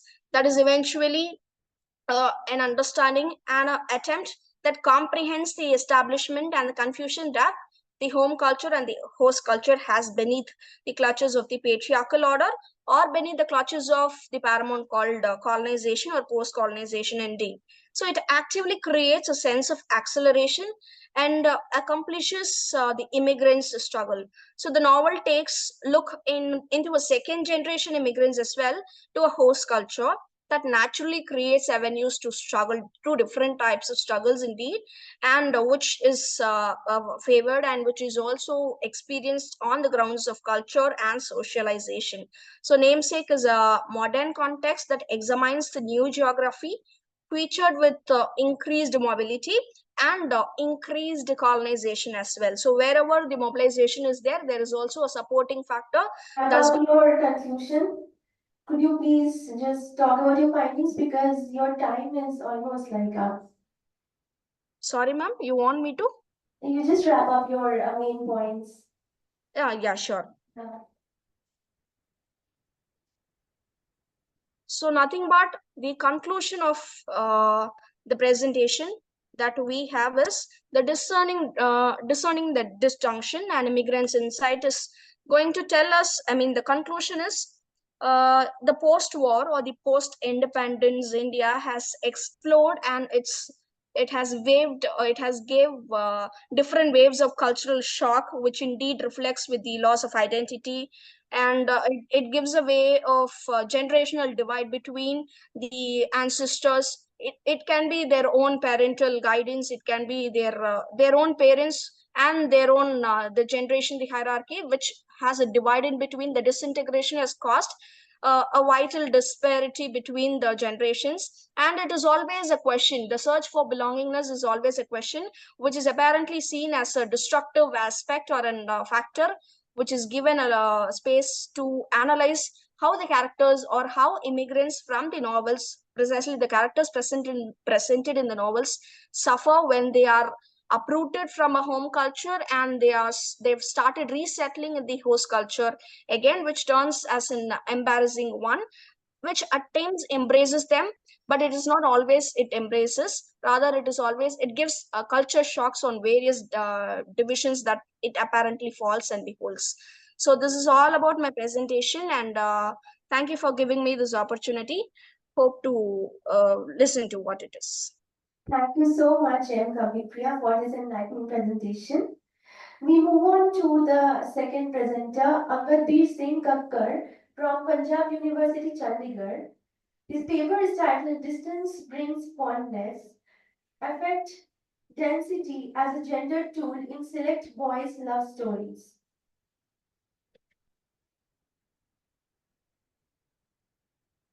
Agardeep Singh Kakkar, are you connected?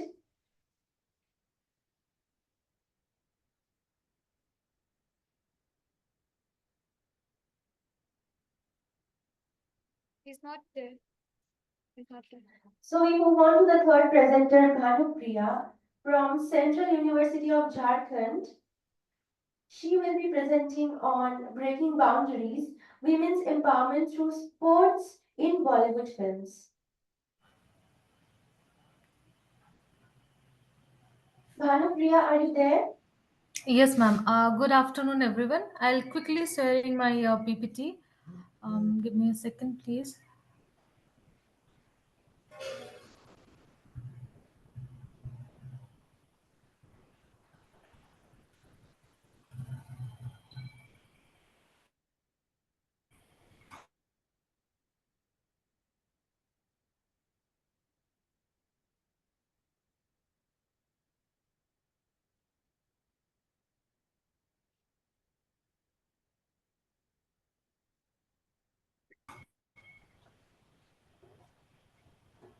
Screen visible? It's not visible.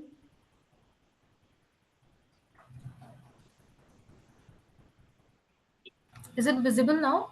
Yeah, it's visible. Yeah, I'm Bhanu Priya, research scholar from Central University of Jharkhand, Department of English Studies, Central University of Jharkhand. My research topic is breaking boundaries, women's empowerment through sports in Bollywood films. Sorry to interrupt, your PowerPoint is not visible. The folder is visible. I couldn't hear you, ma'am. Could you please open your PowerPoint presentation, the PPT that you have? Yes, yes.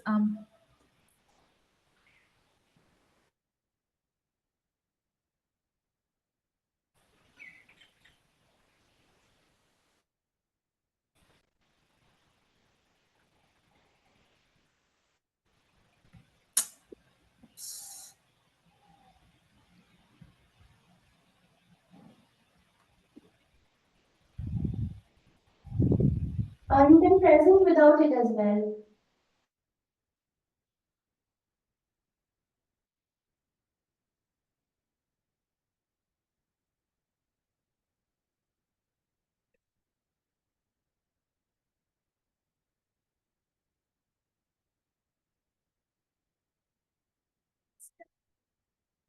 Your video just froze.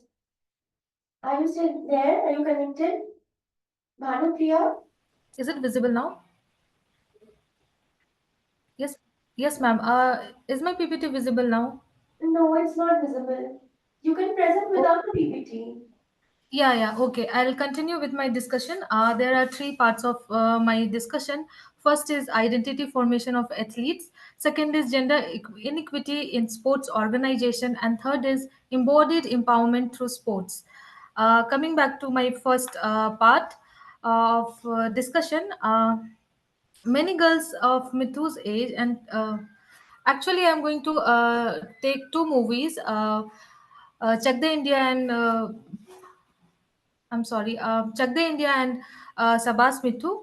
And because of lack of time, I'm jumping directly to the discussion section. I shall begin now.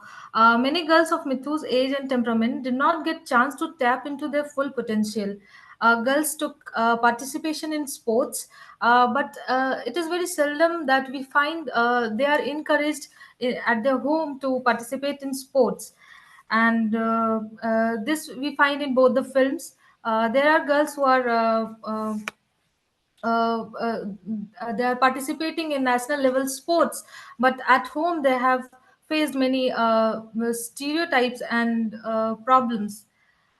We have in Sabas Mithu, we have the main character Mithu, who was supported by her father, but her grandmother and mother were skeptical about her participation in sports. Um and this we can see in the context of our country, where act of young girls playing games is subversive. Girls, when they identify with sports, it becomes a rarity.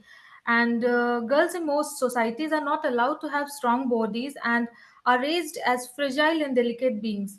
Hence, when a female identifies with sports or a physically strong body, many segments of society come together to dissuade her. This journey towards self-realization and success becomes, that's why, very lonely and full of struggles. As Narayan speaks, that young girls learn to distance themselves from their body to feel safe, even when they may dress their bodies well.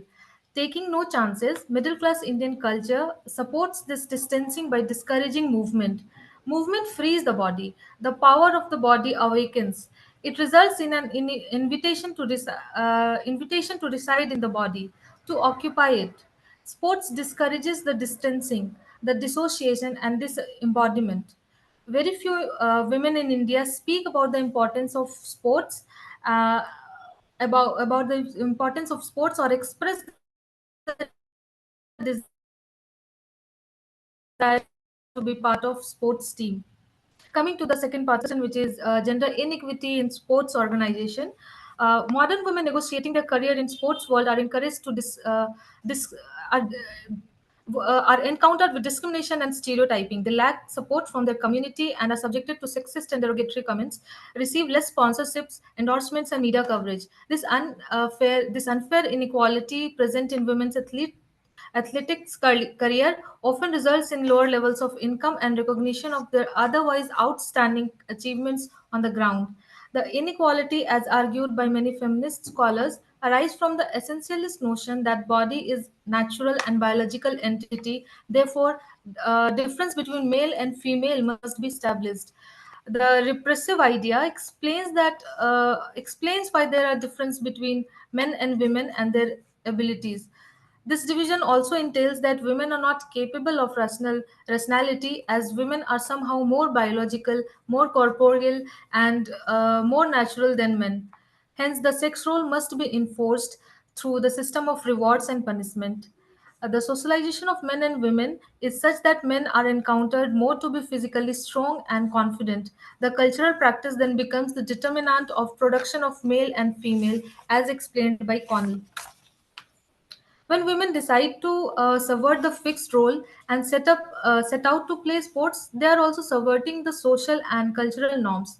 This must be resisted at all cost, and as a result, we find a maximized protest against women's participation in sports. The control over women's body demands to be looked at as a phenomena of gender inequity. In the film, Chak De India, we see that. the gender of women is often synonymous with weakness and failure. The head of the Hockey Association not only demeans Indian women but also expresses his negligence regarding women's ability to play. Most often in the film, sportswomen are compared with men rather they are reminded that they are not men. In Sabas Mithu, the women's team faces disparity in funding which entails gender inequity. They had to fight with the cricket board for sports gear and uniform. They had to travel in the crowded trains, take off winter clothes Bhanupriya, from I'm sorry to interrupt. Could you please wrap up by citing yes, the main arguments? Yeah. yes, ma'am, yes, ma'am, sure. Uh,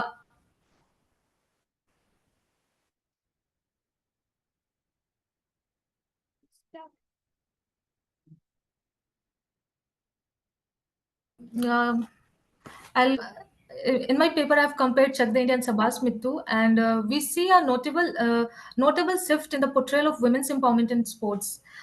In the film Chak De India, which emphasizes male authority, with Coach Kabir Khan overshadowing the women's achievement and reinforcing patriarchal values, we have on the other hand Sabas Mittu, a film which focuses on women's agency and determination. The film allows Mithu's story to take the center stage without male dominance. When the film showcases female individuality and teamwork, emphasizing women's skill and emotional resilience, they can more effectively inspire future generation of females athletes to participate in the sports more. With this, I end my presentation. Thank you so much. Thank you so much for your presentation. We move Thank you. on to the fourth presenter, Yakushani Bhattacharya from Indira Gandhi National Open University, Delhi.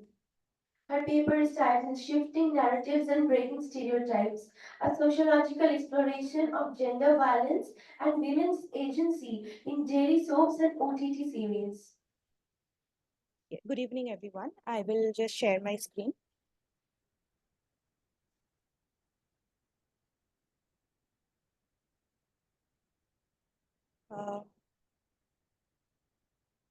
Is it visible? Yes, it is visible. Okay, thank you.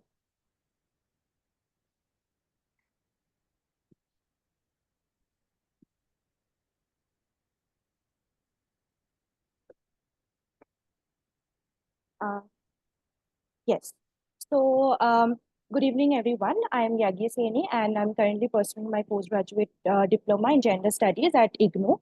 And today I'll be presenting on shifting narratives and breaking stereotypes, a sociological exploration of gender violence and women's agency in daily soaps and OTT series. So these are the research objectives, and I'm not delving into that because of time constraints. And in terms of methodology, this research employs a comparative content analysis of women's agency and gender violence in two Bengali mega serials, Srimoi and Andar Mohol, and two OTT series, Bodhon and Shampurna. The study systematically examines narrative structures, character portrayals, and the thematic elements to identify patterns and differences. The focus is comparing how women and gender dynamics are portrayed in traditional mega serials versus more experimental OTT series. So now delving into the main paper. So in Bengali mega serials, female protagonists are typically portrayed as sacrificing homemakers, while antagonists are often depicted with traits considered undesirable, such as ambition and independence. Male leads are commonly shown as abusive, with toxic relationships being normalized as romantic or forgivable. These narratives uphold patriarchal structures, promoting what can be called as patriarchal bargaining, a concept given by feminist scholar Kandioti, where women's compliance within the system is framed as empowerment. Domestic violence is desensitized and traditional family roles are reinforced. Protagonists are often lose their individuality as their identities are largely defined by their roles as wives, mothers, and daughter-in-laws, with family obligations prioritized over personal ambitions. Women who manage both careers and domestic duties are idealized, while those who focus solely on their careers are vilified. Arranged marriages remain the norm, with emotional manipulation often justifying unequal gender dynamics. Physical violence is normalized and emotional abuse is downplayed, with wives frequently forgiving or attempting to win back their adulterous husbands. Lastly, joint families headed by male figures reinforce women's dependence on patriarchal authority, perpetuating the idea that women must rely on male heads for support and guidance. So these are two examples that illustrate the points I just discussed. Um, Now, moving on to the OTT platforms, due to relaxed censorship, creators have more creative freedom compared to traditional television. This allows for more complex narratives to emerge, especially in relation to gender dynamics. These platforms are not restricted by the same limitations as television, so they can explore deeper and more controversial themes. OTT series often challenge patriarchal norms by showcasing women with agency, autonomy, and resilience. Unlike the submissive, sacrificial female characters commonly seen on TV, these women break away from stereotypes and are depicted as strong, independent individuals. OTT shows also tackle taboo issues such as marital rape, domestic violence, human trafficking, and sexual consent. By addressing these topics, they promote critical social discourse, encouraging audiences to reflect on these important societal issues that are often overlooked or downplayed in traditional media. Another significant shift is the emphasis on female friendships and support systems. OTT series reject the typical narratives of female enmity as shown in TV and instead promote solidarity among women as a means of overcoming gender violence. These relationships play a key role in empowering women within the storylines. Moreover, female characters in OTT shows are often shown performing action sequences and fighting back against gender based violence, which subverts traditional gender roles. This portrayal challenges the conventional notion of women as passive victims and instead presents them as active agents of change. OTT platforms also critique how family structures can perpetuate harmful gender norms and protect male perpetrators of violence. Through these narratives, they offer a more critical view of the patriarchal family system, highlighting its role in maintaining gender inequality. Finally, titles like Shampurna and Bodhon carry feminist connotations and symbolize the evolving portrayal of women on OTT platforms. These shows reflect the shift toward more progressive and empowering depictions of women in popular media. So these two examples from the OTT series highlight the female friendship and the female protagonist holding a weapon, symbolizing her ability to fight her own battles without relying on a male hero to save her. Now, coming to the conclusion, this research examines the changing themes of women's agency and gender violence across Bengali mega serials and OTT platforms. OTT platforms cater to a more diverse and youthful audience that is open to challenging societal norms, providing greater creative freedom for gender representation. This study also explores how different media structures, traditional television versus OTT, either depoliticize or politicize gender discourse, influencing how these issues are perceived by audiences. Additionally, the presence of Bengali mega serials on popular Indian OTT platforms like Z5 and Hotstar Sorry to significantly. interrupt, Raghvashani. Could you please wrap up by citing your main arguments? Yes, I'm doing that only, ma'am. I'll be like ending in 1 minute just. Yeah, okay, go ahead. Yeah.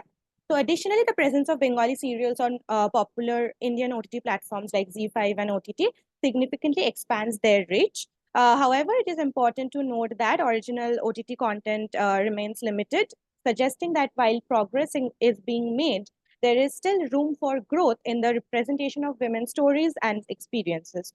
Overall, the evolving landscape of media presents new opportunities to challenge stereotypes and promote discussions on gender dynamics in society. Thank you for your attention.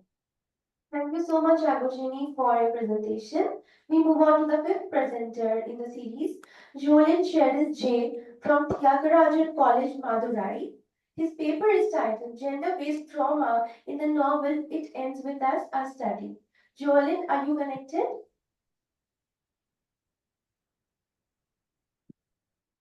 Julian, are you connected? Are you there? He's not there. Okay, so we move on to the sixth presenter in the row, Reba Principi from SRM Institute of Science and Technology, Chennai.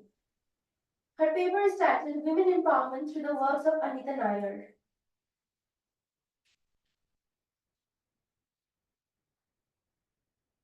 Please Please unmute screen yourself. visible, ma'am? Is my Yes, screen go ahead. visible, ma'am? Yes, it's visible. Go ahead. Okay, thank you. Okay, good evening to one and all present here. So the title of my paper is Women Empowerment through the Select Works of Anita Nair and Meena Kandasamy. So the abstract, there's no gate, no lock, no bolt that you can set upon the freedom of my mind. So it's a quote by Virginia Woolf in her work, A Room of One's Own. The empowerment, it is the process of giving a woman the ability to write and authority to carry out various tasks and responsibilities. So women are still viewed as the weaker sex, needing to be guarded at all times by the husbands, fathers, and sons. So Anita Nair and Meena Kandasamy, they have eloquently captured the miseries and annoyances faced by women in society. So their work deals with the subjects such as women's empowerment, quest for identity, women's sufferings, and so on. It also expresses the characters in the thoughts and mental psyche. So let me tell about the introduction. The term women empowerment, it describes the process of strengthening the economic, social, political, religious, and judicial standing of individual women as well as the communities of women. So Anita Nair and Meena Kandasamy, they are the renowned Indian authors, and they share a common ground in their exploration of complex social and political themes. So both the authors, they feature strong, complex female protagonists who navigate challenging circumstances. So their works often nuance portrayals of female characters, highlighting their struggles, triumphs, and resilience. So the primary text that I have chosen for this paper or Anita Nair's Ladies Cook, Letters Since Forgetting, Eating Work, and in Meena Kandasamy, The Gypsy Goddess When I Hit You. So these are the research literature reviews that I have made for this research, for this paper. So the significance of the research, so many researchers has dealt with agony and conflict, psychological trauma, and identity crisis in this author. This article showcases the empowerment of women through the characters that are present in the novel. So each character in the novel portrays unique experiences throughout their life, and it is a highlighted depiction of contemporary women in India. So it looks at how they manage things and develop resilience and strengths. So methodology that I have followed for this paper in qualitative research. So in qualitative research, I have made it is made through a close reading of the novels to analyze the characters by used by Anita Nair and Meena Kandasamy, and it was followed by a narrative analysis to know how the characters tell the stories of lived experiences. A content analysis is also made to know the themes, patterns, and meanings of the novels. So let me come into the main content of the paper. So autonomy of women in the select works of Anita Nair. So in her works, it makes these novels makes the argument that women can overcome hardship, rethink who they are, and build a more just future through their experiences. So Neuer emphasizes the difficulties faced by women in a patriarchal culture and their resilience in the face of misfortune via the experiences of character Meera in Lessons in Forgetting and other female characters in their novels. So these novels' conclusion honor women's agency and their capacity for development and change on a personal level. These novels make the argument that women may rebuild their identities, overcome adversity, and build a more just future through their adventures. So Anita Nair, as a distinctive writer with great skill in producing a more captivating novels, each woman in these novels are victimized in some ways to the cruelty of society, and these characters address their struggles from their soul and are unacclaimed for their deeds. They are the women in family, in workplace, and in society. They are not allowed to overcome from their suppressed life. Their memories are horrible. So autonomy of women in the select novels of Meena Kandasamy. So, a thorough analysis of Meena Kandasamy's novel portrayal of gender oppression uncovers a profound examination of the many difficulties, acts of violence, and acts of resistance faced by women in Indian society. So, wrote for her feminist viewpoint, Kandasamy challenges patriarchal systems and highlights the repressive forces that affect women's lives through her works. So, the novel portrayal, a realistic portrayal of a range of violent acts directed at women, encompassing emotional, psychological, and physical assault. So Kandasamy's works show more women who show women who, in the face of adversity, struggle and express their agency despite the widespread practice of gender oppression. So she uses her narrative devices and language to depict the complex lives of women. A complex and systematic, sympathetic depiction of gender oppression is made possible by the use of real voices, interior monologues, and the investigation of subjective realities. So through these novels of Anita Nair and Meena Kandasamy, they have frequently band together to launch collective movements that oppose structural injustice and promote social change. So conclusion, So Anita Nair and Meena Kandasamy, their marvelous understanding of the minds of women is depicted beautifully in their novels, which captures women's overwhelming problems and challenges.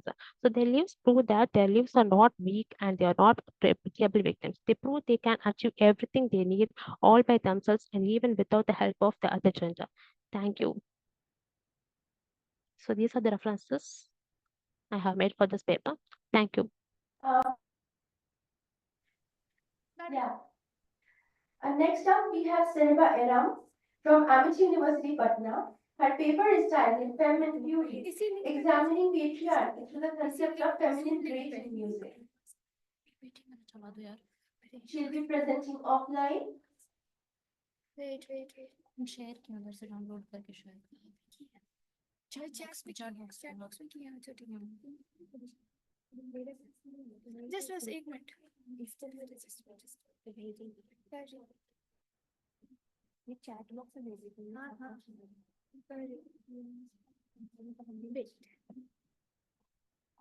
Wait ये आपका नहीं इसका अलग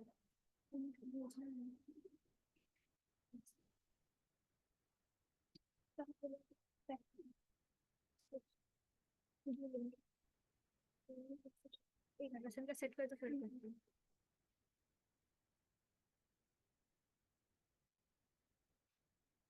Good evening. I'm Selva Aram and I'm pursuing my bachelor's here at Amity University. I'll be presenting my paper, Feminine Fury, Examining Patriarchy through the concept of feminine rage in music. Can I have the second? Alright. This paper explores how feminine rage is expressed in popular music. Feminine rage is a term that is often seen on social media platforms such as Instagram, TikTok, Twitter, or X as we now know it. We come across female characters in movies that showcase her rage, her anger, her frustration against systematic gender inequalities. It is at times silent and seething, but it can be loud and vocal, involving screaming and yelling. This concept is something that transcends simply movies, however, and reaches onto music as well. There will be two songs that will be analyzed, Just a Girl by No Doubt and Labor by Paris Paloma. These songs are able to showcase this rage on different patriarchal issues while being able to be relatable to women worldwide, having these points that resonate crossing cultural barriers. Both of these songs are written and sung by women. Both of these songs have went viral recently on social media. Can I get the next slide? So No Doubt's Just a Girl. This song came out in 1995, but it is now that it has gone viral almost 20 decades later. There are several videos on different social media platforms that often take the audio of the lyric, I'm just a girl in the world, that's all you let me be.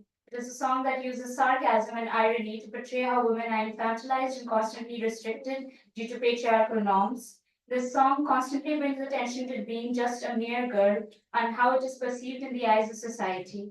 Now the lyrics, so I'm just a girl, take a good look at me, you're just your typical prototype, emphasizes how women's identity is diminished simply so she can be this prototype that the society expects her to be. She's unable to express herself and be her own person. Throughout the song, the singer Gwen Stefani seems to be constantly apologizing for being just a girl, and it resonates heavily with teenage girls on social media who are using this audio to find common ground when it comes to being a girl and girlhood. There are reels using this audio that are sarcastic in tone, reclaiming what it means to be a girl. Go to the next slide. The next song that we have is Labor by Paris Paloma, which came out last year. It was actually a portion of the song that was released at first and it went viral immediately. This song that explores unfair distribution of roles in heterosexual relationships that is able to connect to women worldwide. This is the stanza that went viral. All day, every day, helpless, another maid nurse and a virgin nurse and a servant. Through this stanza, it points out all of these different roles that women are expected to perfect: a mother, a maid, a therapist. All of these roles that they're not appreciated for. There's this line, 24/7 baby machine, where it points out to how after doing all of these roles, she's only ever valued for her reproductive abilities. Her own goals and ambitions are disregarded. She cannot be an individual with dreams and wants in life because she's busy catering to the whims and fancies of her male counterpart. The music video stars Paloma herself, who is serving food on the table in a sort of dim lit medieval setting. and she sits idly waiting to serve the man while the man keeps eating. It ends with Paloma eating very messily in front of the man as an act of defiance. Can you get the next slide? Both of these songs present us with different issues that a woman faces, but in terms it is similar to both addressing the roles and stereotypes that are placed on women. They both showcase society and how it wants to mold women to doing what they deem to be acceptable and the erasure of the woman's personal identity. Both songs are able to connect to women around the globe. So many relate to the lyrics and the rage presented in these songs. It echoes this collective sentiment that these women are angry and crave to be more than what the patriarchal world assigns them to be. It connects to the concept of transnational feminism, which forges the solidarity while also acknowledging the differences held by women across the world. These songs tell tales that the feminine audience feels and experiences. Even if the degree of their experience, the level of their experiences differ, they find this common ground to empathize with each other and to express their own feelings. Thank you so much.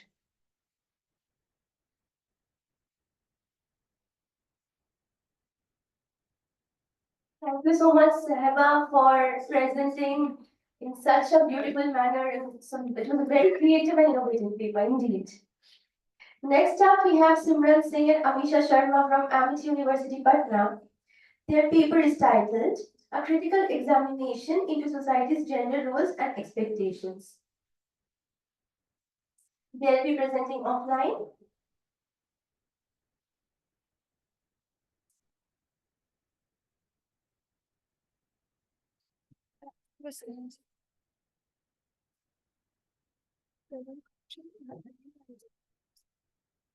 And क्योंकि ये sign up नहीं अभी तो login होगा इसलिए शायद sign up के लिए बोल रहा था वेट हाँ नहीं हाँ अच्छा इसको ये करो रख लो वेट 24 मिनट रखना हाँ और करना नहीं वो पूरा हो जाएगा एक्सपैंड नहीं हो रहा है सर ठीक है ऐसा कोई नहीं ऐसे भी हो जाएगा कोई दिक्कत नहीं हो जाएगा ना ऐसा अब चेंज में कर दूंगी कोई दिक्कत नहीं है चेंज नहीं होता ऐसे ही हो जाएगा okay transition all the best नहीं साइन अप करना पड़ेगा आपको यहाँ लिखा हुआ साइन अप देखिए करना तो आप कर सकते हो कोई दिक्कत नहीं है मैं तो ऐसे भी कर सकती हूँ एक्चुअली सर ये इसको बड़ा करने के लिए साइन अप करना जरूरी है ये नॉट या it was Canva it's not normal PPT shoot. Yही slides को हाँ yeah but it will be okay इसी को change कर दो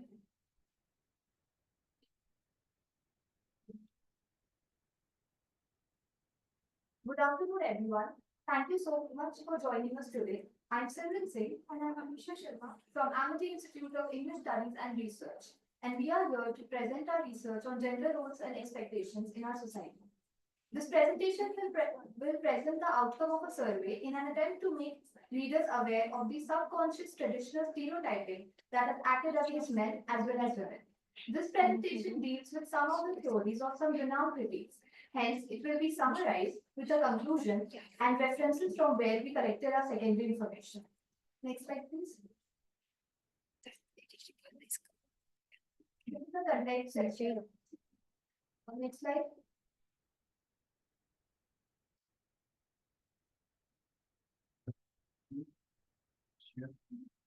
Now, moving to the introduction section.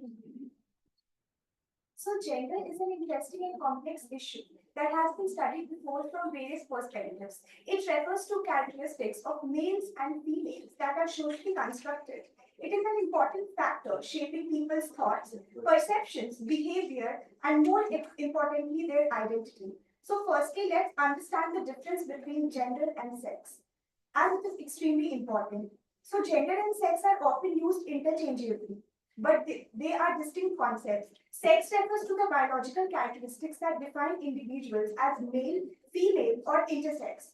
It is typically determined by chromosomes, hormones, and physical characteristics. On the other hand, gender is a social construct that encompasses the roles, behaviors, activities, and attributes that a society considers appropriate for individuals based on their biological sex. For example, females are generally expected to dress in a particular way and be amenable, obliging, and sustaining.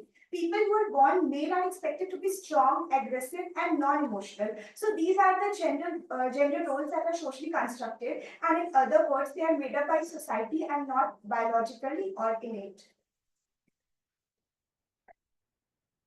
Gender stereotyping is the practice of inscribing to an individual woman or men specific attributes, roles, or characteristics on the basis of his or her membership in the social group.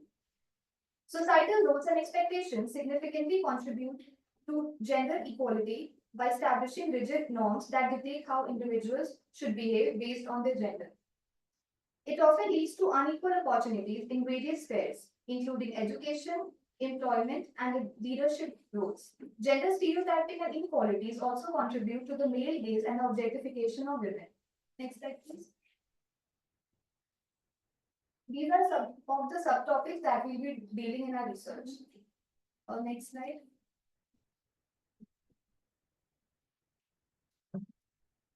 So this section will explore the pertinent literature reviews surrounding the gender roles and expectations prevailing in our society. So according to Tim Smith and Judith Butler's Gender Trouble, Feminism and the Subversion of Identity, published in the year 1990, is a perfect example of creative thinking.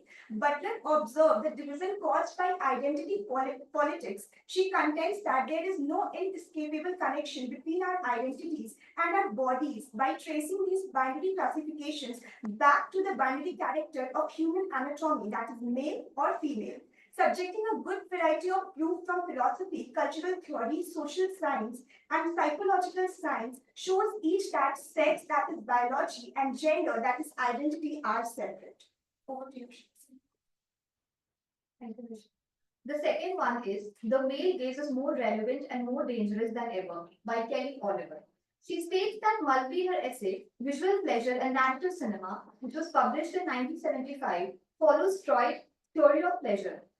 In terms of traditional narrative films, this means that we identify with the active protagonist, that is the male actor, and desire the passive object of the gaze, that is the female actress. Mulvey sets it out in her essay, 1975 essay, Women Are Forced to Be Looked At. This perspective is perpetuated through media portrayals that often hypersexualizes women, reinforcing harmful stereotypes and societal norms that dictate how women should look and behave. This theory has garnered interest from feminist film critics and effectively illustrates how gender is represented in culture. Please change the slide.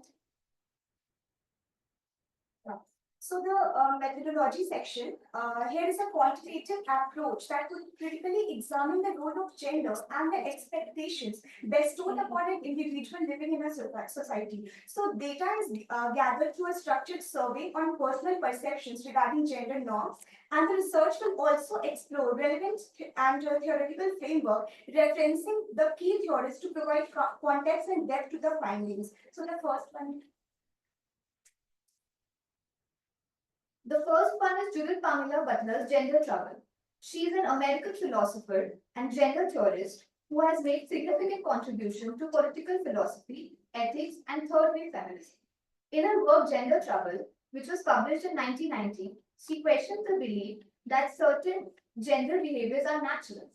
Her argument in the book is that gender is not something one is, but rather something one does or performs. Gender, according to Butler, is performatively constituted by the very expression. Over to you, Amisha. And the second one, and the last one, is Laura Mulvey's Male Gaze. Filmmaker and philosopher Laura Mulvey first proposed the idea of the masculine gaze in her now famous 1975 essay, Visual Pleasure and Narrative Cinema. So the male gaze implies a sexualized style of looking that objectifies women and empowers men, evoking the politics of the gaze. In the male gaze, women are usually positioned as an object of heterosexual male desire. And one common response is that women have always been objectified through the lens of men. And the male gaze has always preferred to watch a moving female body. And Mulvey describes the problematic position of women. So this concept is more accurately described as heterosexual masculine gaze, and women are simply put to be observed from an objectified point of view. Next slide, please.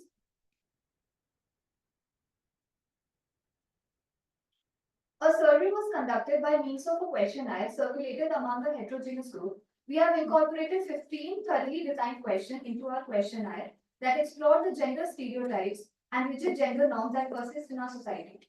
We invite you to engage with these questions to gain deeper insight into these critical issues. So these are the 15 questions that we incorporated in our questionnaire. Next slide. So in this slide, we have the graphical representation of the survey which was conducted. Change the slide.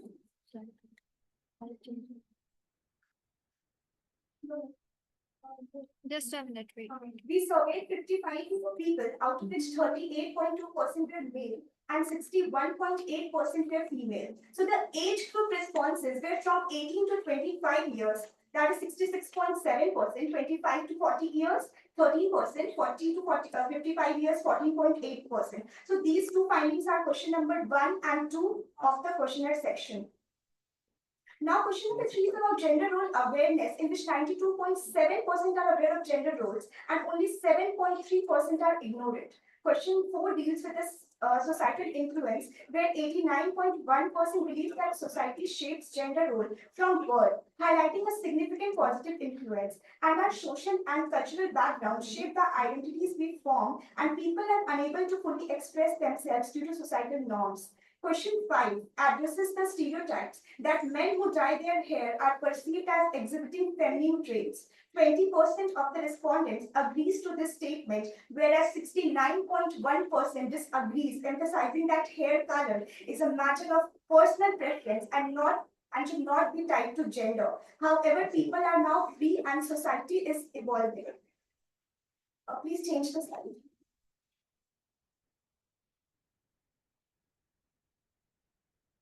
Question 6 inquires about the respondents' personal experience with gender stereotypes, out of which 74.5% individuals are affected, with many still conforming to traditional roles and 25.5% report socialization. Question 6 examines the prevailing notion that the primary breadwinner of a family is expected to be a male, and 63.6% of the majority think that women are capable of being the heads of their family, and only a minority of 25.4% adheres to the conventional standards that dictate a male should be the family's primary provider of income, while 10.9% provided a neutral response.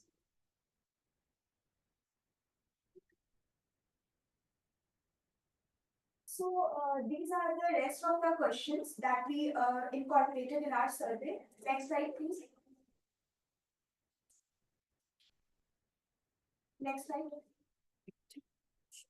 So gender roles should be mended according to the situation and time, and this research paper smooths out the expectations of gender roles that chain individuals for too long and limit their potentials and aspirations.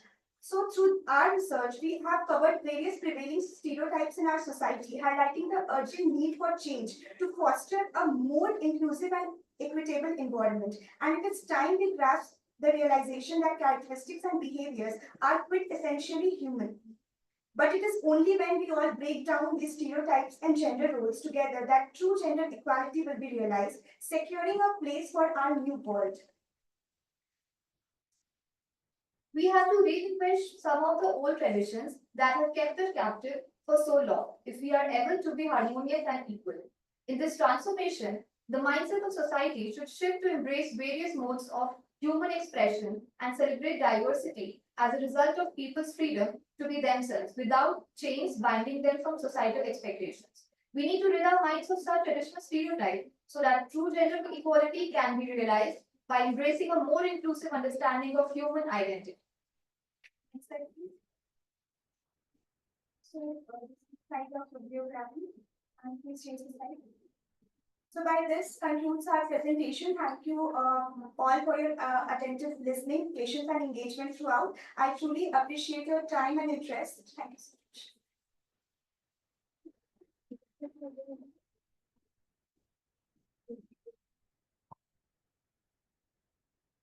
That was a brilliant presentation, Simran and Amisha. Next, we have Devjani Chakraborty from the University of Calcutta.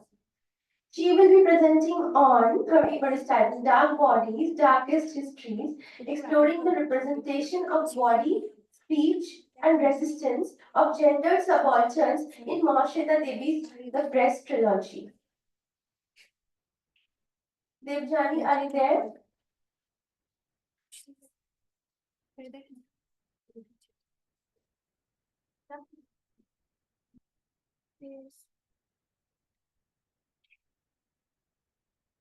Okay, so we'll proceed to the next presenter. Next we have Vividia Arivumani from Tiruvallur University, Vellore. The paper is titled Narrating Identity, Gendered Violence and Abduction in Anuradha Roy's All the Lives We Never Lived. Vividia, are you connected?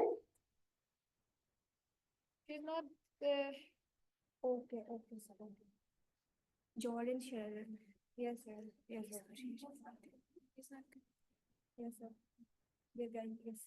Ma'am. She's not there.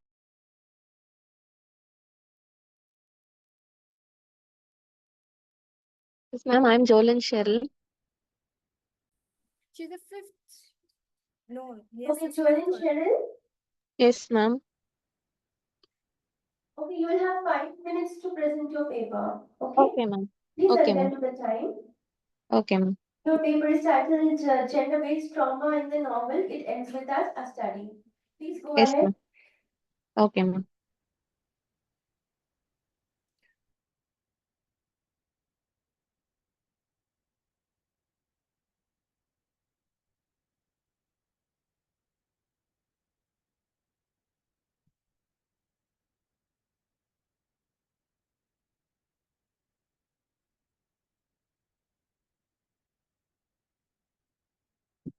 One second, ma'am.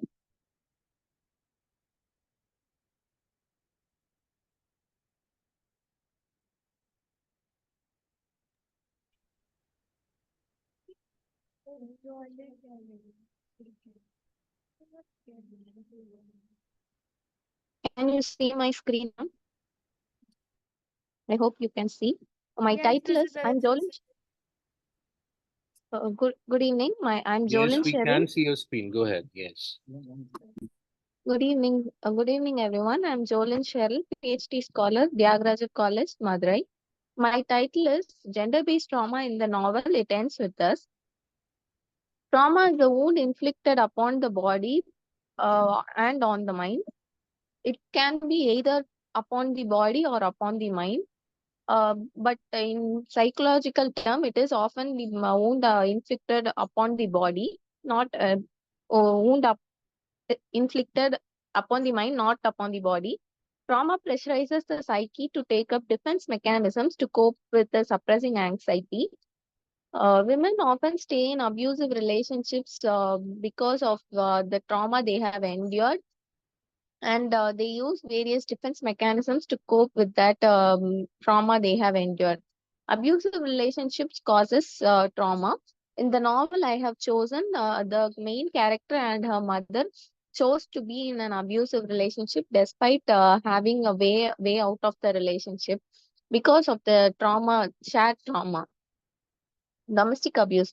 When placed in a domestic household or when injured in a violent accident, trauma occurs. And these trauma causes the psyche to act in a different way where they choose different defense mechanisms. Trauma studies play a major role in shaping the behavioral characteristics of the victims. Their behavior is often changed using the because of the defense mechanisms. Lily Bloom is the major character in the novel. It ends with us. She is a victim of domestic abuse. This novel focuses on the domestic abuse that happens in Lily's household in her early days and her married life. She swore not to be in such a relationship, but ironically, she ended up in an abusive relationship. While her husband beat her many times and asked for her forgiveness. She also forgave for the first few times, but she ended up moving out of that relationship later. Trauma occurred in the form of domestic abuse in Lily's life. After beating Lily, Ryle often showers her with love. This made her hard to come out of that relationship at the earliest. But after that, she came out of that relationship. In European countries, 31% of the women suffer from physical abuse daily. Lily's mother is physically assaulted and sexually assaulted by her father, which Lily saw on first hand. Trauma victims often suffer from PTSD. PTSD means post-traumatic stress disorder. Gender-based violence creates a sense of uncertainty and fear in the minds of the victims. No gender should suffer domestic abuse. Gender-based violence should no longer happen. For a better world, a place of unity, equity, and equality should be practiced. Thank you. Brilliant and crisp brief presentation. By the time you completed, let me ask Vivilia, are you there? Okay, so we are reaching the fag end of the series. Last presenter is Aswati Kishore from Calicut University. Her paper is titled From Creatures of Darkness Towards a Playful Identity, a delusion reading of gender outlook on men, women, and the rest of us. Aswati, are you there? Yes, ma'am. Yeah, please go ahead. So good evening, everyone. I'm Ashwati Kishore. Let me share my BPT.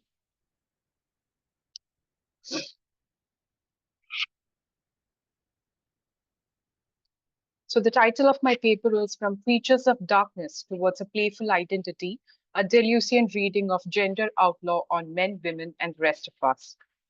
So this paper is an exploration of gender outlaw through the lens of Deleuzian philosophy, drawing on concepts such as rhizomatic identities, nomadology, the body without organs, etc. Kate Bornstein, the author, problematizes the fixed notions of identity, sexuality, and gender. Her concept of the third space is an illustration of the rhizome propounded by Deleuze and Guattari. The idea of nomadology helps analyze how the binary system of gender acts as a battlefield that paves way to the dialectic system as a playground. The concept of the body without organs illustrates how Kate Bornstein defies the organization to which her body is subjected under the dictatorship of the culture. It also offers insights into the dynamic and resistant nature of the safe, sane, and consensual gender identities. Kate discusses a third space, as a third is that which questions binary thinking and introduces crisis. She defines third space as a space that welcomes the outcasts and encourages them to violate the rules and challenge the binary system by playing with gender. To her, queer theater is her third space. It's a theater that accommodates the oppressed, the members of any borderline community or non-community, anyone who is the other. So the third space can be read alongside the Deleuzian rhizome, which is governed by the principles of connection and heterogeneity, multiplicity, as-signifying rupture, cartography, and decalcomania. The third space is a site of heterogeneity and connection because it nurtures the coexistence of diverse gender identities, lesbians, agender, gay men, bisexual, etc., in non-hierarchical ways. The third space is also symbolic of the multiplicity of gender experiences, challenging the fixed notion of gender by being inclusive of various inescapable modifiers like class, range, disability, etc. This principle of signifying rupture involves a breaking away from the established system of dualism, and the third space is a testimony to the disruption of homophobia, transphobia, and the traditional gender binary system. The principle of cartography helps perceive gender as an open notion that is a work in progress. The queer theater makes itself obsolete with each accomplishment by renewing its purposes, experimenting new styles, encouraging new artists, and thereby aiming at its evolution. Lucy Bradotti opines that nomadic consciousness is not about dispensing with identity altogether, but rather about not taking any kind of identity as permanent. Kate's journey from a man to a woman with an artificially constructed vagina, from woman to an agender, from an agender to someone the dictionary has trouble naming, is suggestive of her nomadic consciousness. She replaces the foundation of gender initially based on the binary system, making it a battlefield, to a gender based on dialectic system, transforming it to a playground. A binary system being a system that segregates one thing over the other, an encroachment or a growth on one side meant an attack on the other. But an introduction of a component that identifies with neither of the sides annihilates a binary into infinite pieces. The destabilization that is brought about by the dialectic makes way for the existence of multitudinous non-binary components, which gradually makes its place in the system. Kate hopes that in the next 7 years, she'll have shed her girl skin right next to her lesbian skin, man skin, and boy skin. She believes the body takes 7 years to regenerate itself, thereby implying one is reborn and rebuilt every 7 years. She intends to leave behind nothing of this body and wants people to take one last look at her as she's changing already and gonna be new all over again. Kate's line of thought aligns with the concept of body without organs. This concept emphasizes the need to do away with the systematic organization of the body as she views her body as a constantly changing assemblage of desires. Body without organs makes no claim to negate the body, but is rather a way of thinking about the body as a multiplicity of possibilities. So, according to Kate, an unlearning of gender requires it to be safe, sane, and consensual. Safe gender concerns the right of an individual to be what one wants, when one wants to be, without the risk of being fixed or mutilated. Sane gender is about having a place and space for everyone, irrespective of whether they are outcasts or not. Consensual gender provides one with the space to question the gender, play with it, and work it out with friends, lovers, or family. So, this paper is an attempt to perceive gender blur not as a sinful act of perversity that is denounced by the religion, fixed by the magical elixir of medicine, or enforced by the law. Gender is not a question of the need to belong to either of the categories, but a battlefield in which reason and nature come into conflict with each other, reproducing a whole new set of rules to break. A playground that has to outlive the conscience of the society and the taming of the religions. So, a Deleuzian approach is a panacea to the fixity of gender that leads to a non finalized state of being through an endless process of ceasing to be what one should be and the process of becoming what one is. Thank you. Thank you so much, Ashwati, for such a brilliant presentation. With this, we reach the end of the series, and we explored a plethora of three themes through the presentations. We explored different vistas of gender, starting from gender in popular literature, in cinema and OTT platforms, representation of body, speech, and resistance in fiction, delineation of gender through the lens of trauma and memory studies, so on and so forth. I extend my heartfelt gratitude to everyone who took the time out to stay connected through the sessions. Special thanks to Dr. Mrinmoy Pramanik for accepting our invite and being with us here today all the way from Kolkata. It must have been very hectic, but you still managed to make it. We are really grateful to you, sir. Thank you so much. Thank you so much, dear participants, for staying connected and presenting brilliant papers, brilliant research papers, and throwing light on some of the most important and poignant issues of the current Anthropocene. Thank you so much. You all can disconnect from your systems